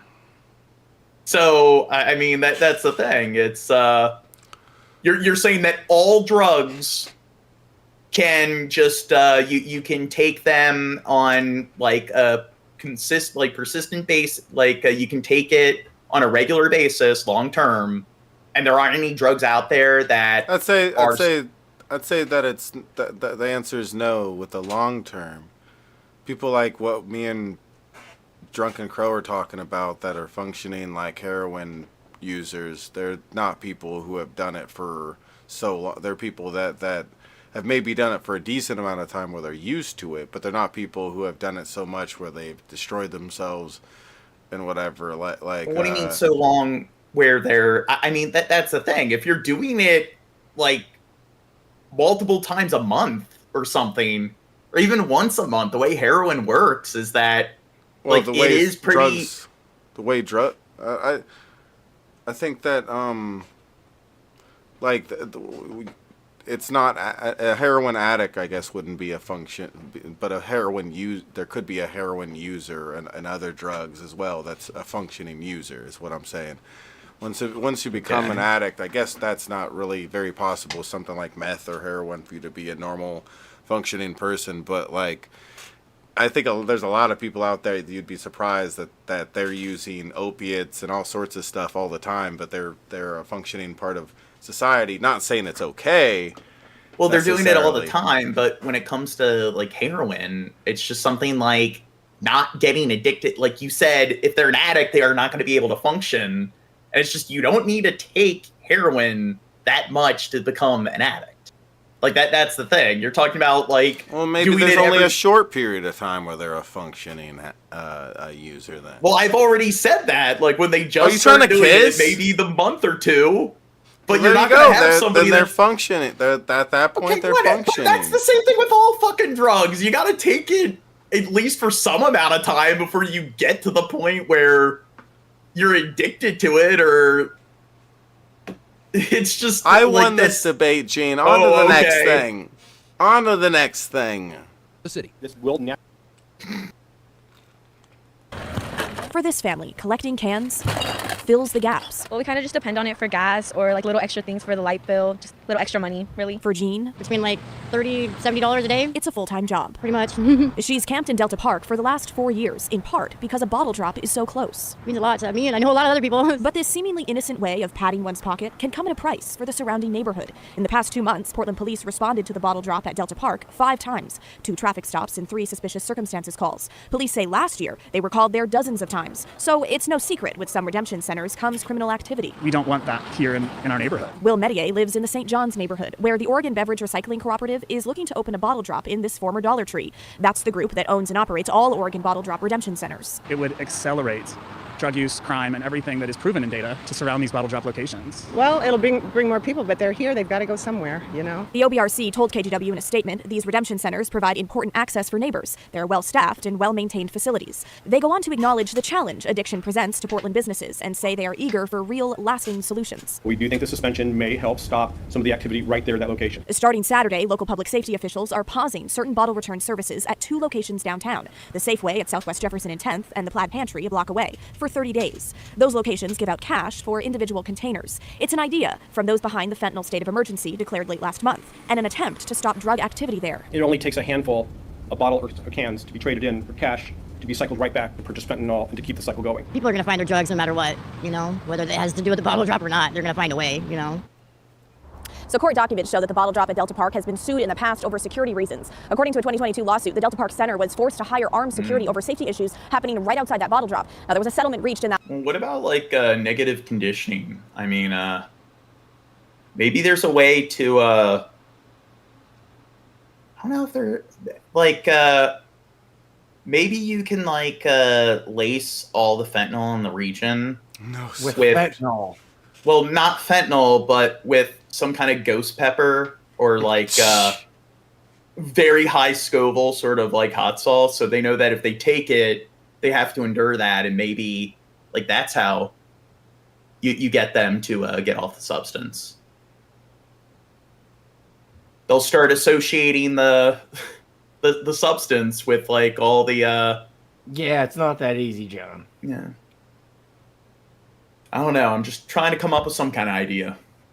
But I do want to behind point the bottle out drop that didn't give us Bill any detail. Portley said, how bad have things got to be for a Dollar Tree to close down? That is funny. Saying they can't comment on legal matters. Tim? All right, Blair, thank you.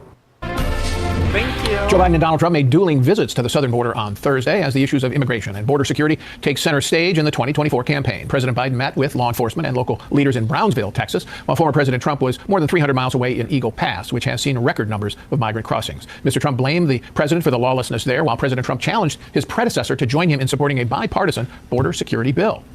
The United States is being overrun by the Biden migrant crime. It's a new form of vicious violation to our country. It's migrant crime. Here's what I would say to Mr. Migrant Trump. crime. Instead of playing politics with this issue, instead of telling members of Congress to block this legislation, join me, or I'll join you in telling the Congress to pass this bipartisan border security bill. Do you think Trump, like, because he's running for his, like, I guess the third time he's running, but he's trying to run for his second term, do you think maybe he should promise to build 2 walls this time?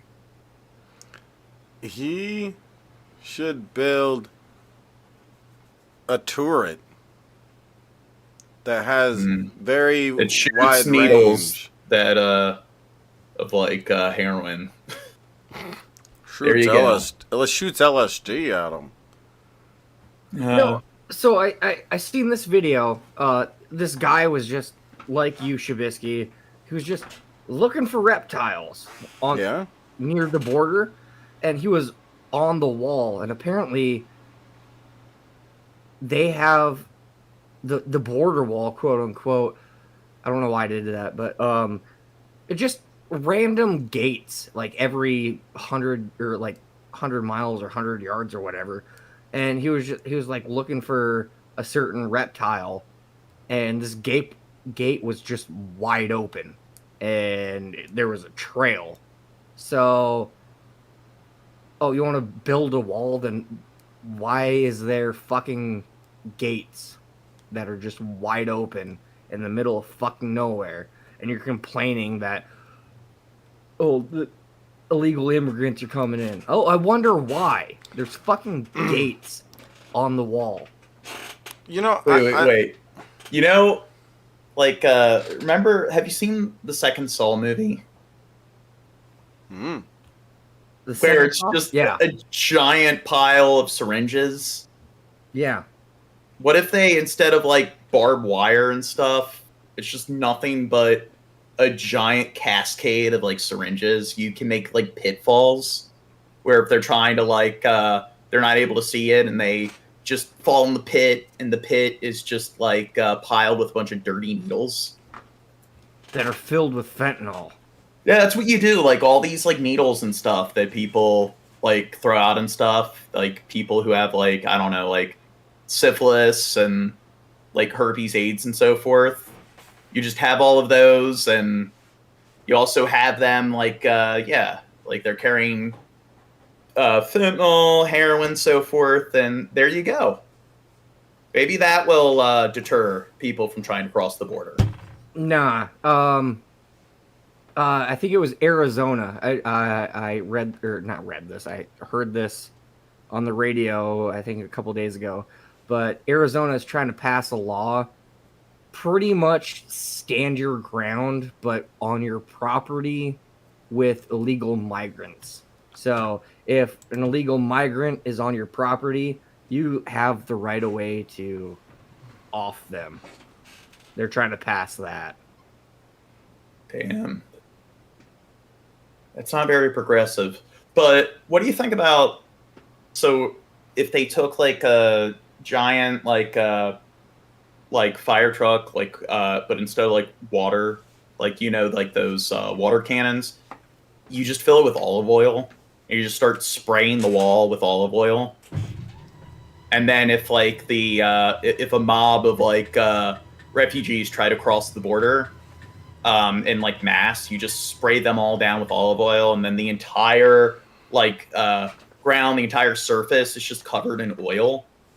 And then that way, when they're all trying to run and stuff, they're all slipping over the oil and stuff.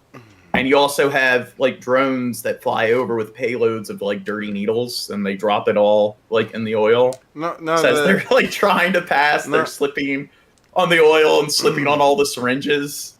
You know, like those things you can go to where you put a rope on and you can climb up and everything. Rock climbing. Yeah, they should have those fake rock climbing things, like a big wall set up at the border, and then oil coming down it. And only the alpha Mexicans can come in, the ones that can make it up the wall with the oil coming down. Those are going to be only the best of the best. Okay. Only the alpha like, can mow your lawn. Yeah. They can do like 2 lawnmowers at once. They're so fucking buff. Alpha. It's 2 birds, 1 stone, because when it comes to like dirty needles and so forth, they do have a difficult time like finding a way to like really like get rid of them, like how to dispose of them and so forth. So yeah, you can just use them as some kind of like border deterrent.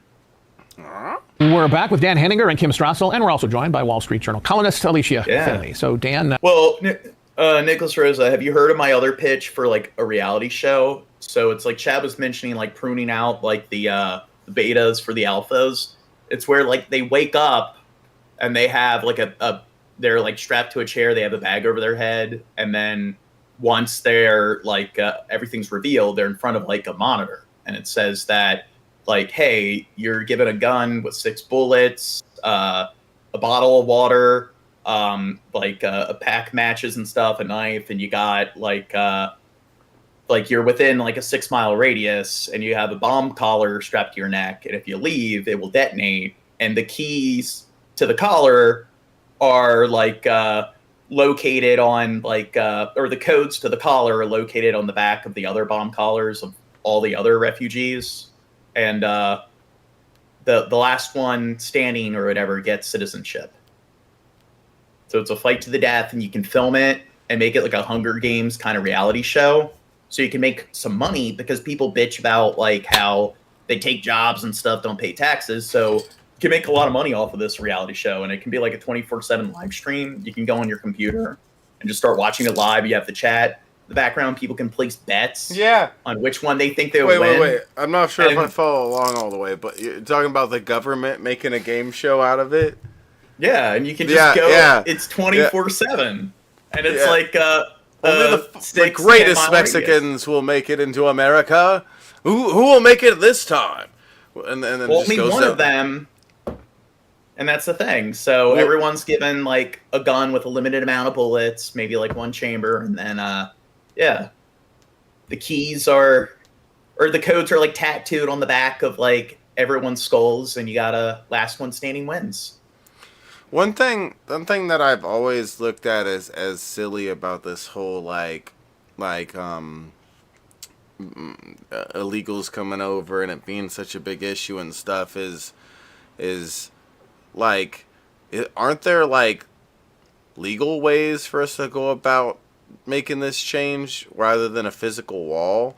Like one thing is like if someone hires an illegal immigrant, we can make it more a bigger penalty for you if you get caught hiring an illegal immigrant, and all these different things. I mean, because Donald Trump, he hired a lot of illegal immigrants for like working his hotel and stuff, from what I understand, and so he's the kind of person that benefits off of it, but then he in the public fights against it and stuff. But in reality, if he set laws against that, he would just be going against himself, wouldn't he? Because he's not honest about his take on this whole like illegal immigrants thing. But if they were really so against it, I think they would create legal boundaries like that to kind of force it to be less popular and less popular. And I think what they need to do is they need to chip anybody that's called like who's like an illegal immigrant. That way, like chip them. You gotta chip them. That way, chip on their dick. Well, like you just have. We're in a surveillance state, so like every camera, street camera stuff, Gene! like every cell phone. Gene, we gained a subscriber. Whoa! Oh my god, this is crazy. Whoever it is, are the greatest. Oh my god, holy shit. This is a day to remember, Drunken Crow. Yeah. Oh my god. No, but what you need to do is like that way. It's kind of like Idiocracy, where they have like the barcodes, and if they just walk by and automatically like will scan the code, they have the chip. So that way, like everywhere they go, we're in the digital age. Like their cell phone camera and shit like that. It's just gonna scan the chip, and there you go. They're on file. They're in the network. Well, another thing is like we're worried about the southern border. Why aren't we worried about the northern border? Oh, yeah, those damn Canadians. Well, because they're white. Yeah, we said the same thing. It's because they're crackers, dude. We're fine with them. To be fair, at least like Mexico, they're a true democracy, unlike Canada, where Canada's like a they're still like a monarchy. They're still ruled by the crown. That's appointing the governor general, who can dissolve their parliament and everything. But like for the people that like just like an engineer or a doctor that are like are right winged that are just like, oh, this guy, he walked from Guatemala to fucking Kansas. He's trying to steal my job. No, he's probably gonna get a fucking gardening job or usually doctors and engineers and people who are like highly educated white collar workers, they're more likely to be progressive and Democrats. They're usually the ones that aren't anti-immigration. Well, no. I'm talking about the person that is right wing and is that person. Yeah, being like worried about some brown person doing 1,000 miles, being worried about them stealing his job or their job. Usually, like people who are right leaning that are like and concerned. It's not that they think they're gonna steal their job. It's more like they think they're gonna come in and they're gonna get they're gonna steal other people's jobs and not pay taxes. Yeah, they're it messes up the economy and so forth. It's a boogeyman.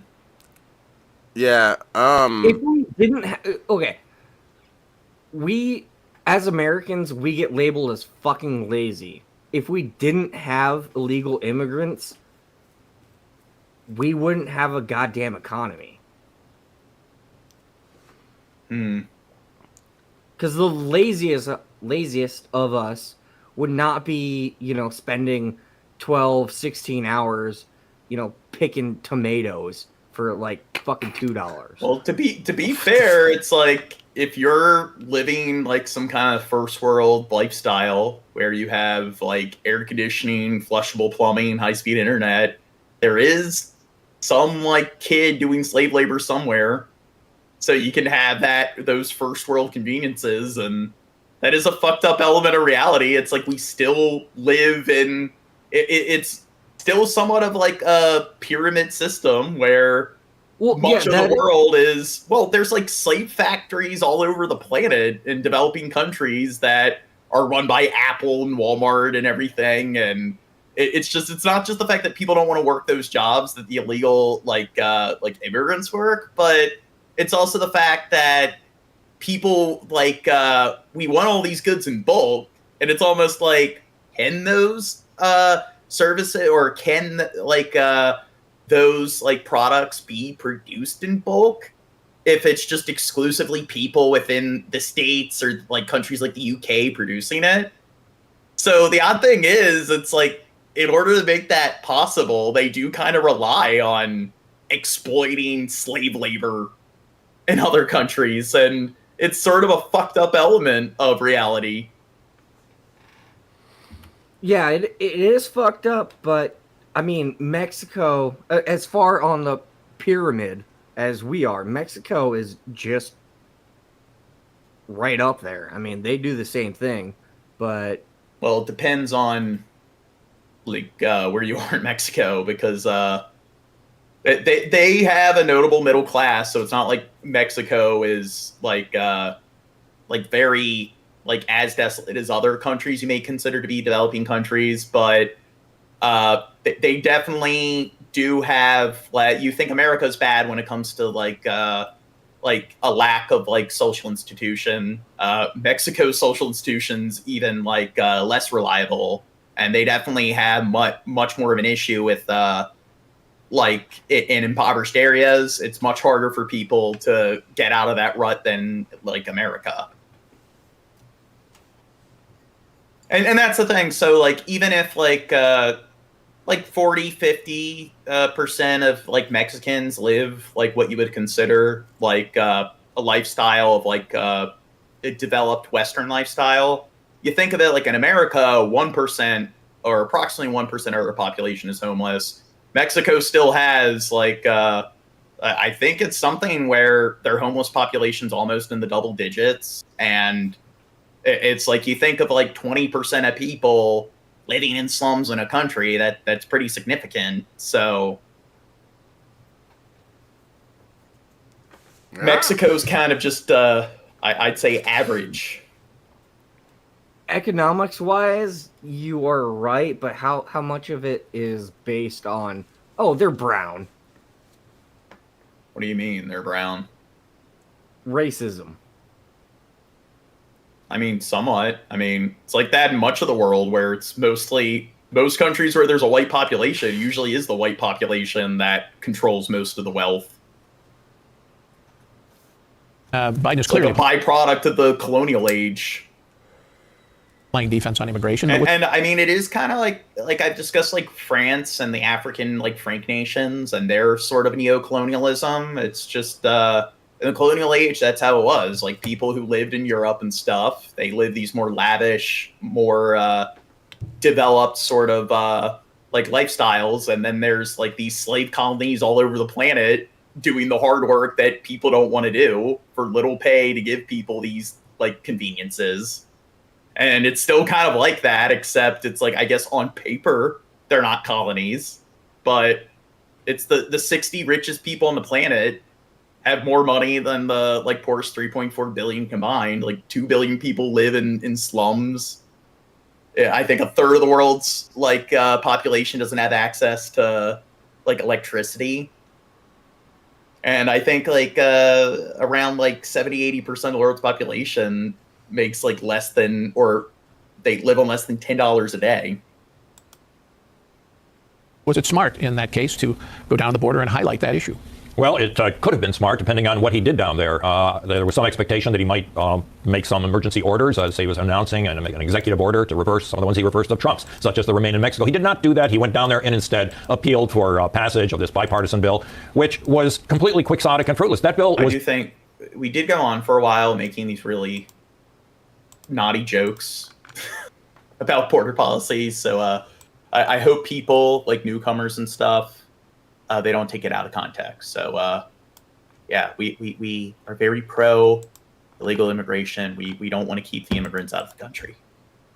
Yeah, dead on arrival. It had a lot going for it, but that's not going to happen. Like, if my channel ever blows up, and if I ever get any sort of like, I guess notoriety and so forth, people are probably going to take clips, these dark jokes I'm making. John will adopt children. The problem is that he came into office, reversed all these Trump executive orders. Look at how, like, when he's walking. It had a lot going for it, but that's not going to happen, and that's all he offered. The problem is that he came into office, reversed all these Trump executive orders, and then clearly we now know the Biden administration had no plan B as to what they were going to do after that, and they have let the border run open for 2 years, and incredibly, migrants have now become the single most important political issue in the United States, with President Biden's approval on it well below around 30%. So there's no evidence that the president has figured out a way. The wall wasn't even finished under Trump. Well, that's because the Democrats wouldn't let him do it. Oh, but that was that's something that, to be fair, that is something I love. Like, presidents don't have that kind of power when it comes to shit like that, because they need to rely on Congress to like approve of like certain bills and policies, and it's not really the president's like area, like their jurisdiction, to really pass certain like those kind of policies. Most of what they deal with is like foreign affairs treaties and like negotiations with other like other countries, other world leaders. And then within the country, they're just supposed to oversee like all the different like federal agencies that are supposed to be enforcing policy. And a lot of people don't pay attention to that. And a lot of the stuff that they want to like a lot of these like policies that people want enacted, and a lot of these like certain tasks people want like executed, the president isn't, the executive branch isn't really the branch of the government you're supposed to be looking to. And most people only pay attention to politics every 4 years. And then it's like with Trump, they were blaming the opposite. And all sides do this every election. It's like when the presidents promise all this shit that they never deliver. Pretty much all the presidents do this. And you know that they're not going to be able to deliver it. Why? Because they don't have that power. It's completely reliant on whether Congress decides to sign off on this stuff. And that's where Congress has the power. So then it's just every person sits there, like people on the right and the left. It's like the other side isn't letting them do it. It's the other side's fault. And they act like the opposing party in Congress somehow is like doing something they're not supposed to be doing. It's like, no shit, they're going to obstruct policies and vote against shit that goes against like the agenda of their party. It's like, do you even know how politics work? And then they act like their side doesn't do the same thing. And then what's funny is that even the Republicans thought that the wall was a waste of money and a stupid idea. Because when Trump was originally in office, like the Republicans had control of all three branches. They had control of Congress. And I remember like he was talking to Paul Ryan, and Paul Ryan, who was the Speaker of the House at the time, is just like, no, we don't really care about the wall, and that's not something we really have any desire to like follow through with or implement. And then it's like I'm talking to like my grandmother is a conservative, and she'll sit there and be like, well, the Democrats, they wouldn't let them do it and stuff. It's like when the Republicans controlled Congress, they were against it as well. And they didn't follow through with it. And he wasn't able to get anything done when, like, his party had control of all three branches of the fucking government. It's some Looney Tunes cartoon kind of concept, building a wall across the fucking U.S. like Mexican border. And it just shows people have no fucking clue how the government works. Well, there was it was either a YouTube poll or a Facebook poll or something like that. They're like trying to predict who's Trump's vice president's going to be. And one of the nominees was my state's fucking governor, Kristi Noem. And I'm like, I live in South Dakota's a red state. North Dakota's a red state. But yeah, Kristi Noem, she's been like pushing all this fucking conservative bullshit in my state. And she's an option for vice president? I don't fucking see that. Wait, this one person says AVG. I definitely sold the old I don't know. Are we allowed to say that, Chad? It's butt crack. Butt crack. Yeah, butt crack. It's like, yeah, thank you. I remember that. I remember when you sold me some butt crack. That was some good, delicious good butt stuff. Crack. Yeah, yummy. Thanks for the deal, but yum. to mollify. Yeah, but like I was saying with like how people don't understand how our political system works. So like when Obama was promising like, hey, he's going to try to push through like universal health care. It's like he does not have the president doesn't have the ability to do that. That requires Congress to agree on passing some bill or policy. And then what the president can do is they can try to persuade Congress into doing it. They can like propose a bill, but every fucking like U.S. citizen can propose a bill.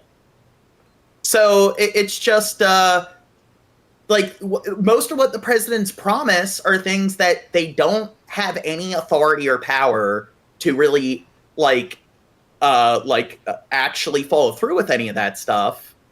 So what people are pretty much relying on the president to do is to pester Congress and pander to Congress and beg them to, like, oh, please pass this bill and stuff. And then it's just, if people want stuff like that passed, so, like, I agree with universal health care, but if you want something like that passed, you need to pay more attention to, like, your representatives and your congressmen, and you need a vote that, like, make sure that there is a majority of people in the legislative branch voted in that are willing to pass a policy like that through, and then nobody votes for their, like, for anybody in Congress.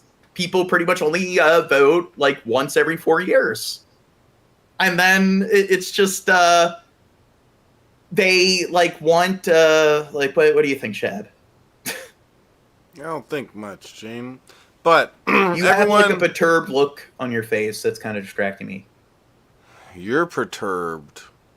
Everyone, hit the subscribe button, okay? We're at 763 subscribers when we could be at 764. Yeah. I don't know. What is it? Damo?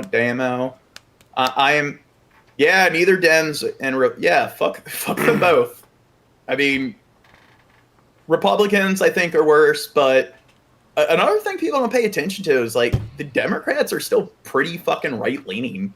People don't really, pay attention to the fact that a lot of, like, what Democrats do is they will, I guess, promote left-leaning policies and stuff and advocate for left-leaning policies, but then most of their practice is still pretty right-leaning and pandering to, like, the corporations.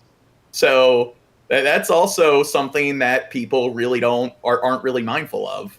Concerns over the migrants coming across the border. He will not take any action. They try to make Joe Biden out to be senile, but at the same time, Joe Biden has a secret plan to do this or that. Like, either he's super smart or he's fucking senile. You can't have it both ways. Like, he's really smart for a senile person. It's kind of like how my haters will he's a gifted. What's that? It's kind of like how my haters will say I'm a dumbass, but then they'll say that I bought subs at the same time. But then if you go to my channel, you can actually watch streams where there's shit tons of people in the chat, and I gain subs and stuff. That's like, so they really, like, kind of think that I'm far more intricate with this kind of stuff than like, if I really did that, I would just, like, maybe upload a video and do that and maybe fake a bunch of views on it. But why would I do that on a live stream like that? It's way more, that's such a complicated. Pay a bunch of undocumented, like to come into the chat and act like they want to sub to me. Oh my god! Pay them to sub to your channel and engage in your. Yeah, there you go. It's hilarious. It's hilarious how I get all the likes, I get all the people in the chat, I get all the. You can watch it as it goes up, and the names pop up, and they're not bot names. It's all there. It's if they really think I'm way smarter than I really am. Chet, I got an idea. How to get your views up. How to very complicated. Yes. Okay. Why? So you hire a bunch of, like, internet actors, and then you portray them as like these extreme haters, and you have them go to all these various Discords and platforms and talk about how, like, that Trubisky and John Morgan guy, they're the worst, and they constantly talk to you about how people constantly bitch about Destiny or, like, Bosch, and then it's like people are like, wow, a lot of people keep going around talking about these guys. Who are they? I should probably check them out. That's what I'm going to do. I got to hire, like, I don't know, a couple dozen, like, internet actors, and that's what they're going to do. They're all day. What? We gained another subscriber. We're blowing up. We're blowing up. We're going to be huge. Oh, my God. Well, once I get, I don't know, like 1,000 subs, I said I'm going to do a special where I eat 1,000 subs on stream. No. And then that's the last stream we ever do. No. For 1,000 subs, I want him to eat 1,000 crickets, cause he ate bugs before on stream. Shut up. He ate bugs before on stream. And 1,000 crickets, I mean, I don't know how much that would come out to in weight and food and everything. Do you think that's... More than what do something. Palestinians got. We got to do something new, like No, 1,000 crickets. We need to we bring already back did the bug eating. What about Gene. eating Thank you, Damo. Gene, you don't get how you eating fucking scorpions and tarantulas and stuff, you being able to handle that is kind sound of robotic, staticky. Well, what you should get is the mint chocolate chip, but instead of it's the Mexican mint chocolate chip, but the mints are crickets. Wait, I ate processed bugs, so I think what I need to do is eat live insects. I need to just take a live tarantula and or like a scorpion. Yeah, bite a stinger off. Well, now you know how in South Korea they'll eat like live squid, and it's apparently one of the most dangerous things to eat because the suction cups, it will like grapple in your like esophagus, your throat, and then you like choke to death. So it's like one of the most lethal, I guess, types of meals. So maybe instead of just like eating live squid, I need to try to eat some live scorpions. And John, just go to your nearest Sequest and eat the whole inventory of animals. I need to try to eat like live like Japanese like murder hornet or tarantula hawk or bullet ants. Maybe it's like I have to wrestle around with like 4, 5, 6 bullet ants before I'm allowed to swallow it for like 10 seconds or something. Dude, I wonder like having a few bullet ant stings in your like tongue or whatever. Yeah, you'd probably swell up and suffocate to fucking death, dude. Yeah. My tongue would swell up to like I don't know, like you choke on your fucking tongue. Yeah, 3 feet radius. No, I'll just have like my tongue will just be like I'll have to either get it surgically removed or my tongue will be like 5 pounds for the rest of my life, and I'm never able to like speak efficiently again. I'm gonna ruin so instead of ruining my YouTube channel by like rupturing my stomach, eating 1,000 subs, I'll ruin it by I don't know, like crippling my tongue. No, 1,000 crickets. Alicia, you agree with that basically he's got to, at this stage, given what a hole he's in politically on this issue, and all the polls show it, he basically has to start taking some firm actions. Now, there's been leaks from the White House that he's going to do something, including perhaps trying to reinterpret the asylum standard. If you have an interesting podcast, the subscribers will take care of themselves. Hell yeah, Chris. Yeah, but that requires too much work and effort. It's easier to just buy subs. Path of least resistance. You don't want to. That's how you're pragmatic. You try to find the approach to like exhausting the least amount of energy and resources to get the maximum amount of results and income. For granting asylum We're for gonna migrants, hire because you have to do that. Scotty to sub. Okay, don't bring him up. And he but he can't comment. And he's kidding. Yeah, Chris. we're kidding.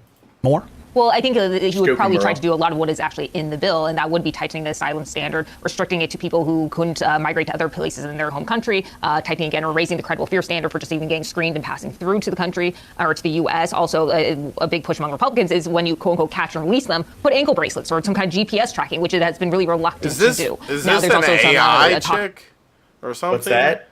Is she like made by AI or something? Maybe. You never know who's like a deep fake AI. Like for real, she seems so fucking weird and robotic in the way she talks or something. I need to program some AI that's just a deep fake of me with my voice. I've done that with 11 Labs. I'm thinking of doing like video essays with like my clone voice. But yeah, just like program a bunch of like AI Shabiskis and Gene Morgans and have them do the podcast for us. There you go.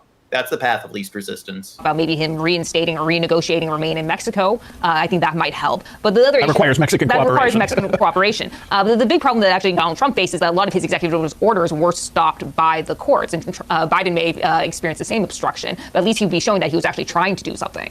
Kim, do you think the president? I know, Skeppy. 1,005 energy shots. 5-hour energy shots. Dude, a 1,000 crickets would be a pound of food? Dude, Gene, 1,000 crickets. No, no. Dude, it's smart to kind of say to Trump, look, don't just normal block, crickets. whatever they're trying to do in the Senate, but help. I think Gene doesn't get it. They'll bring in some more people, Gene. You gotta eat 1,000 crickets for 1,000 subs. You have to. Guys, dude, do a poll in the chat. Yeah, you're sounding all staticky chat. and robotic. Yeah, let me fix it, I guess. God, Shab. Wait, so was that chick's solution to like bag and tag illegal immigrants and just like send them back to Mexico? Yeah, with some ankle bracelets. Oh, like I said, you just gotta chip them. Or we need to have a surveillance state system where, like, there's just scanners everywhere, like an Idiocracy, and you tattoo some kind of like barcode on them. Images of 3 Norfolk Southern trains involved in a collision and derailment. I could hear it. It was like, Yay! boom. U.S. state infrastructure. So, did you know that the Academy of Engineers gave the U.S. a grade D+ when it comes to its infrastructure? Oh yeah. Yeah. Well, we got money to spend on something more important, like Israel.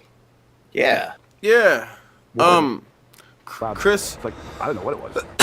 Chris said they already did that on Fear Factor and it didn't go well for them. Are you talking about the 1,000 crickets, Chris? Dude, we did a stream where John, he didn't even get paid any money to do this, I don't think. He ate a tarantula. He ate like 2 scorpions. He ate... They're high in protein and omega-3. He ate a bunch of crickets and like a couple other things. He I think it might have been more like 4 scorpions he ate and maybe 2 tarantulas. Did you eat 2 tarantulas? I think it was just 1. 1? I don't know. Like, he ate a bunch of bugs and he didn't even care. And that's why I'm saying, like, he needs to do that for 1,000 subs, because for him, he doesn't really care. Most people... Well, we were covering... If we got 1,000 Yeah, I'll eat the damn bugs already! Jesus Christ. You better. Like, dude... Nobody in the chat would eat a tarantula, I bet that's here. Nobody. Dude, I had some garlic and some parsley. Yeah, you're something special. No, dude. no. The reason I did it was to show, like, the UN says that, like, farming bugs, like crickets, might be one of the solutions for, like, global food shortages or whatever when the population, like, peaks at 9 billion. And I was doing it to show how, like, compared to, like, farming larger livestock, like cows and pigs and so forth, it's like the amount of water that goes into their feed and the drain on the resources and stuff. It's very expensive. All the CO2 emissions from the factories, all the methane. All right, so it's yeah, whatever. Shut the fuck up. Okay, so it's good official. for the environment. It's official, guys. At 1,000 subs, Gene's gonna eat more bugs. 1,000 crickets. Yeah. Look at the amount of water and the resources that like crickets use compared to cows. Gene, if you had a shovel, and they got more nutrition, they got more B vitamins and omega-3, and they don't fart methane, or maybe it's like little insect methane farts. I like the fart. John, if you had if we get to 1,000 subs and you had a shovel, would you dig up an anthill colony and eat every single one of them? No, I'd at least want it to be processed to some extent, but I wanted to go through some kind of, like... You'd want a survivor. I want some FDA regulations. Like, I wanted to go through some kind of review process before I eat it, but, yeah, people need to stop eating live. And then you look at the factory farms. Remember, like, the little baby chick blenders? Yes. That was so cute. It's fucking evil. That was so cute. And it's like, who cares? They got their stupid inferior insect brains. Pigs and cows, they got all their, like, higher mammalian prefrontal cortex brains and so forth. They don't got all, like, the emotion. Like, bugs don't have all that emotion that makes them cute and shit. That's why, like, it's psychopathic kids that, like, kill small animals. It's normal kids that just, like, bully ants and, like, kill ants and shit. Martin said, "You ain't taking my cheeseburger." And no, we're not, Martin. You're gonna keep your cheeseburger. It's just gonna be now made out of crickets. Martin, it's gonna be a cricket burger. We're gonna reach the singularity in like a few years where Chat GPT 12 finds a way to create some Star Trek matter synthesizer, and we can just synthesize cheeseburgers. It will turn oxygen into gold and turn the gold into beef, and there you go. Well, there was I think it was either France or some fucking European country. They outlawed the term steak. So if you called like what was it, the Wonder Burger or whatever the fuck, if it's not actually a piece of meat, you can't call it steak. I'm doing a spin-off of Jackass. Dude, Simpsons did it first. Yeah, there are no original. I'm sure you can find reality shows and shit where they're eating bugs before Jackass. And apparently, most of the world's countries and stuff, like in the East, Latin America, throughout much of Africa, they eat bugs. And apparently, it's like mostly only Western countries where we drink the milk from the tit of some other animal. So much of the rest of the world thinks that's weird, that we're drinking another animal's like tit juice and everything. So that's unique to us Westerners. So we might look at other cultures like they're backwards, but the rest of the world eats bugs and thinks drinking like another animal's like tit fluids is weird. We drink another animal's tit fluids, and then we think eating bugs is weird. To each their own. Now investigating the wreck, saying it's I was thinking like, okay, so like milk like gives you gas and shit like that, and I was thinking like, okay, does eating bugs have anything like that? Something gross or whatever? And I think like maybe getting insect legs stuck in your teeth, like popcorn kernels. But what if it's like you know how like if you take a shit, you can see little bits of corn peas in your shit? Maybe you can see. Do you think maybe you could see like insect remains in your shit? That would be pretty yucky. The one survivor that the legs just twitching. Yeah. Okay, let's move on. Assessment shows the derailment occurred after an eastbound train collided with a train that was stopped on the same tracks. A westbound train then striking the cars that had spilled over onto its tracks. In the derailment, 2 locomotives ended up partially submerged in the Lehigh River. Moss did it. Into the river. Just to double check, make sure there's no sheen. Norfolk Southern saying it will clean up. See, this is why we need to build a wall. Hamas crossed the border, and they went in and they derailed our trains. Small amount of diesel fuel that spilled into the river and plastic pellets that spilled from one of the cars. The company adding, there's no threat to the public. No hazardous material. Dude, you know when like Shab, popcorn kernel kind of gets stuck on the side of your mouth and it kind of feels like it's in your ear? No? Never. I have no clue what you're talking about. You know when a popcorn kernel kind of gets stuck on the side of your mouth and it's like this weird sensation, it almost feels like it's in your ear. It's not actually in your ear. You've never dealt with that?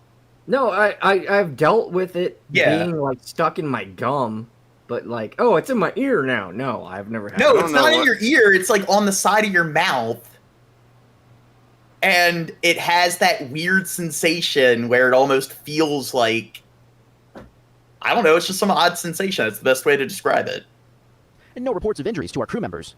You're We request that druggy, everyone Gene. stay out of the area so first responders and Norfolk Southern personnel can continue to assess and work at the scene. Tonight, there are What no the evacuations. heck double toothpicks I scrolled into? Martin, this is the greatest podcast I ever loved. Yeah, we're the best podcast. Officials saying teams mobilize fast. Oh, Adding first responders have trained multiple times at the toxic train derailment in To be fair, is the flag of Texas. we're under the influence of various substances and sleep deprivation. So it's kind of like once we go on for like past the 4-hour mark and we're, yeah, we're high on the drugs and the sleep deprivation, usually things get kind of odd. In Ohio, the 1-year anniversary of We that start wreck to get all was tangential. a few weeks ago. Norfolk Southern CEO Alan Shaw spoke to us exclusively about the safety measures his company has taken since last February's fiery derailment and subsequent chemical spill. What are you doing to ensure a derailment? Yeah, I'm the what is it? Tweaker, Shab's the stoner, Crow's the alcoholic. Like the one that we saw on February 3rd of last year. It doesn't Hi. Yeah, it's a comprehensive approach. There's no one single thing that you can do. It's a continuous improvement process. But back in Pennsylvania tonight, another multi-car derailment, leaving another community stunned. We hear the train every single night. It looks very scary and horrible. George joins us now from the crash site. George, where does the investigation go from here? Jose, NTSB investigators are already on the ground right now assessing the wreckage. Cleanup continues. Meanwhile, the Pennsylvania Department of Environmental Protection hasn't... Remember the that one it was like a few years ago where it was like a poop train and it like ended up breaking down, and it took them like weeks to actually fix it and get it back and running.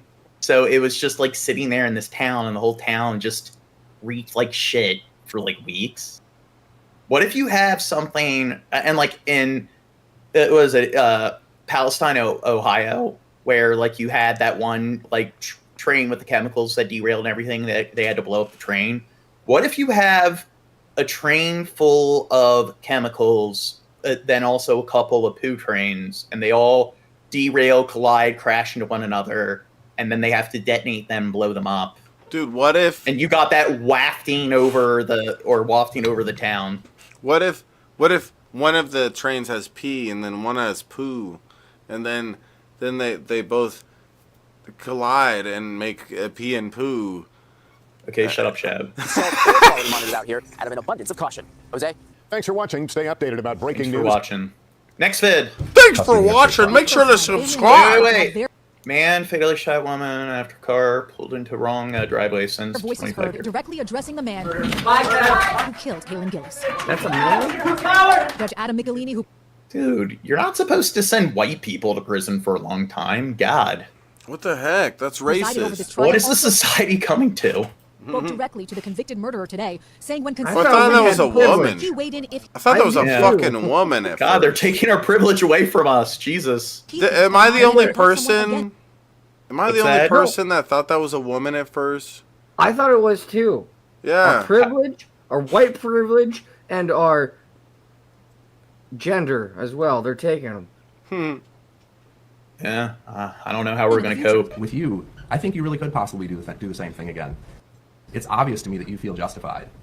You don't take any responsibility for the outcome of your actions. Judge Michelini also recalled what I like how he said talks. during the I like trial, how he talks to the person like that. So he explains to them why he's gonna give them a worse sentence because he believe. Like, I don't know. I like the way he explained that. Because that's a reality. That's why like a judge needs to give you a worse sentence because you show that you're just. If you're going to be apathetic, yeah. If you're going to be apathetic with your own self-judgment, then I'm going to be apathetic with my judgment, motherfucker. Yeah, it's like fuck you. Don't be you know? apathetic with the judges. Yeah. testifying in his own defense. You senselessly took the life of Kaylin Gillis, and you have the gall to sit here and talk about how you plan to finish up the work in your house and race motocross in the future? You don't deserve that. True mercy is free. Both sides today got a final chance to make their case for The what judge, to be fair, when he got up, I thought he was going to attack the judge like that other dude, where we covered him like a few weeks ago. is a just sentence. Assistant District Attorney. Wait, what were you going to say, Crow? Okay, so the judge's face looks like he's like in his like maybe early 30s, but his hair, he's so fucking stressed it's gone gray. I didn't see Well, the judge. Kevin Monahan was Jay Trudeau, as somebody that works civil engineering trains, which the United States has been neglecting, actually are very useful because they can carry very large amounts of cargo, long distances. They don't use nearly as much fuel and stuff as trucks and on-road vehicles, because with the railway system, it tends to use less energy and so forth. And the more you rely on trains, which are an off-road vehicle, the less things like trucks and large vehicles you have on the road. And usually those larger vehicles result in a lot more road vehicular accidents, and they result in a lot more congestion. So you definitely want to invest more in things like that because it's definitely better for you, because it results in less congestion, traffic jams and stuff, and less vehicular accidents. So yeah. Did you know that trains have a thing where they pours sand in front of the wheels, in front of. Did you know that for like traction? Mm-hmm.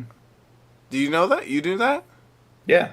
Oh, I feel like most people. I learned that recently. I didn't know that, but I work in civil engineering. So okay, it makes sense sure. that, Oh, I think most people don't know that. I bet like probably most people that are watching right now never heard of that. I just heard of it recently, but yeah.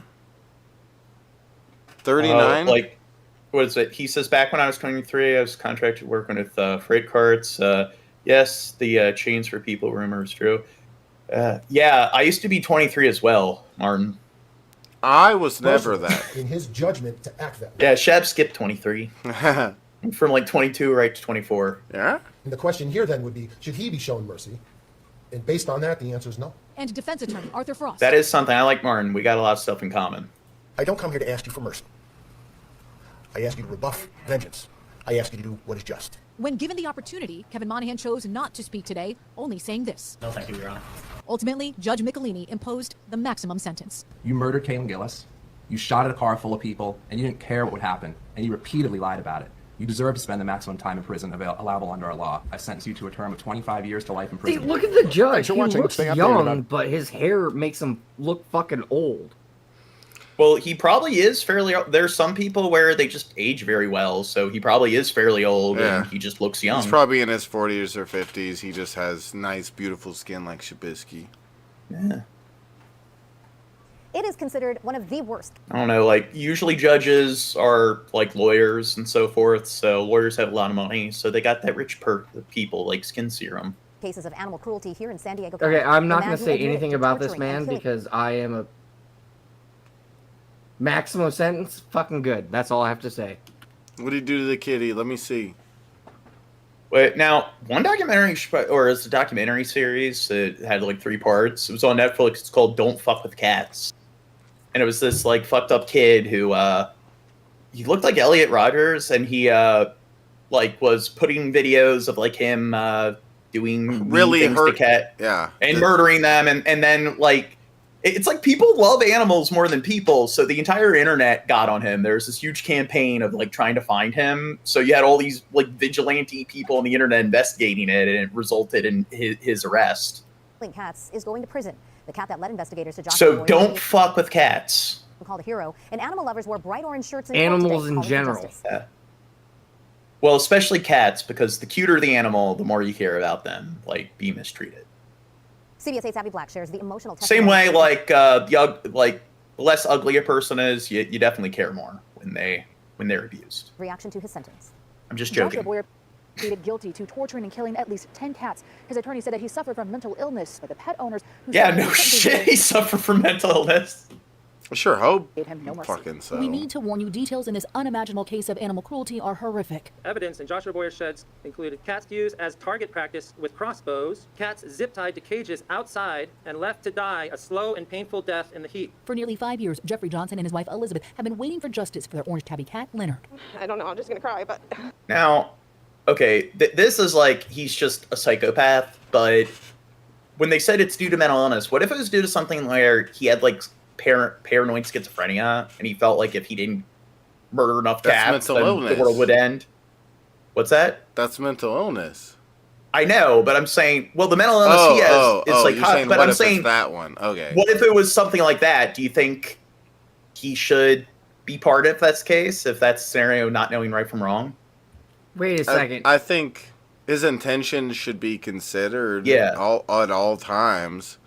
But let's say somebody has schizophrenia and they like, they're hearing voices. If they don't kill all these cats, then they'll the world will be destroyed. Like, let's say it's something like that. Do you think somebody like that they should be treated different than somebody who's just like, I just wanted to spill their blood and look But at do you their insides? think they should go to prison, or they should be innocent by means of insanity, if that's the case? Because They a lot should of people be sent to a special place, Yeah. a normal prison, and they shouldn't be treated as a normal prisoner because they aren't a normal prisoner. If they can like prove to a good amount that that's the reality of how they thought about it and stuff, then that matters a lot. And No, Dirt wants me to adopt a couple of his cats. It's come full circle. Oh shit! No, don't do that. Don't give your cats to John. Well, I don't have any pets don't yet. Don't give your cats to Gene, guys. Don't. I think I'll get a once he gives me a couple cats, I'll start some animal hoarding. I'll get a gray parrot, some ferrets, some guinea pigs, capybara, pooch and monkey, an otter. He's a hero because for some reason I can actually see you hoarding animals. Wait, why are we? What was this dude saying? They said the N word. They said the N word has to be banned. So fuck, just go on with In the May shit. 2019, Leonard's GPS led them to a shed connected to Joshua Boyer in Escondido. They wore body cameras during their search and say that they found 125 pieces of evidence, including 10 dead cats, firearms, and tools used to harm the animals. Your Honor, Boyer is a sociopath. He lies to people. He charms them. He charms the mental health professionals the same way he tried to charm everyone in court today. I feel like this is. Wait, is he a lawyer? Wait, is he? Yeah. He said this lawyer's He charms. Leonard's GPS led them to a shed connected to Joshua Boyer in Escondido. They wore body cameras during their search and say that they found 125 pieces of evidence, including 10 dead cats, firearms, and tools used to harm the animals. Your Honor, Boyer is a sociopath. He lies Boyer. to people. He charms them. Boyer. He charms the mental health professionals the same way he tried to charm everyone in court today. The prosecutor says that Boyer committed stolen valor. He posed as a service member and wore military uniform to persuade older people that he found on Craigslist to adopt their cats for free. And he does not get my forgiveness because it was disgusting with. Boyer's attorney says that while his wife suffered from postpartum depression, he also suffered from an undiagnosed mental illness. During his sentencing, Boyer That's wore so a mask. horrible to have given your What's cat this? to somebody and felt like you trust them and you couldn't afford them anymore, and then you figure out that they fucking use them as arrow practice, target practice or whatever. That's well, so the thing is, he put a lot of pre-planning and stuff in there, these multi-step plans of posing as a military veteran to get people to donate the cats to him, contacting people who are senior citizens. So one of the things I'll talk about is when it comes to using mental illness as an excuse of whether you should get off of a crime, when it comes to conditions that cause psychosis and so forth, usually it really does debilitate a person's ability to think clearly and to function. So a lot of times when you can show that they can talk coherently, it's not words out, they can pre-plan things, they're able to orchestrate. So it shows that, they don't have some kind of psychiatric disorder that's causing psychosis, because usually disorganized thinking, not being able to even properly organize your wardrobe or prepare a meal properly, that's usually how far gone people are when they have those kind of conditions. That's how far gone they are? Far gone. Well, what, Warsh? My Baltimorean accent? You're doing like a Brett Keane, that's so far gone. No. What are you saying, Crow? Isn't one of the first steps to becoming a serial killer is animal abuse? Oh yeah. Oh yeah. I bet this guy, if he wouldn't have got caught, and this could go on for another 5 or 10 years, he would turn into a serial killer, or just a year or so, maybe. Who knows? But yeah, he's gonna get bored of the cats at some point. He's gonna want to work his way up. I bet. Yeah, but the documentary "Don't Fuck with Cats," he ended up killing a person. So.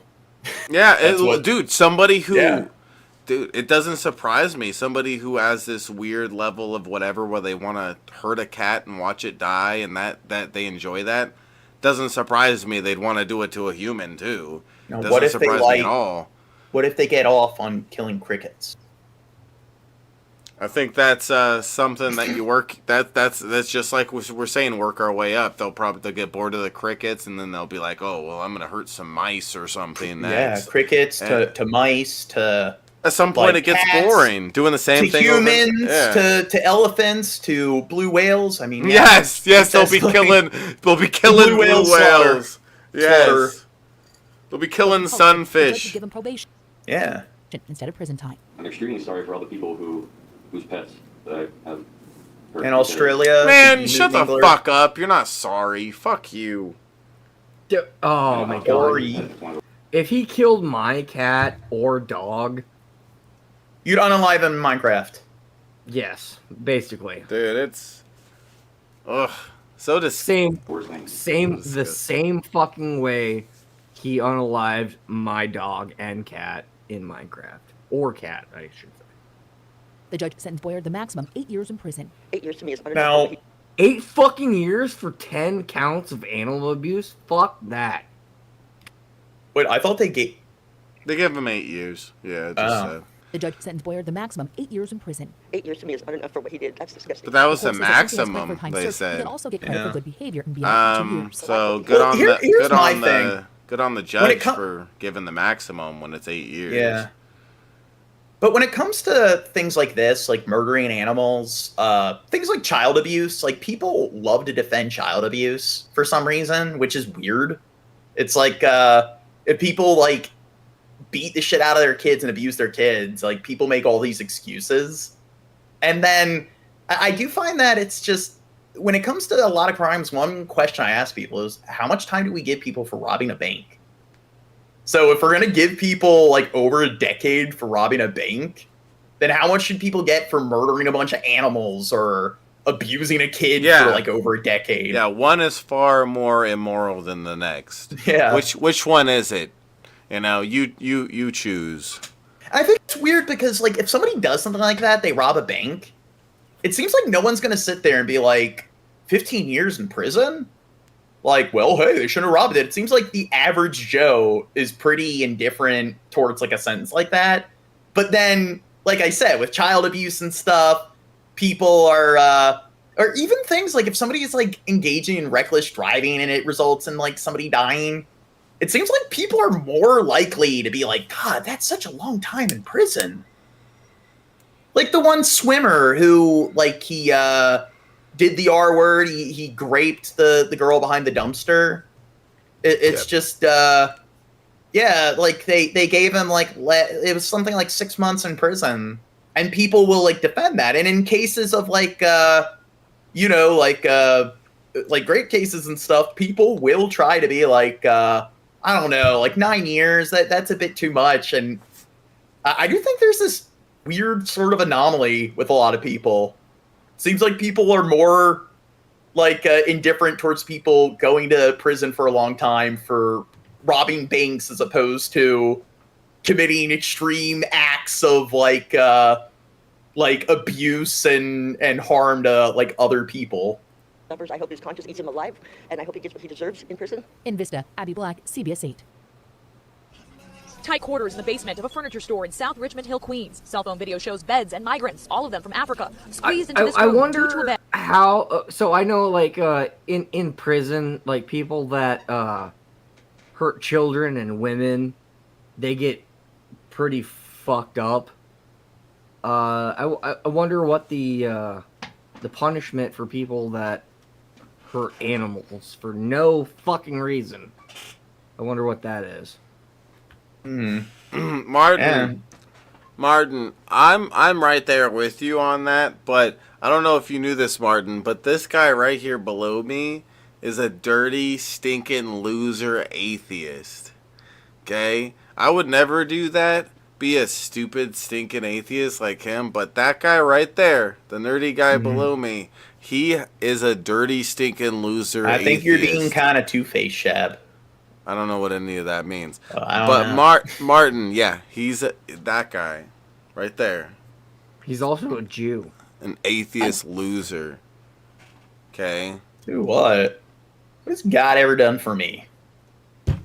Migrants sleeping in shifts, only 2 I've never seen no God. rooms. Ibusar runs the furniture store upstairs and says he's the man behind all of this. When they started coming to me, telling me their stories, I started helping them. I didn't want to. See, I like that response. I don't care. Once the city That's the right started enforcing a response. 30-day limit for single migrants staying at city-run shelters, Sar says the men were forced to sleep on the streets. And why was this better than a shelter?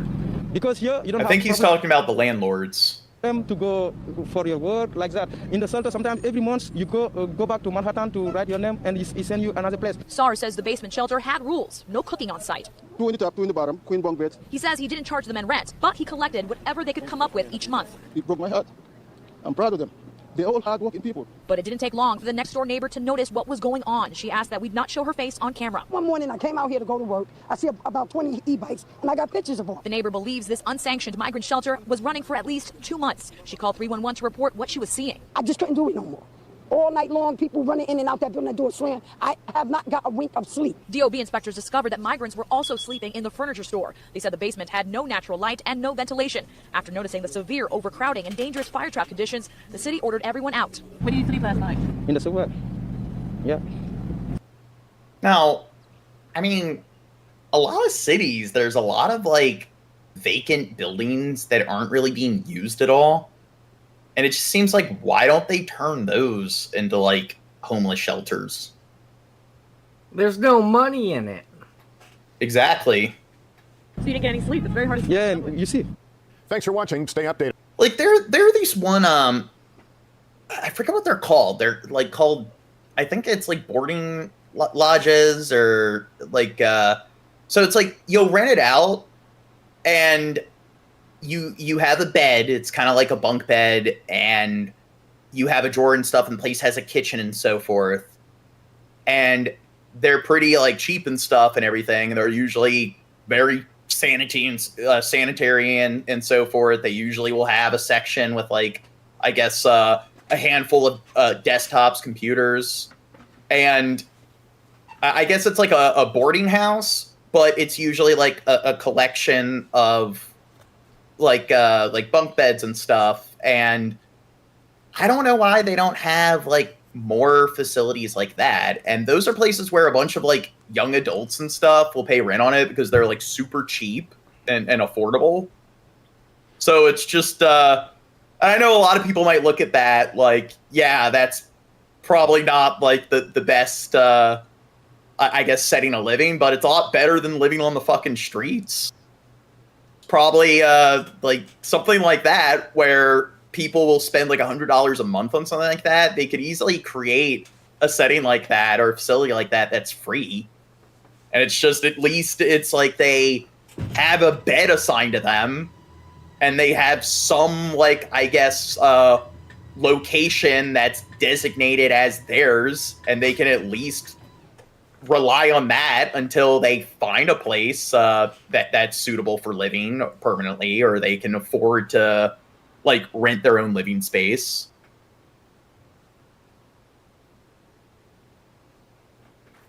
A small pro-Russia autonomous region of Moldova has issued a public call for help from Moscow. Relations between the region called Transnistria and Moldova have always been tense and worsened in recent months after Moldova imposed new customs duties. Okay, so Moldova is the poorest country in Europe, and one of the things that Russia was trying to do, like with those eastern like regions, territories in Ukraine, is that they were saying that Putin's been targeting this like breakaway region from Moldova for a while. And the same way it's like, hey, Crimea, like these eastern Ukraine like provinces and stuff, they don't want to be part of the Ukraine, so we're just going to come in and take them. He wanted to use like the territories in the Ukraine to kind of build a land bridge to this breakaway region in Moldova, so he could help, I guess, annex that region as well. On imports to and exports from Transnistria. Well, with on Wednesday, a rare session of the war Transnistria. in Palestine and Israel, we don't really give a shit about Ukraine anymore, do we? Well, I do think they did recently approve with Navalny's death and everything. Now people are starting to pay a lot more attention to it. And now that people are kind of pissed off with Israel, and even like Biden has recently like started to call them out and try to distance himself from like Israel, I think the attention is starting to like sway back to the Ukraine. But to be fair, you had the Tigray War. We covered that in Ethiopia. That was like a civil war going on at the same time as Ukraine. And you look at the time it overlapped in Ukraine, and it was like the same amount of casualties. And then in Burma, when like the military coup happened, you looked at like the Burmese like civil war. I know Crow's going to correct me, Myanmar, and that was going on at the same time as the like Ukraine-Russian war and Tigray war. And within the same time span, it was the same number of casualties.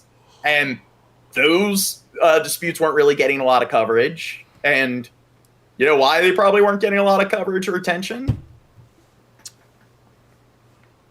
Racist. Black Widow. Well, they're not a bunch of like predominantly white countries. They're not a bunch of white Europeans. Congress appealed to Russia to help protect the region in the face of increased pressure from Moldova, according to the TASS news agency. Russia's foreign ministry says protection of those living in the region is a priority, while Moldova described the call for help as a propaganda event. Here's more now from the president of Moldova, speaking at a summit in Albania. Do you fear Transnistria may be trapped into the war? Moldova is safe today. Ukraine needs to be supported. Ukraine is keeping us today peaceful and safe. Now, the big thing in Moldova, so I know Belarus is considered, if you don't consider Turkey and Russia to be European countries, Alexander Lukashenko is considered to be the last dictator of Europe.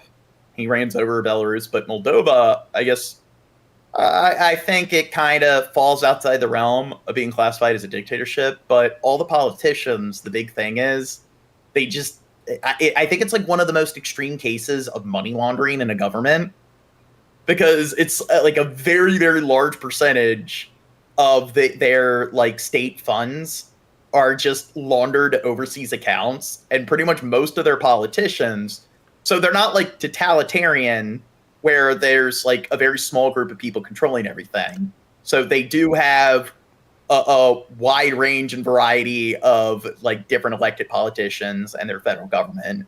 But that is a big issue Moldova has, which is why they're one of the poorest countries in Europe, is like very pronounced like money laundering or extreme money laundering. Joining us now is Matthew Schmidt, an expert on Russia and Ukraine. He teaches national security at the University of New Haven. Welcome back. Good to see you. Thanks. Good to be here. Okay, so it's probably best to start with 443 views. It's just 1,600. God. All our previous views, or streams and stuff, we'd get like around 100 views, and usually it bumps up to like 200, 400. I wonder how many views we're going to get in the next 2-3 days. Probably gonna be hitting like in general the 1K mark. 100 square miles. It's a small sliver of land squeezed between Moldova and Ukraine. Declared independence in 1990, but it's not recognized internationally. Gene speeds up stuff all the time. Well, we do it because it's 1.5 speed. It would take us forever to get through everything if we watch it at normal speed. I mean, it's mostly for us to provide the commentary and so forth. And it's also a way to avoid copyright. So once we started doing this, we haven't really dealt with any copyright claims. And even like where they, what is it? They demonetized the video. Like most of our videos haven't been demonetized at all since we've been doing this. So there are a lot of benefits to it. Notably, though, it's home to about 500,000 mostly Russian speakers, as well as 1,500 Russian soldiers. So fast forward to Wednesday, and during a meeting of the Council of Deputies, the Parliament issues this call for help to Russia. So what is this call to help, and why did they do it? This call to help, John, is a classic part of the Russian playbook. It's a situation where you take a Russophone, declare that they are afraid of something happening to them, that they're afraid of being discriminated against, in this case by Moldova. They got to go in and help them. And you know what, Chad? Like, so Russia is like going in and taking back a lot of its old territories, like ex-Soviet states. China wants to go in and take over Taiwan. Why don't we just make some peace treaty with the other major powers, let them take those territories, and they can let us like just go in and take back the Philippines and Cuba and so forth. Dude, don't you think that would be a fair deal? Dude, is that GG Allen on our stream? Who's GG Allen? Holy shit, that's GG Allen. I don't think that's GG Allen. Dude, GG Allen, I'm such a big fan. Oh my god. I think he's froze up. And I don't think like Haley, I don't care if they have these views or opinions, so mods don't do anything, but they might be a bot, because one thing that apparently happens is if you start criticizing Russia, a lot of people will claim that a bunch of random bots will start coming in and like arguing for Russia and arguing against like the people who are like advocating for Ukraine and so forth. So we might have attracted enough attention where we have our first Russian bot. And then asking for Mother Russia to come in and help them. It's what happened in the Donbass. That would be What awesome. happened in Crimea. It's what happened in Georgia. It's an absolutely classic. Now you know you're making to your point, defending moves. Russians and Russian speakers wherever they are has sort of been policy, if you like, for Putin, as a way of justifying Russian military action, like the one currently underway in Ukraine. Here's Putin back in February 23rd, 2022. Okay, we've covered this topic enough. Next vid. No audio. GG Allen. Oh my god. What's going to happen? They're gonna run over there, and then they're gonna drive their thing.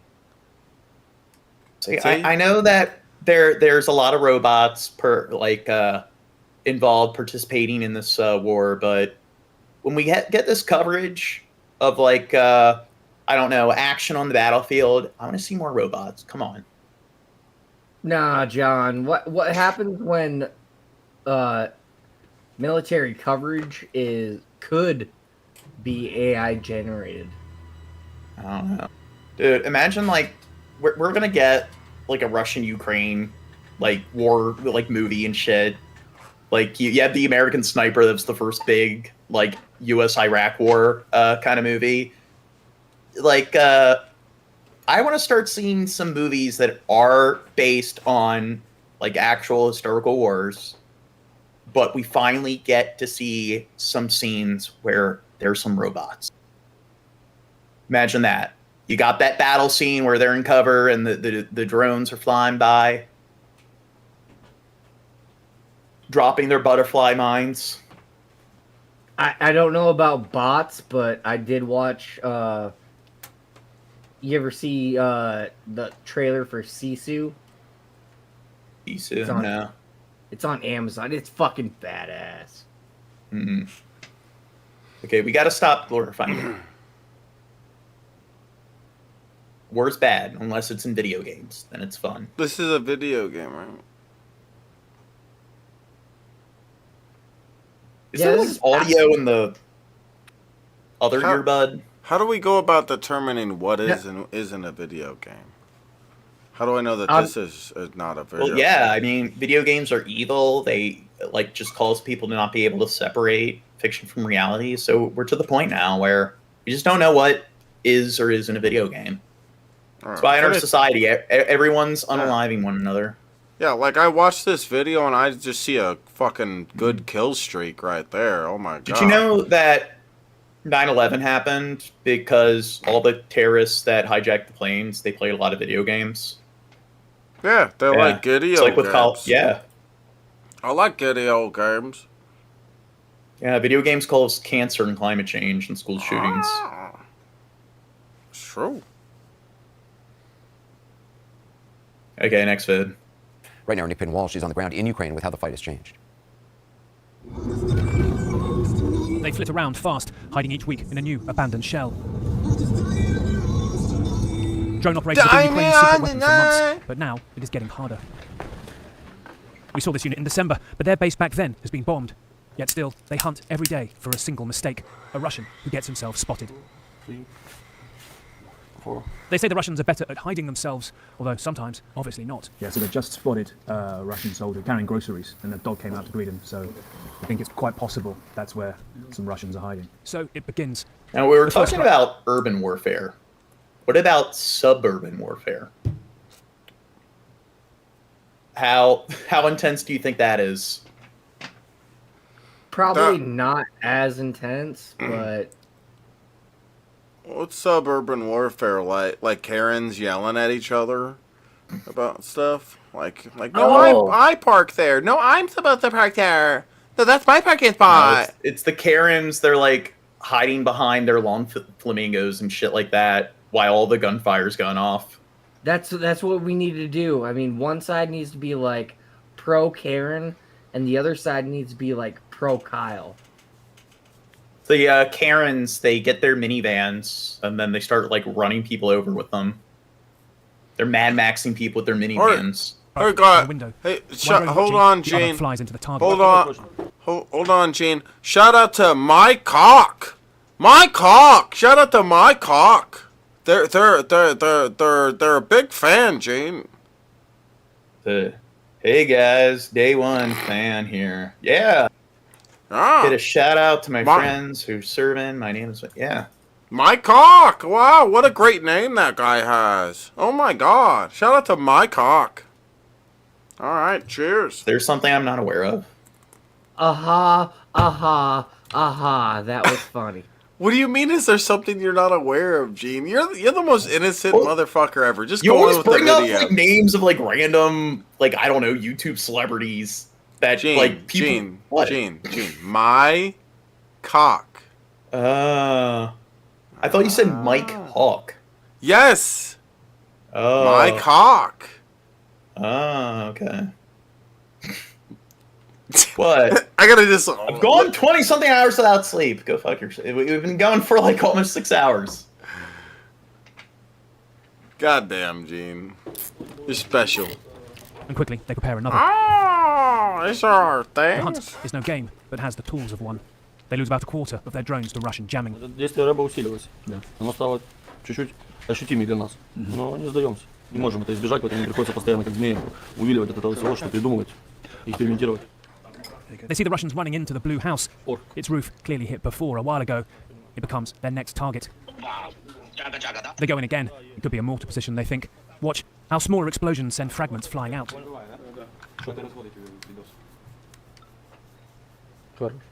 Не, ну не факт, что убили. Сейчас посмотрим. The Russians often have to stay injured inside the damaged building to not draw in more drones. Они стараются еще ждать, то есть они ждут какой-то момент. Они сразу не убегают. They go in again. It could be a mortar position, they think. So, Shad, where would you hide if you were in a building and drones were attacking? At the safest room. I would hide in the safest room. Probably find apparently stairways are some of the most I guess stable places and stuff, and any sort of or like stable parts of an interior. Like hiding under a stairway is well, not under it, right where, or doorways and door frames as well. No, that's that's what you're false. supposed to do. What's that? That's false, because in earthquakes, that was the advice for earthquakes, but that was because of the building material that they used, and yeah. Well, it's also if it collapses, you're more likely to the way it collapses into itself, because it's like an arch. It's more likely you're less debris is more likely, or is less likely to fall on you, and you're more likely to, I guess, just get caught in like an air pocket, which that still sucks, but it's better than dying due to a bunch of debris crushing you. Then suddenly, the power goes out. The internet down and screens black, but remarkably, they barely miss a beat. The commander sparks up his cell phone 5G with the drone feed and a chat But group. the stairway, it's in cases where there's chemicals, smoke, dust, debris, and so forth. Apparently, it's one of the more secure places that you should go to in a situation like that. The entire attack just from an iPhone. Or shrapnel. So I do know that. Do you know the one of the big reasons why soldiers wear helmets, not to really protect them from bullets. The big threat is shrapnel. So it's also if you're inside a building or interior and explosions are going off, I think that might be a play. Unless there's some crawl space or whatever, closet you can hide under. The smoke grows in intensity. They think they might have hit a weapon store. Там что-то есть. Что-то. Походу быка было, да? Там же ничего не было, когда ты залетал. They never see Russian faces or taste the smoke. The blast noise takes a few seconds to travel to them. But this is still killing, up close, yet far away. Strike, launch, repeat, all day. Nightfire for GameCube. It's the perfect drone trainer game. Yeah, 007. Yeah, I played that. Oh, I didn't read the 007 because his name's 006, so I was just yeah. I guess I just overlooked that. It blended in. Sometimes it's cheers here, screams there. Other times, the other way around. Now, Anderson, what really is striking about these units is just how relentless those attacks are. They simply do that all day, every day, whenever they spot a potential Russian target. Interesting, too, though, this unit based in Kherson, a city that was invaded, occupied, liberated. Well, they are concerned of what they've seen 20 kilometres further away from their position. Russian units are massing. They're concerned they might be trying to have another go at the city. All along the front lines now, Anderson, real concerns amongst Ukrainian soldiers that Russia might be trying to regain some momentum. We saw some of that just outside Avdiivka, which Ukraine had to give up 2 Saturdays ago. Russia moving towards... So do you think the Ukraine's going to hold out? Because I do know they're running out of ammo, they're running out of troops. Now, Congress did, they were claiming that they were going to cut funding and financial aid and so forth, but I do think they did actually pass a bill to send funding their way and everything. So it was something like $4 billion. And I think, like, again, it's because they're starting to get more pissed off with Israel.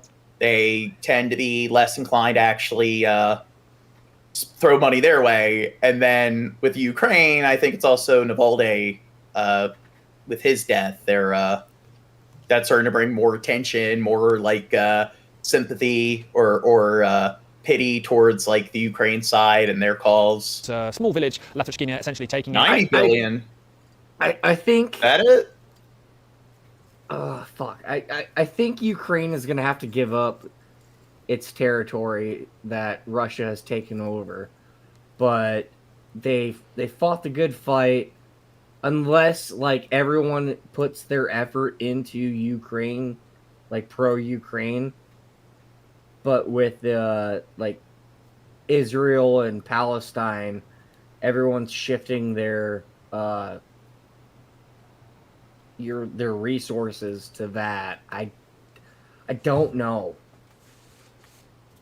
I think I don't know. Like even if they sign a peace deal and they have to cede that land over to Russia, Russia's still kind of lost because it's like they're considered one of the big military powers, and this is a huge blunder on their end. It's really ruined their reputation on the world stage, and not just their reputation, but their relations globally. Plus, like Norway and Finland have joined NATO. So their big goal was to stop the spread of NATO, and now like Norway and Finland have pretty decent militaries, so they ended up it unironically gave a lot more power and it expanded borders of the NATO states. Plus, Ukraine probably is going to be accepted into NATO once the war is over. So I think maybe that's the best thing for the Ukraine to do, or Ukraine, sorry, not the Ukraine. And they probably should just apply for, or they already have applied, but they probably should just try to get into NATO in there, which would probably prevent Russia from ever taking land from them again. Ukraine withdrawing from that, another sign of Moscow's momentum, and that is leaving many Ukrainians deeply anxious. Their President Volodymyr Zelensky admitting today that the million shells the European Union promised, remember it's Europe that's going to have to step into the gap there by lack of American assistance. Putin in bad health conditions, so I mean things could change within the next 10 years. Yeah. No, how his health is, because I think a lot of it's like rumors and so forth. I think maybe the CIA has determined that he's got something going on, but to be fair, do you think he's in worse health than Biden or Trump? Oh fuck no, he's in better health than both. Yeah. He's a judo master. Of that million shells, only 30% have arrived so far. Shocking, frankly, and they're feeling it on the front line. Yeah, he's one of the world's leading judo masters, and they got Steven Seagal on their side. The one of the world's greatest Aikido. Or what is it, Aikido experts, and yeah. Lines, Anderson. Yeah, Nick Baden-Walsh, thank you. Be careful. Incredible to see the work of those drone operators up close. To that point, President... We need to use AI to make a movie where Putin and Steven Seagal come together, and they go Rambo or whatever, and they go in to annex that part of land that's trying to withdraw from Moldova. And Steven Seagal, with his Aikido, and Putin with his riding bareback on a horse with his judo and everything. They take the land themselves without the aid of any sort of military. Zelensky spoke with CNN's Caitlin Collins. The interview airs tonight at The Source at the top of the hour. Here's some of their conversations specifically about American aid now being held up in Congress by House Republicans. You're basically saying that there will be no new success for Ukraine if there's no new U.S. aid. Essentially, this all depends on U.S. aid. Steps, success forward will depend on USA. Wait. Not defending that, not. Who the fuck is that midget? That's Hezbollah. Oh, okay, never mind. I recognize him. Thank you. Whoever just subscribed, we hit 765 subs. Thank you. We don't even have 800 subs yet. God damn it. We're gonna get to 800 soon, Gene. 800 soon. It's gonna be great. The greatest thing. Well, Yeah, this guy, he's like Zelensky. I think he's like the president of this place called Ukraine. Ukraine. I don't know if like you've really heard of it, Shab, or whatever, but it's been a big topic of discussion in the last yeah. I never heard of that type of crane.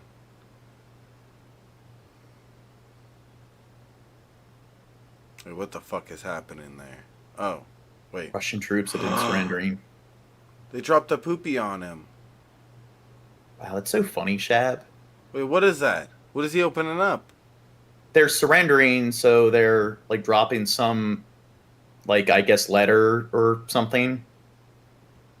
Oh, is this the one soldier that got this and then he like fucking traveled like 12 miles to... Wait, hold on. 2 days ago. So I've seen this before where people are like surrendering because they're stuck like pretty much no man's land or whatever. They're out in the open, and then they'll send drones out to negotiate with them where they'll, I guess, drop like notebooks or something where they can. So if you go back to that footage, when it drops on him, he originally, when it drops, he throws it because he thinks it's like a grenade or something. Yeah, it seemed like he seemed like he tossed it aside because he was scared of it at first. But then after it didn't do anything, he went and checked it out. That's interesting. This footage almost makes it seem like he's on the moon or something. Like in no man's land. Yeah. It's like a video game. It's like a Fallout or whatever. Yeah. Well, it's pretty much no man's land. You got a whole fucking... He's in the trenches right now. Yeah, it's right in the middle, the fortifications. Oh yeah, he's Wow. fucked. He's done. Get him out of there. Wow. Pussy. No, I'm just kidding. I'm just joking. Not being serious.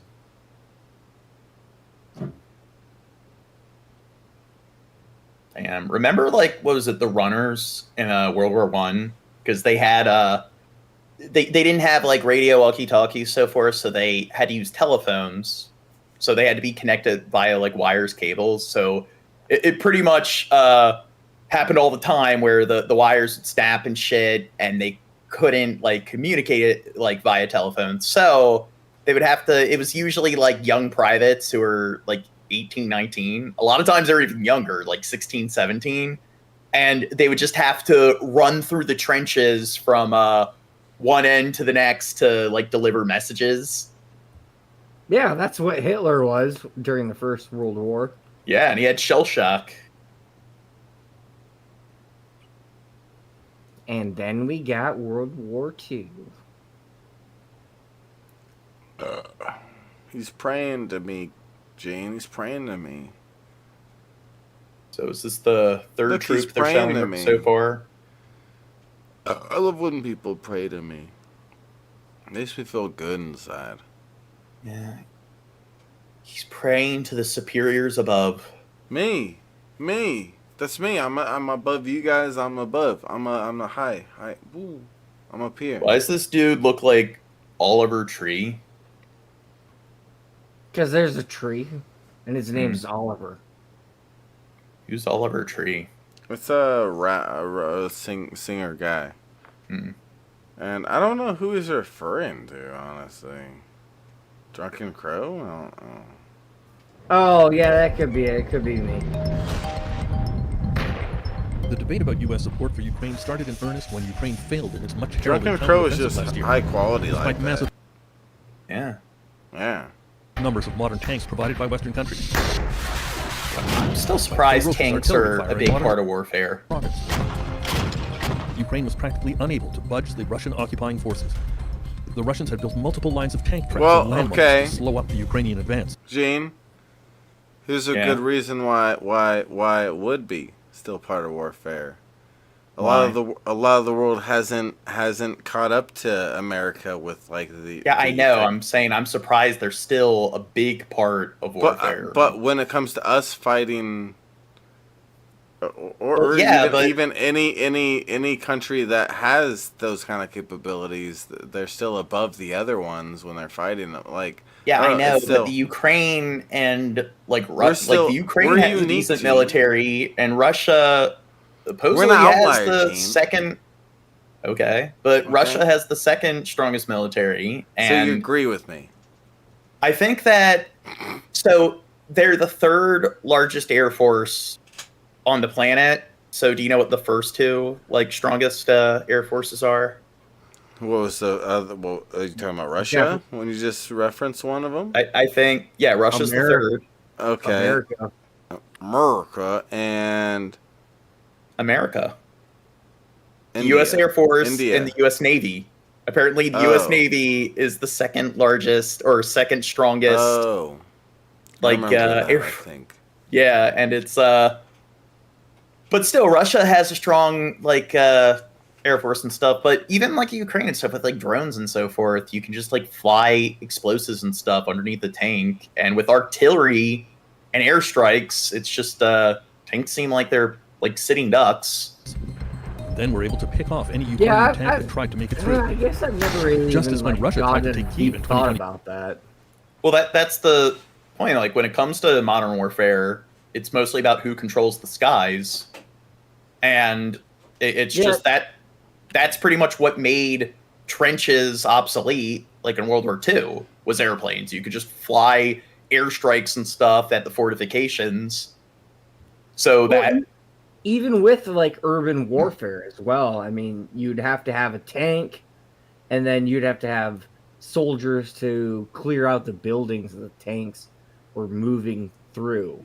But those are usually operations after they've pretty much taken control of most of the country, where they've controlled the airspace. They pretty much have defeated most of their notable military forces. So then they're just trying to tanks or APCs and so forth. They're usually used more for the occupation phase. You're sending the troops in to act as the police in the population centers. 22. Anytime the Ukrainians gathered tanks together to prepare an assault, they would be vulnerable to incoming fire from the other side. Yep. Oh, there you go. Ukraine's then top general Valery Zaluzhny admitted in an interview last fall that the war had reached a stalemate. Zaluzhny also spoke privately then to former U.S. ambassador to Ukraine, William Taylor. He was describing how the battlefield is not what it used to be. He said that the tank, armored vehicles, the tank is dead, is obsolete, he said. And why? Because he can see everything that's going on the Russian side about when the tanks mass get together, and the Russians can see the same thing on the Ukrainian side. Both sides can bring fire, accurate precision fire on those tanks. Which there you go. Neither side is able to break through. And that's the situation that we have today. While the tank battle has stalled, Russian missile fire still rains down every day on Ukrainian cities like Kharkiv, just 38 kilometers from the Russian border. Maria Mesentseva represents Kharkiv in the Ukrainian parliament. I can't tell that you get used to it. It's a terrible feeling in the bottom of your stomach. You can't get used to it. You understand that you're in danger and your life can stop any second and you're not in control of it. Ukraine's stalled war effort has caused dissension among its leadership. General I'm not sure. I didn't even realize he left. Volodymyr Zelensky. Yeah. And Zaluzhny's frank admissions that the war had reached a stalemate apparently upset Zelensky. A few weeks ago, Zelensky dismissed his top general. Perhaps Zelensky sensed that the admission of a stalemate would bring about... So, I do know tanks are what broke the stalemate in World War I in the Battle of Amiens. So, how can they break the stalemate here? Second thoughts about supporting Ukraine. Insect drones. There you go. Your kind of Dune assassination droids and so forth. So they need to have the lobotomy insect drones and stuff, and lace the water supply with PCP, and then send the insect drones in to lobotomize their troops, crawl into their ear canals and their sleep. There you go. From its principal benefactor, the United States. And that is exactly what is happening. In Washington now, you hear voices calling for a negotiated end to the conflict. You know what? Maybe the Ukraine should invest in its own space force and just use orbital strikes. Those calling for a ceasefire is former Obama administration foreign policy official Charles Kupchan. The uncomfortable truth is that they probably won't be able to break through Russian defenses either now or for the foreseeable future. And as a consequence, Russia is probably going to keep hold of a major chunk of eastern Ukraine, about 18% of the country, and the West collectively needs a plan B. What now for Ukraine? The Ukrainians don't understand why that suggestion should be made. They are fighting for their existence, and they know that in addition, they are fighting for the security of Europe. And as long as they're willing to fight for that existence, and indeed for the principles that they stand up for, which are similar to ours, they don't see why outsiders should tell them that they need to negotiate with the Russians. Supporters of Ukraine say that the Western countries have always been a day late and a dollar short in giving the weapons Ukraine needs to defend itself. That applies to the F-16 fighter aircraft that have still not arrived. So we're giving them aircraft. Do you think maybe we should give them some aircraft carriers? Yes. We should create. We have like 11. We have a lot more than any other. Like most other countries have like just 1 or 2 aircraft carriers. We have like 14. Wait. So just give them like 4 or 5 of our aircraft carriers. There you go. They'll have like they'll be the only country outside the United States that has like more than 2 or 3 of them.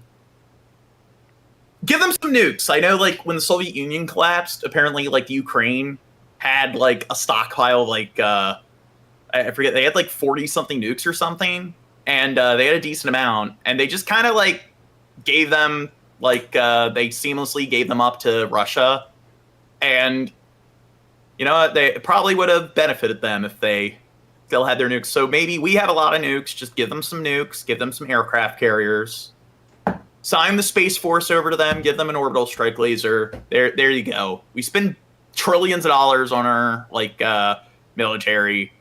We're gonna have more like we'll be able to replace all that stuff in no time. And the longer range attack and Jane hit far behind Russian lines. What? Remember that anime where there was that building that was moving through the desert? Yeah. Was that now and then here and there? Yeah, but there needs to be an aircraft carrier that moves on land. Okay? Yes. Well, you have those like amphibious assault or duck boats. It needs to be like that.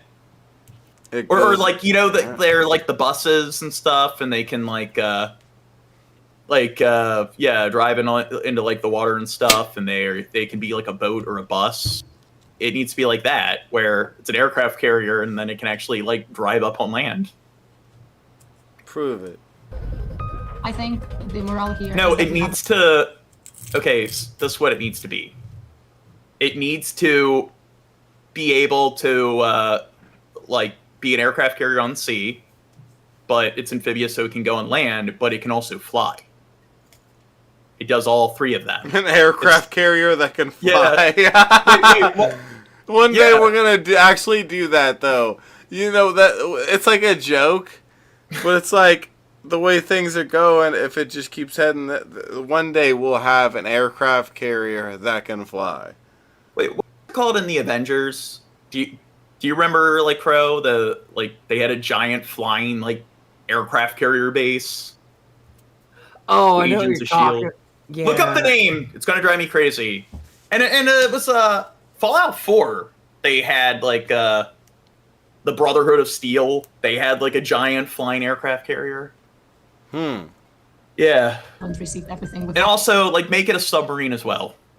It's like what is it? 20,000 Leagues Under the Sea. They need where they have the giant submarine and everything. Yeah. It can be, and like they'll use like one analogy or whatever. They'll like talk about how aircraft carriers are pretty much cities at sea. So it can be a flying city. It can be like a mobile like city on the road, like the largest kind of RV out there. It can be, and it can also be like a submerged underwater city.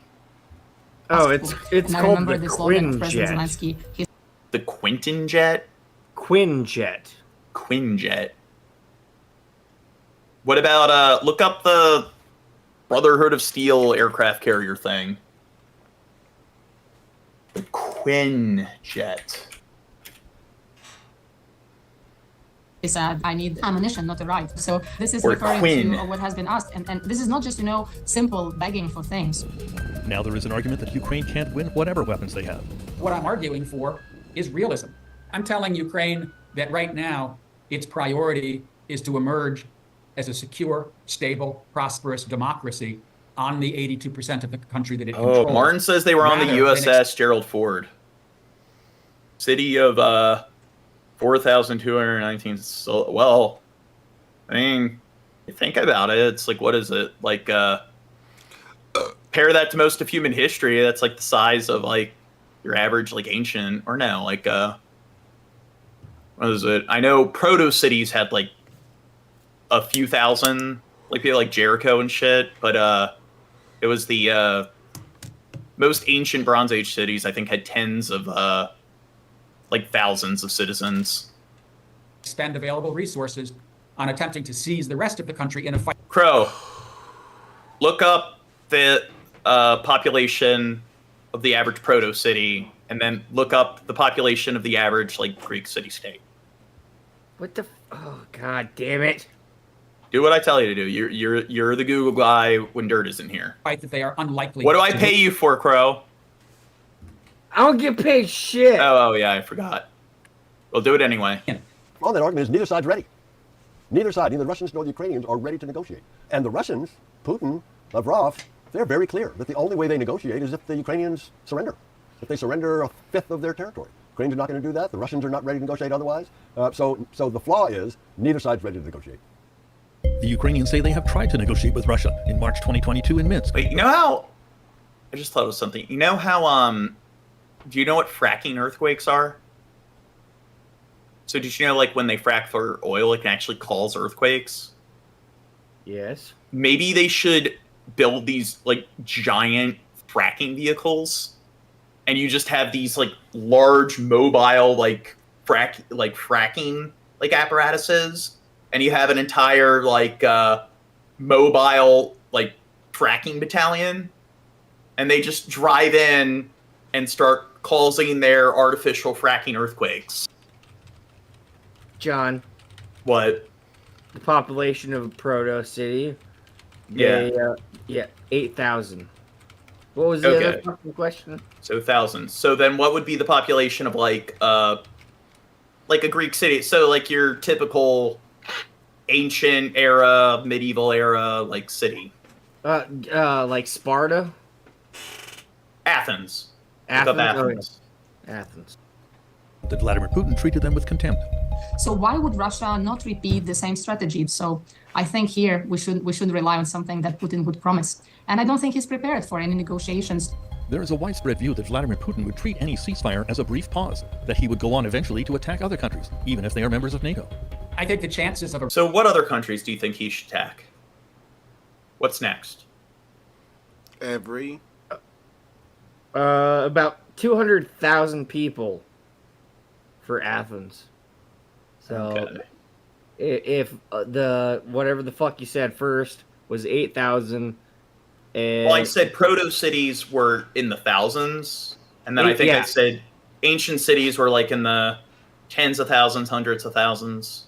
Yeah, this is 200,000 in the year 500 BC. Did you know like a lot of people think that like Native Americans and stuff, like all the different tribes and so forth, were just like hunter and gatherer tribes. A lot of them, they didn't have like larger sort of like cities because they didn't have whole animals. So like in South America with like the Mayans, the Aztecs, the Incas, they had llamas and alpaca and stuff. So they had whole animals to build larger cities. So pretty much like they weren't able to progress to that point because they just didn't have the type of like domestic like animal. But they did have proto-cities, which are like those vertical cities, like where they have like ladders to go up the different levels, and usually the buildings, the adobe, they're stacked on top of one another. They were fertile terraces or farming terraces. Yeah. Well, look at like a lot of those old, what is it, Kuchuk or whatever? That's like one of the earlier like proto-cities, and usually that's how they were designed. Instead of them having a more, I guess, like you have all the different like streets and squares and stuff, and then you have the different blocks with all the different buildings, and all the buildings are like separate. It's like it's pretty much one large building where all the structures are kind of like built on top of one another. Russian attack against a NATO country are quite low. Hold on, I just want And to that's simply branch because off Putin about that. is having a very The reason why there was no pack animals, horses, camels, shit like that. Horses and camels did the Ice evolve. Age. Yes, and then they moved. Ancestors of camels moved down south, and that's why you got alpacas and llamas.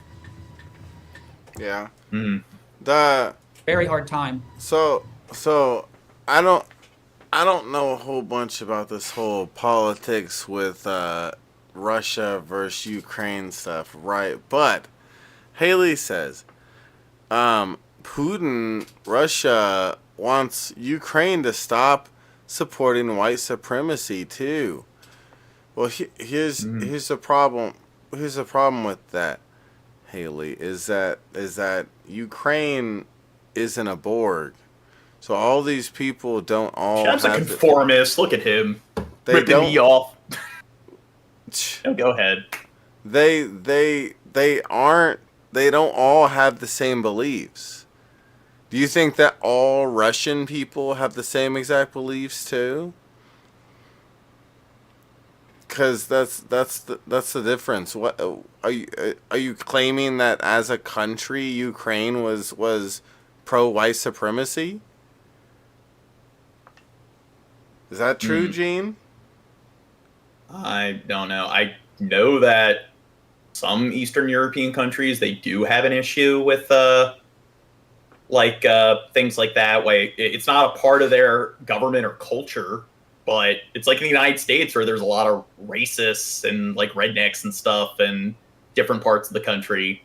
So I do think in certain parts of Ukraine that's some like social issue they have, but it's like Russia also has a lot of its own issues, like when it comes to social inequality and so forth, and with certain like bigotry toward certain demographics. So it's not like Russia is completely devoid of its own sort of notable like or more prevalent like bigoted groups. Are Ukraine like children being hurt over this and everything? Correct? What's that? Right? Ukraine, like, yeah. If children from Ukraine are being harmed from this, Haley, then you don't understand. You need to understand the nuance of like how we're individuals. You have your own thoughts and feelings and everything, and I have my own thoughts and feelings and everything. And you're not part of some Borg, and I'm not part of some Borg. We are people, and we are individuals. Yeah, no, that's a crazy. Yes. But like, no, all of Ukraine doesn't believe in white supremacy, just like all of Russia doesn't believe in being against Ukraine. Actually, Shab, I heard that some kind of meteorite struck Ukraine, and it contained seeds from some other planet. And it's been infesting the minds of all the Ukrainians, so they become one entity. And it's been snatching the bodies of all the Ukrainians. So that's what's been going on. Bad joke. What's up, Andre Garcia? Thank you for the amazing rebuttal. God, that's amazing. So, I from what I've read, most of the Russian territories are pretty much autonomous. It's just the mostly, again, white, most populated areas. Because there's like indigenous. I don't want to say like counties or countries or territories that Russia is just like, oh yeah, you can do this, you can do that. You're on your own, but it's under Russian control, and like it's like northern Siberia and shit like that. Like, they can't or they choose not to be like, oh, if you try to uprise, no, it's way too fucking cold. Well, they're semi-autonomous regions, like the Northern Territories in Canada. Yeah, that's what I'm talking about. Yeah. Or the Native American reservation. What do you want, Chad? Okay, so Haley responded. She said the UK president supports it. Well, guess what, Haley? Not everybody that's in that country believes everything that the UK president believes. Donald Trump was just our president long ago, and I didn't vote for him, nor do I agree with a bunch of his public statements. Or our president wanted to build a giant border wall. Yeah. Okay, Sheb, I gotta piss, so continue to argue with the Russian bot. Yeah, go piss, stupid. And then Martin said, "You're not chipping my ass." You know what, Martin? I thought that maybe we'd get a chip at some point, Martin. Until I went to Seattle, and I watched as Ben from DP. We went shopping, and all he did was swipe his hand, and it saw his fingerprint and his palm print, and it charged it to his card from that. And I saw that, like, no, this whole chip thing isn't something that I think will happen. I think we already have a chip. Look at it. That's my chip. You like my chip? You like my chip? You like my custom chip that's different than yours? You like that? Boom. Hi, Yes, Chipler. Skabibi. Yeah, hell Chipler. Okay. I didn't vote for Trump or Biden either. That's the problem with this whole Borg idea that people come through with, that it seems like Haley's saying, where it's like, oh, all these people have to think this thought. All these people have to believe this thing because they're from this country. It's like, no, Haley, they're individuals that happen to be born in that country. They happen to be born there. What a crazy concept. And that's why we all hate NATO. Or not NATO, Germany. But they're part of NATO. Martin said, why do they have chips and credit cards? I watched this Ben from Drunken Peasants didn't use a credit card, and he used his hand as a credit card. Therefore, my hand is my chip. Once again, Martin, they have a chip in fucking credit cards because it's using your fucking money from your specific credit card. Is that fucking mind-blowing? But he swiped his hand on a scanner, and boom, it charged his thing because it knows whose print that is. So we don't even need chips in our hand to open up doors and stuff like that. We have our custom print already on us. It's been there this whole fucking time. Right, Gene? We all got probed. We're talking about chips. Okay? And I'm talking about why we wouldn't need chips because of how technology works. Like, when I was in Seattle, Ben went to a, like, a special grocery store where he grabbed everything, and then when he went out, all he did was swipe his hand, and it charged his card. He didn't need to take... the reptilians, like, that took over the Earth in, like, ancient Egypt times, they embedded, like, our fingerprints, handprints on us, so, yes. Yeah. But they're currently living on the other side of the flat Earth. But anyway, like, Martin was talking about us getting chipped, and I was explaining to him why I think chipping isn't going to happen, because of things like that. Because, like, it's not necessary. Nanobots in the, like the plumbing system or whatever in our water supply, and then people can just have nanobots in us that, like, document all our thoughts and stuff. Yeah, but... Yeah, we don't even need to be chipped. Our fucking phones are chipped, or, like... You Google something, it's already fucking tracked, and like ads are just focused on whatever the fuck you look at. That's true too. There's no reason for them installing chip in us, but gee, everyone, capitalism, it's reverse Big Brother. Everyone voluntarily like carries a phone around with them that has GPS on it that tracks your location and all your information as a sound recording device. I think the whole chip idea that was going to be the future is interesting. It's creative. No, it's not. It's more creative. Where no. It's an interesting idea of what the future could be. It's creative. It's something that could be, but it's not going to be. I don't think. And at this point, you should see that as an obvious fact. There isn't going to be a point where they're going to insert chips into us. Like, there is no need for that. There's like going to be nanobots. They're going to put it in the water supply, and then it will lobotomize you. We have if phone, you engage. It can read your brainwaves, and then the nanobots will lobotomize you if you think bad thoughts against the government. Whoa. I'm working on programming these, and I'm going to pitch to the government. 10 years from now, I'm thinking it might happen. 10 years. I can't wait. But I'm going to program something in it where it will turn on when the government's like, yeah, we're going to control people. And then I'm going to make it where at a push of a button, I can just like lobotomize as many people as I please. And then they're going to have to sign over they're going to have to sign governance over to me for the entire world's population, because I can make anything happen at that point. Defeating Ukraine alone. The last thing that Russia wants to do right now is fight Ukraine plus 32 NATO members.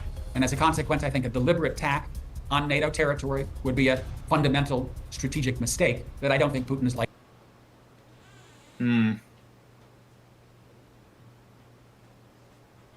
Well, I don't think that, Haley, I don't think that's the right way to go about it. So you could argue that, yeah, the United States and other like NATO countries are kind of they're somewhat provoking them and instigating things by building up a large military presence. But it's just, does Russia honestly think that they're going to go in and start invading like their own country? NATO was established as like a preventative measure in case Russia, or when it was established, the Soviet Union tried to expand, and if it tried to attack any other European countries. And the whole point of NATO is they attack a NATO state, all the other NATO states need to come to their aid. So as long as Russia doesn't attack any NATO state, they have nothing to worry about. And it seems like maybe if they worked more on diplomacy or whatever, things would go better for them. Likely to commit. So that's what they said about him not attacking Ukraine. In fact, that's what Putin said about not attacking, and Lavrov said about not attacking Ukraine. He said, we will never do that. Of course we won't do that. And of course, they did. The Ukrainians point out that they are still very much in this fight.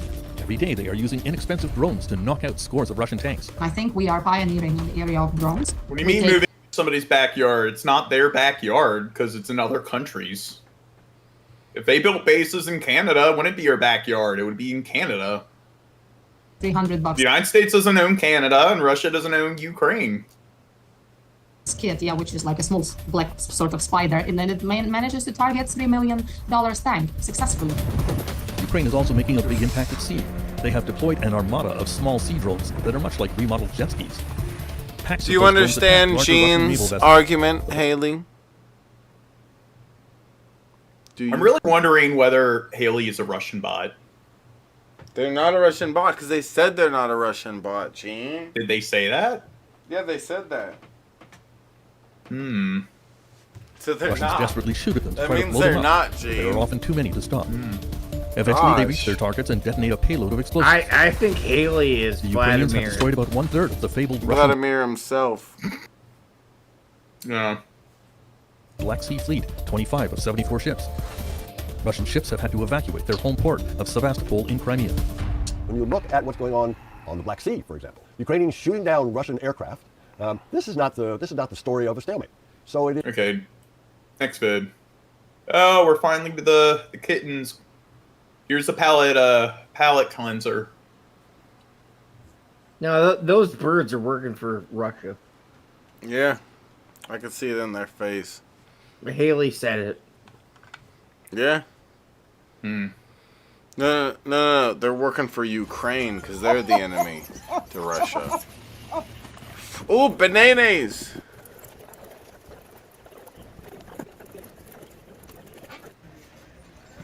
Giving monkeys bananas. Those monkeys are being more well fed than like all the Gazan citizens.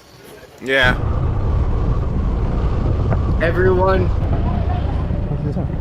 needs to send bananas to the Gaza.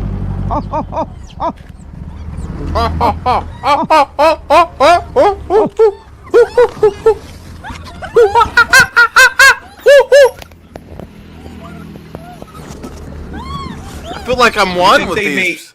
Do you think they'd make good pets? Probably for me. I could get along with one.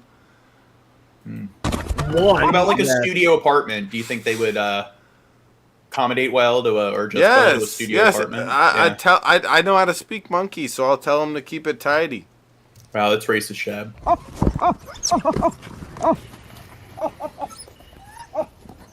You stop saying things are racist during moments where it's not racist, because that makes you seem racist, Gene. It's a joke. Dumb fuck. You dumb fuck. Oh, look at that monkey. He's being so greedy. Greedy monkeys. They're like, I'll grab as many as I can. Are you talking about the black guy? Yeah. Oh, look at the banana.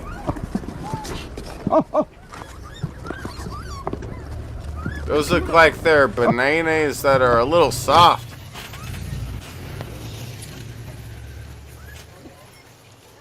No, but look at how happy they are. If these motherfuckers don't get food, they will steal your shit. Well, some do. Depends. But a lot of monkeys do that where they learn that if they like grab your phone or your glasses or something, your keys, that they'll hold it hostage and they know that like you'll give them food in exchange for it. Yeah, I don't think it's these type of monkeys that do that. These are a different type. Well, they might, but there's a lot of different types of monkeys that do that. Yeah. Dude, did you see that one just take a bite and then just like leave it? He was full. It was that motherfucker right there.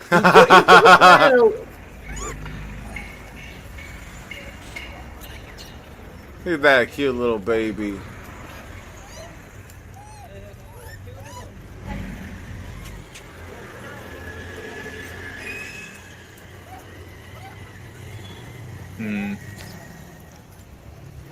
Yeah, that's unsanitary. Yeah. Do you think they're washing their hands before they're Yeah, they wash their hands in piss. Some music. So do you think otters would get along well with those types of monkeys? No. You think if you put them in confined quarters, I think if they're raised together, they would probably be able to be friends and get along. I think it's very capable. It's just like this cat and this otter look like they. Well, they to be are good fair, friends. Yeah, cats are probably less sociable than like monkeys, and cats are usually like little shits, and they're getting along with them. Yeah, monkeys can be very sweet and nice and want the company and everything. So if it's under the right conditions and they understand that the otter's not an enemy and a friend, they will appreciate its, you know. Just make sure you teach your monkey that it's poor social skills to fling your excrement.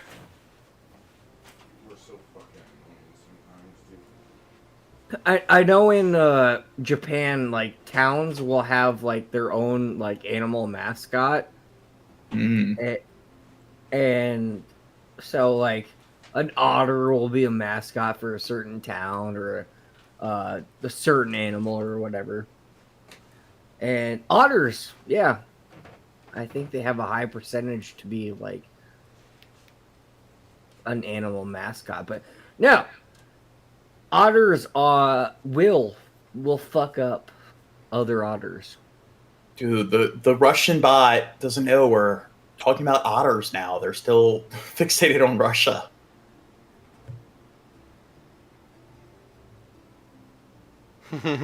Russian bot Haley. Look at that cute kitten. We finally got our first Russian bot, dude. We're making it. We're getting up there. That's how you know you made it, when your like news coverage podcast gets enough attention where the algorithm starts sending Russian bots your way. Look at that cute kid. Okay, next vid. No! Please don't be upset. I think we already watched this one. I've never seen this. It's just a baby cow. Look, it's just a baby cow we're taking home with us. He's not your replacement, Bandit. Oh, I've seen this. Yeah. Look at the baby cow. He's a good baby cow. Don't be upset. You think the dog thinks it's being replaced, or do you think the dog's just like, what the fuck is that thing? What's wrong, Bandit? No. The dog definitely thinks it's being replaced. No, it doesn't understand the concept of that. No. Doesn't understand the concept of it's being replaced. We didn't get the full fucking video though. Unless he's gone through a good amount of being replaced where he understands the concept and everything, he's not going like no. Oh no, like, so it's a farmer. He's trying to help this this calf out, and he's like giving it so much attention. Like my dog is like this. Like I will give attention to like the other fucking animals that live in my house, and she will be completely fucking jealous. But like that's a cow dog, and so she does cow dog things, but all of a sudden, oh, you're more interested in the cow. I just clicked on the Discord. Is Bri-Fi, are they Byrant? Yeah. Oh, Jesus. Why do you still... I have issues with phonological processing. I got that lesion in my left hip lobe. You see Bri-Fi? Yeah. Byron. Well, Brian. They said, well, it says Bri-Fi in the Discord, the PPP Discord, and they say, I think Galen gave me a 24-hour ban. No, it definitely was Galen. I seen Yeah, that. it said that Galen was like timing them out, and then Galen left after that happened. So why are they? I don't know. I thought I Well, I think they put him on time. He put him on timeout and banned him. So maybe that's what it is. Yeah, because I had to unhide him. Yeah, so he's timed out still currently. Maybe is what it is. Oh shit! He's unbanned, but he's still on timeout. And I will apologize. It's Bryant. There we go. Bryant. There. That's why it was confusing me. I knew there was like an R in there somewhere. In between broken ice. The pod, totaling 13 in all, were first Oh responded yeah, by fishermen in I remember Canada. this. At first, there was concern from environmental groups about their safety, since they appeared to be stuck between the ice. But the orcas eventually all escaped. Experts believe they were able to free themselves through a bigger space in the ice. Orcas can be found in all 7 oceans on Earth. They were given the name killer whale by ancient sailors who saw them preying on large whales, according to whales.org, and are the largest. Shab, name all 7 oceans. There's 7 of them? Yeah. Holy shit. There's the Pacific Ocean. The Pacific Ocean? And then the non-Pacific Ocean. Yeah. And the Antarctic Ocean. The Arctic Ocean. And then the Mexico Ocean. No. You have the Arctic Ocean, the Southern Ocean, the Indian Ocean, and then there's the North and South Atlantic Ocean and the North and South Pacific Ocean. Wait, you're telling me there is no Mexico Ocean? There's the Gulf of Mexico. There should be a Mexico Ocean. It's a great place. That is like a really solid joke there, Chef. a S tier level of humor. Thanks, Gene. Wow. Oh, again, I brought this up. There has never been any human fatalities from orca whales in the wild. They're not whales, actually. Orcas dolphins. aren't whales. They're God, dolphins. Yeah. God. They're orcas. Jeez. You scared Drunken Crow off with your pedantism.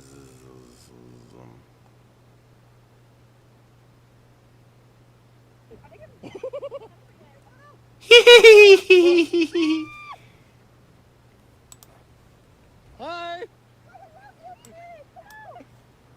Oh my God.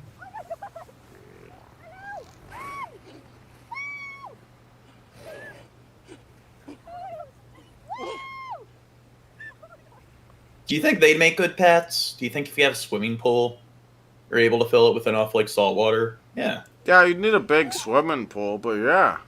Do you think they'd get along well with like otters and monkeys? Oh yeah. Oh yeah, they love them.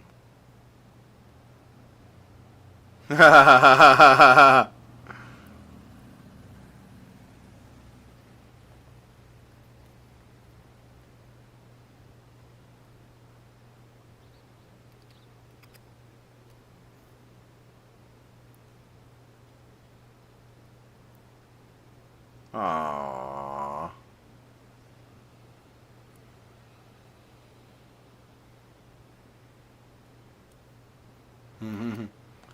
They move like they're on fucking crack.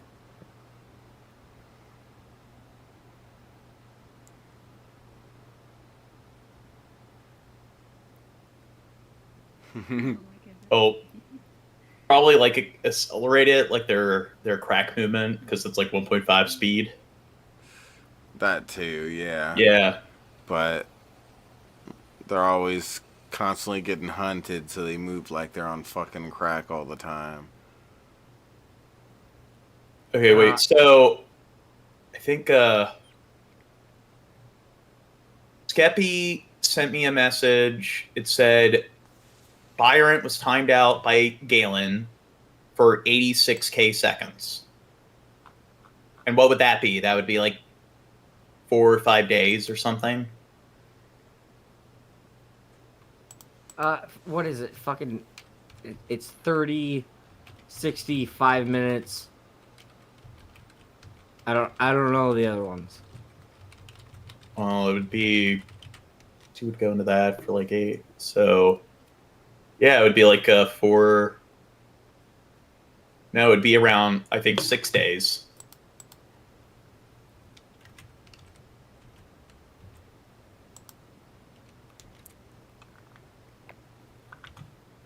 I like squirrels, but well, Shab, I do think in a case like this, you probably should call it out and shit, because they shouldn't be, mods shouldn't be banning something. I think that is something you should, oh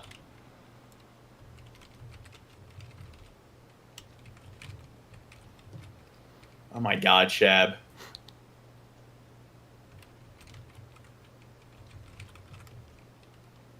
See, Shab's scolding me through DMs.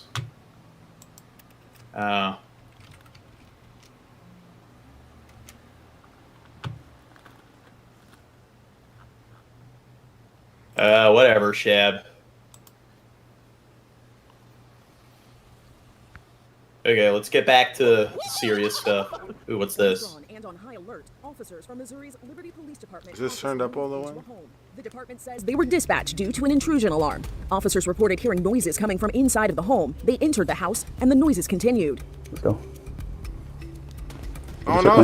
Someone's pooping Slowly in the moving into the the residence. One bathroom. of the cops sees the suspect. Oh, it's right there. It's a squirrel. I'm hearing farting noises.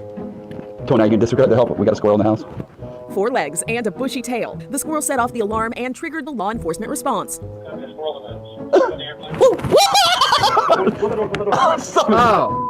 squirrel, who law enforcement has nicknamed Rocky, is still on the loose. Police advise the public who may encounter him No, to the approach with squirrel. extreme caution. The squirrel was wide enough to survive this situation.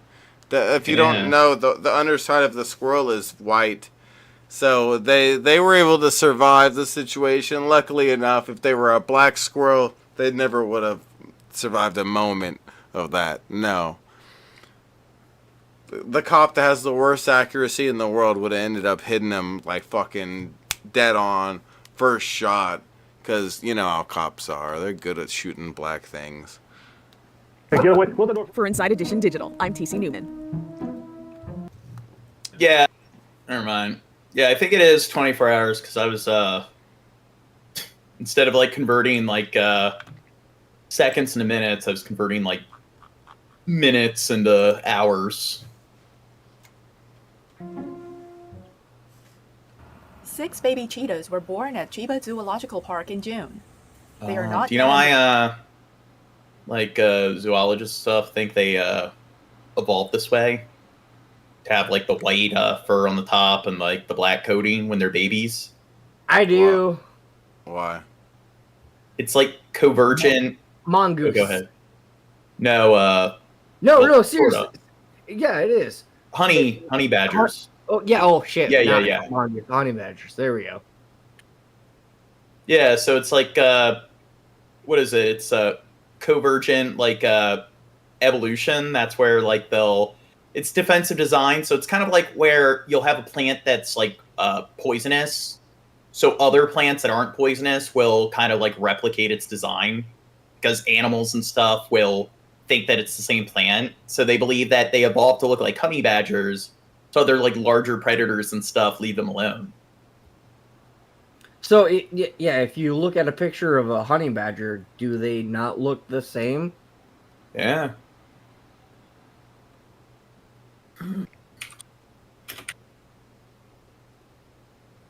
Oh, we gained a subscriber, Gene. We're blowing up. Who subbed? Did Haley We're sub? blowing up. We're amazing. Did we get a Russian bot sub? Yay. Display at the park, but zookeepers released their video. Does it tell us who the sub is? No. Well, I mean, They're seen frolicking around their if mother. it pops up. But when she's not around, this is what happens.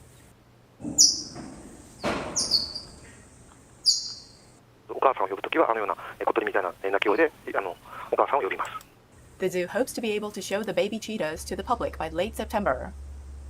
Yeah, and cheetahs, they can't roar. Like lions do. Yeah, they either purr or chirp. Yeah, there's lesser cats and large cats, and pumas are the largest of the lesser cats. And the distinction is that, like, lesser cats lack this, like, bone in their jaw. So larger cats roar, and lesser cats purr. Or they hiss. And then it's lions, leopards, jaguars, and tigers. They're the 4 large cats. John, what's the largest cat? Tigers. Yes.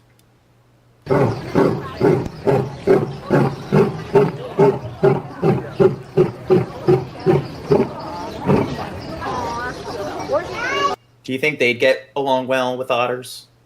Yeah. For a snack, yeah. Go take a turn. To be fair, like they will.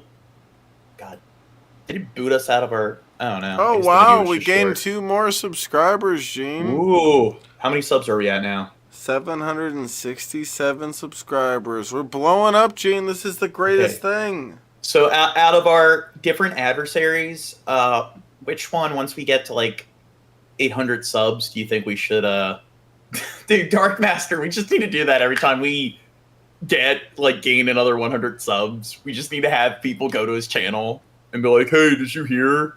And he'll just keep being like, yeah, dude, I love how he acted like I love how I commented on his thing after like 6 months of not talking about him or anything. And I just commented, I'm like, haha, we passed you in subs. And he's like, wow, this goes to show how vindictive you are. It's like he said a whole bunch of other stuff. But it's documentary about me. Yeah, but it's like vindictive. It's like me just being a little mean to you after 6 months. is vindictive. You need to look like I'm tired. Like, it's so annoying people using words that they don't care to respect the definition of. They don't care to look it up and respect that well, it means use you're it being properly. Like vengeful and spiteful. You're holding a grudge, and vindictive is more than that. I mean, it's more than what I did. It's far more complicated. Vindictive is like a complicated. It's semantics. Yeah, revengeful. Yeah. Marked by resulting from a desire to hurt, spiteful. So an unreasonable desire for revenge, and it's and it's like me leaving a comment being like ha ha after 6 months is me being.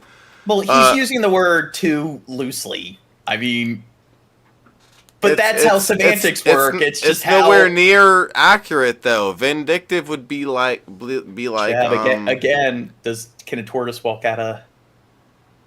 tortoise come out of the creek? Dude, I don't know why you sent me a video of someone drowning a tortoise to try to prove your point. I wasn't doing that to prove my point. He literally sent me that, Drunken Crow. After the week before, he's like trying to prove to me that explain it to you again. And then he sent me a video of a chick drowning a tortoise. You were making a big deal about this one person and their lyrics. They said tortoise come out of the creek. And how do you play the video you sent me? Yeah, but then I said that, well, I guess if you want to be pedantic, it's like a lot of creeks are only like inches in terms of how deep they are. So if they're just walking across a creek that's like 1 or 2 inches deep. People are like, what is he talking about? Play the video that you sent me so that people get the reference. But the point is, I never disagreed that they can't swim. That was never what I was saying. I was goofing off about how if you want to be pedantic when it comes to semantics, you can make the claim that walking across a creek. I won. Yep, so I won. Once Chab, again, I won. Chab, is a hot dog a sandwich? Yeah. Yeah. So I won. Well, it's only a sandwich if you turn it sideways. So is oxygen a drug? Because the definition is like a drug is anything that you consume that affects your brain that isn't a food. So oxygen isn't a food. No. And if you consume oxygen, because everything has an effect on your brain, so it's not a drug. You're dumber than anybody I've ever met. You're so dumb! John, play the video about the tortoise. Chad, is cereal soup? Yeah. Yeah. There was a constant risk. Chab has a difficult time understanding, like, equivocation. Now, everybody needs to see the turtle video now, Jane. I'm well aware that they can't swim. I was never Everybody doesn't know what I'm talking about when I say you sent me a video of a woman drowning a turtle. It was funny. Okay. That sounds worse. Oh, now the way you're describing it is, yeah, I guess now I have to show it because people probably think like, holy fuck, he's like sadistic. Here's a little note to self: if anyone runs into a turtle, save it. Don't just leave it on the road. They're so cute. Turtle saving is a hobby. So here's a little note to self: if anyone runs into a Okay. What would have been greatest for him to send me the video? Okay, so for context, she is throwing a tortoise into a lake, therefore drowning it. Her catching this turtle and then going, oh, I'm shaving it, and throwing it in a lake. She's probably drowning it and killing it. We probably just watched her murder a turtle, and because tortoises don't swim, and that's a tortoise. Okay. I'm well aware of that. Okay, I won this debate. All right, on to the next video. But that's not what we're debating. I never disagreed with I won this debate! Yeah. Yeah, I won. It's bread? Wait, what the fuck is bread so, Haley? What the fuck does that mean? Alright, go on. Next video, Gene. What does bread so mean? Arrest. And yet still, as you say, thousands of people came out to show not only their kind of personal grief for Navalny, but also their political beliefs, right, at the same time. It was very much a statement that continued belief that there could be an alternative for Russia, that there is an alternative to Putin's. I rule, think what they're saying, persists, no matter how it's bred so that Ukrainians bred tortoises to drown because of how sadistic they are. So that's why tortoises can't swim. How many Russians might have fled the country, no matter how Teenage many might have Mutant been sent to war in Murder Ukraine, no matter Turtle. how many might be afraid of being detained if they express their opinion. There is always going to be a core of people who are willing to risk everything, their jobs, their freedom, in order to advocate for a different kind of future for Russia. Well, first, this morning, mourners at Alexei Navalny's funeral disregarded the presence of plainclothes police officers from Moscow's anti-extremism department, chanting his name as well as slogans like "Free Russia" and "You are not afraid, we are not afraid." Thousands of people queued for a mile. Okay, I guess I missed that. Or they're just behind on the stream and answering your hot dog question. So it's bred so. I don't remember. I don't remember yes. a hot dog question. Yeah. I said it's semantics. Is a hot dog a sandwich? Oh. Yeah. No. What? Is instrumental a genre, Shab? Yes. Yeah. No. Yes. Yeah. No. Yes. No. Yeah. Yeah. To stand near the church where the opposition leader was buried. Gabriel Gavin covers Russia for the digital news service Politico and joins us now on Times Radio. Good morning to you. Good morning. Tell us a little bit about the funeral.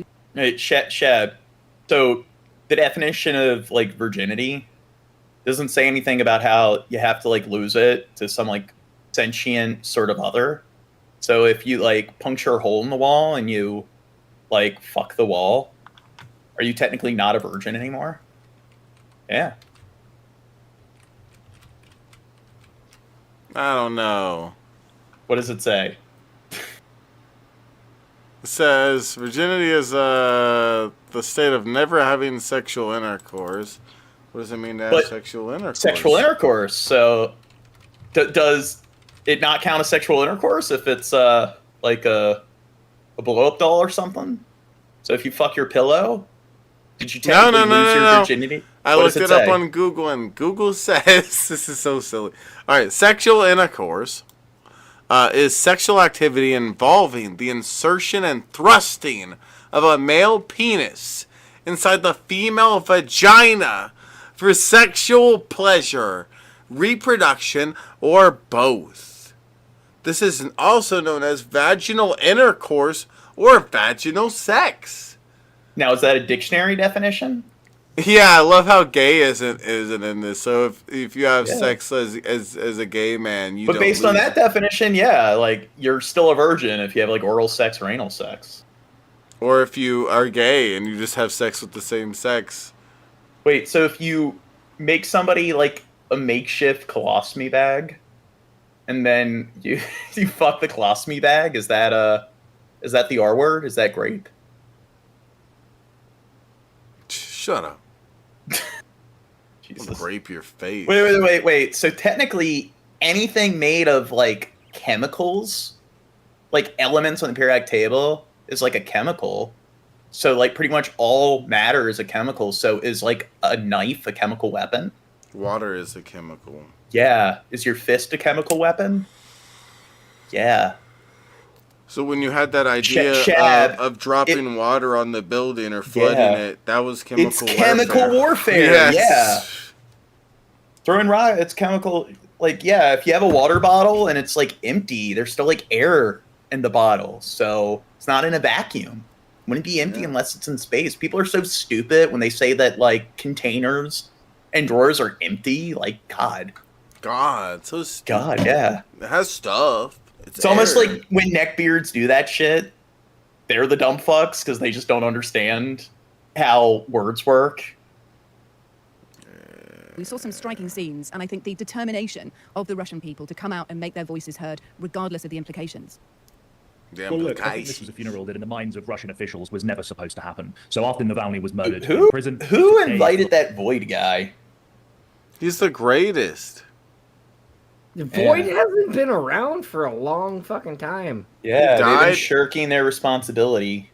He died and came back. He's now back. I'm happy to see him back. Yeah. It's amazing. We probably lost like 40 subscribers, me making that little colostomy intercourse semantics joke. Yeah, you're a more piece to of even shit. confirm that they Yeah. had his body before releasing it to his mother. It was pretty on the condition yucky. that there wouldn't be, if she decided to hold a funeral, that was going to be a big event. They said we won't allow that. It'll be buried in the backyard of the prison. So this was even in death, he'd gone through such a process of brutality at the hands of the state, and his family had been. I guess it depends on what your definition of is. Grief had been compounded by this kind of malevolence on the part of the Russian regime. I think that.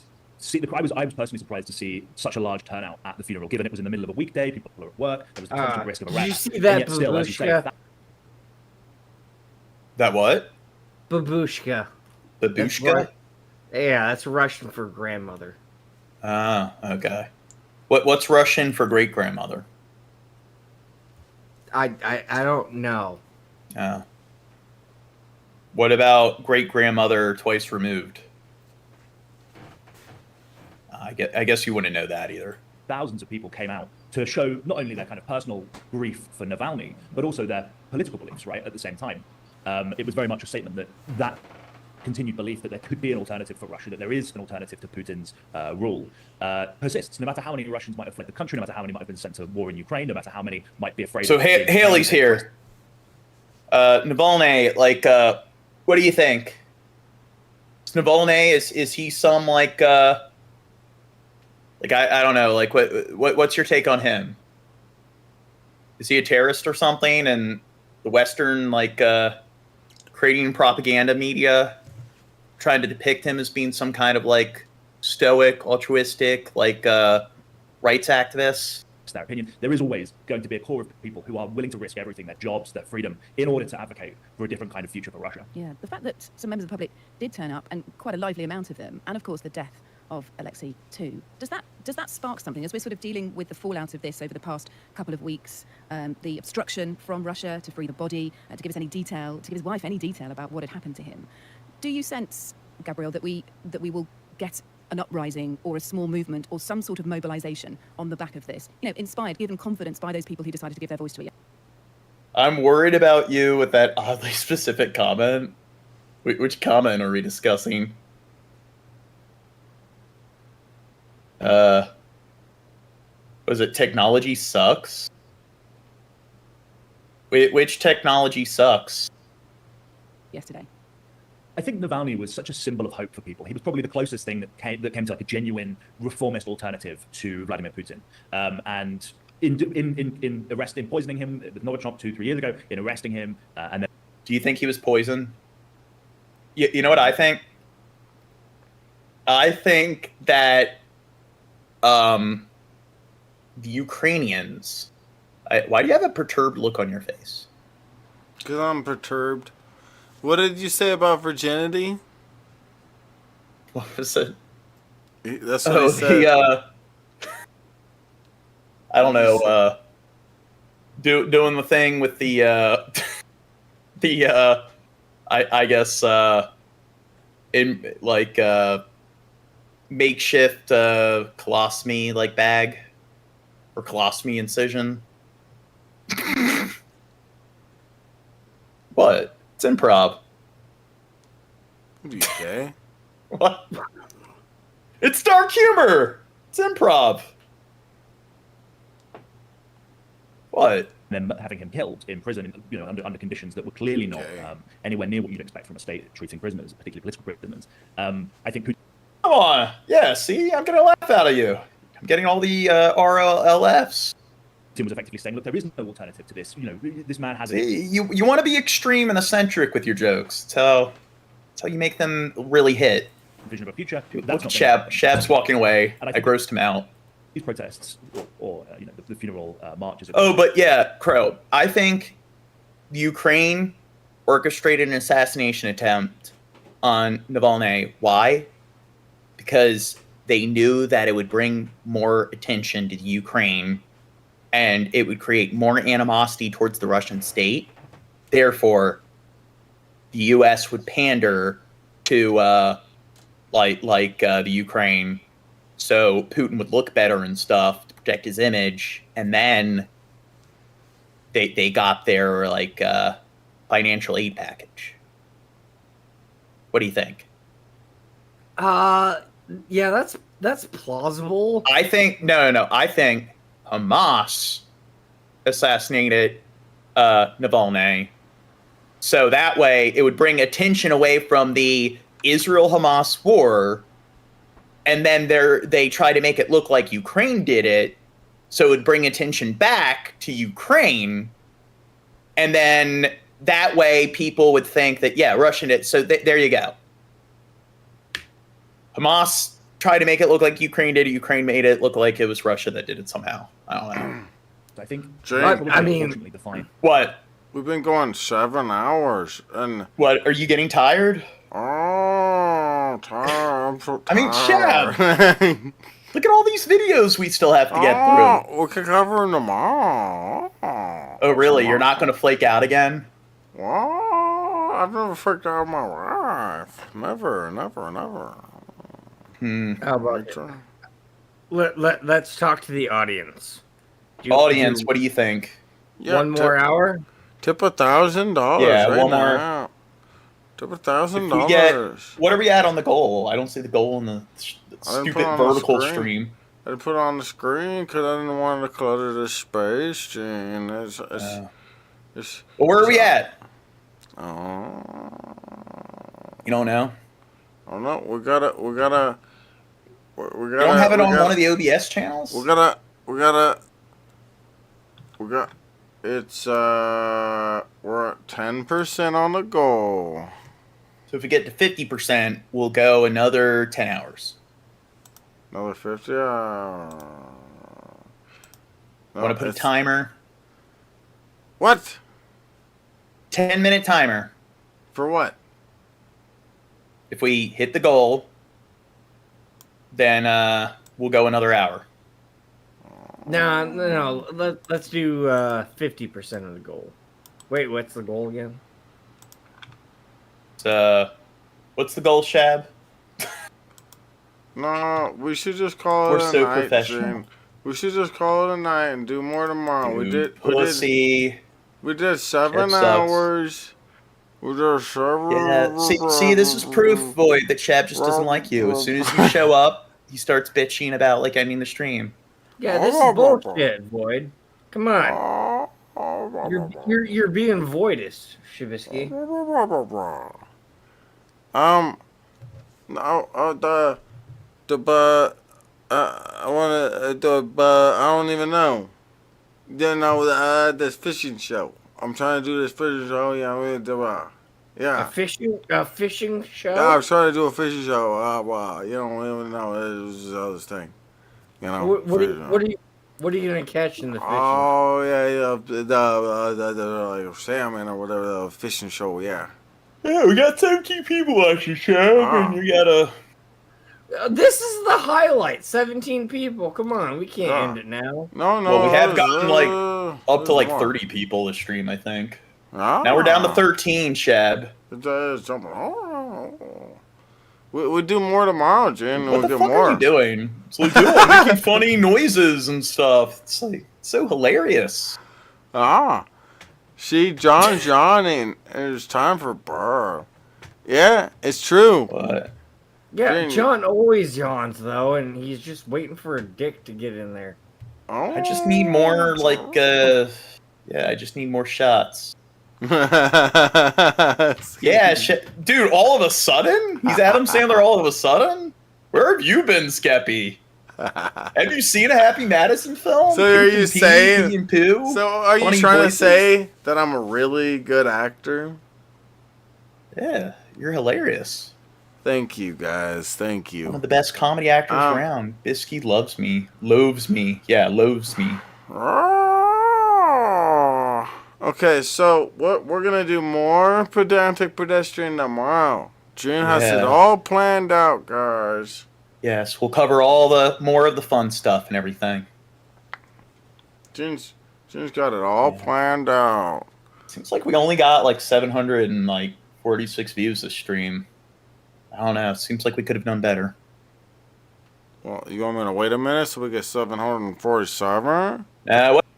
End it, you pussy, because Shabby needs to go to bed. We'll do more tomorrow, guys. It'll be great. I love you. Alright. Okay. Peace out, guys.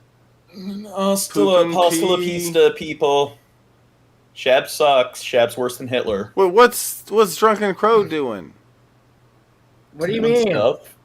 You're showing your phone. Okay. Yeah, it's All my right. phone.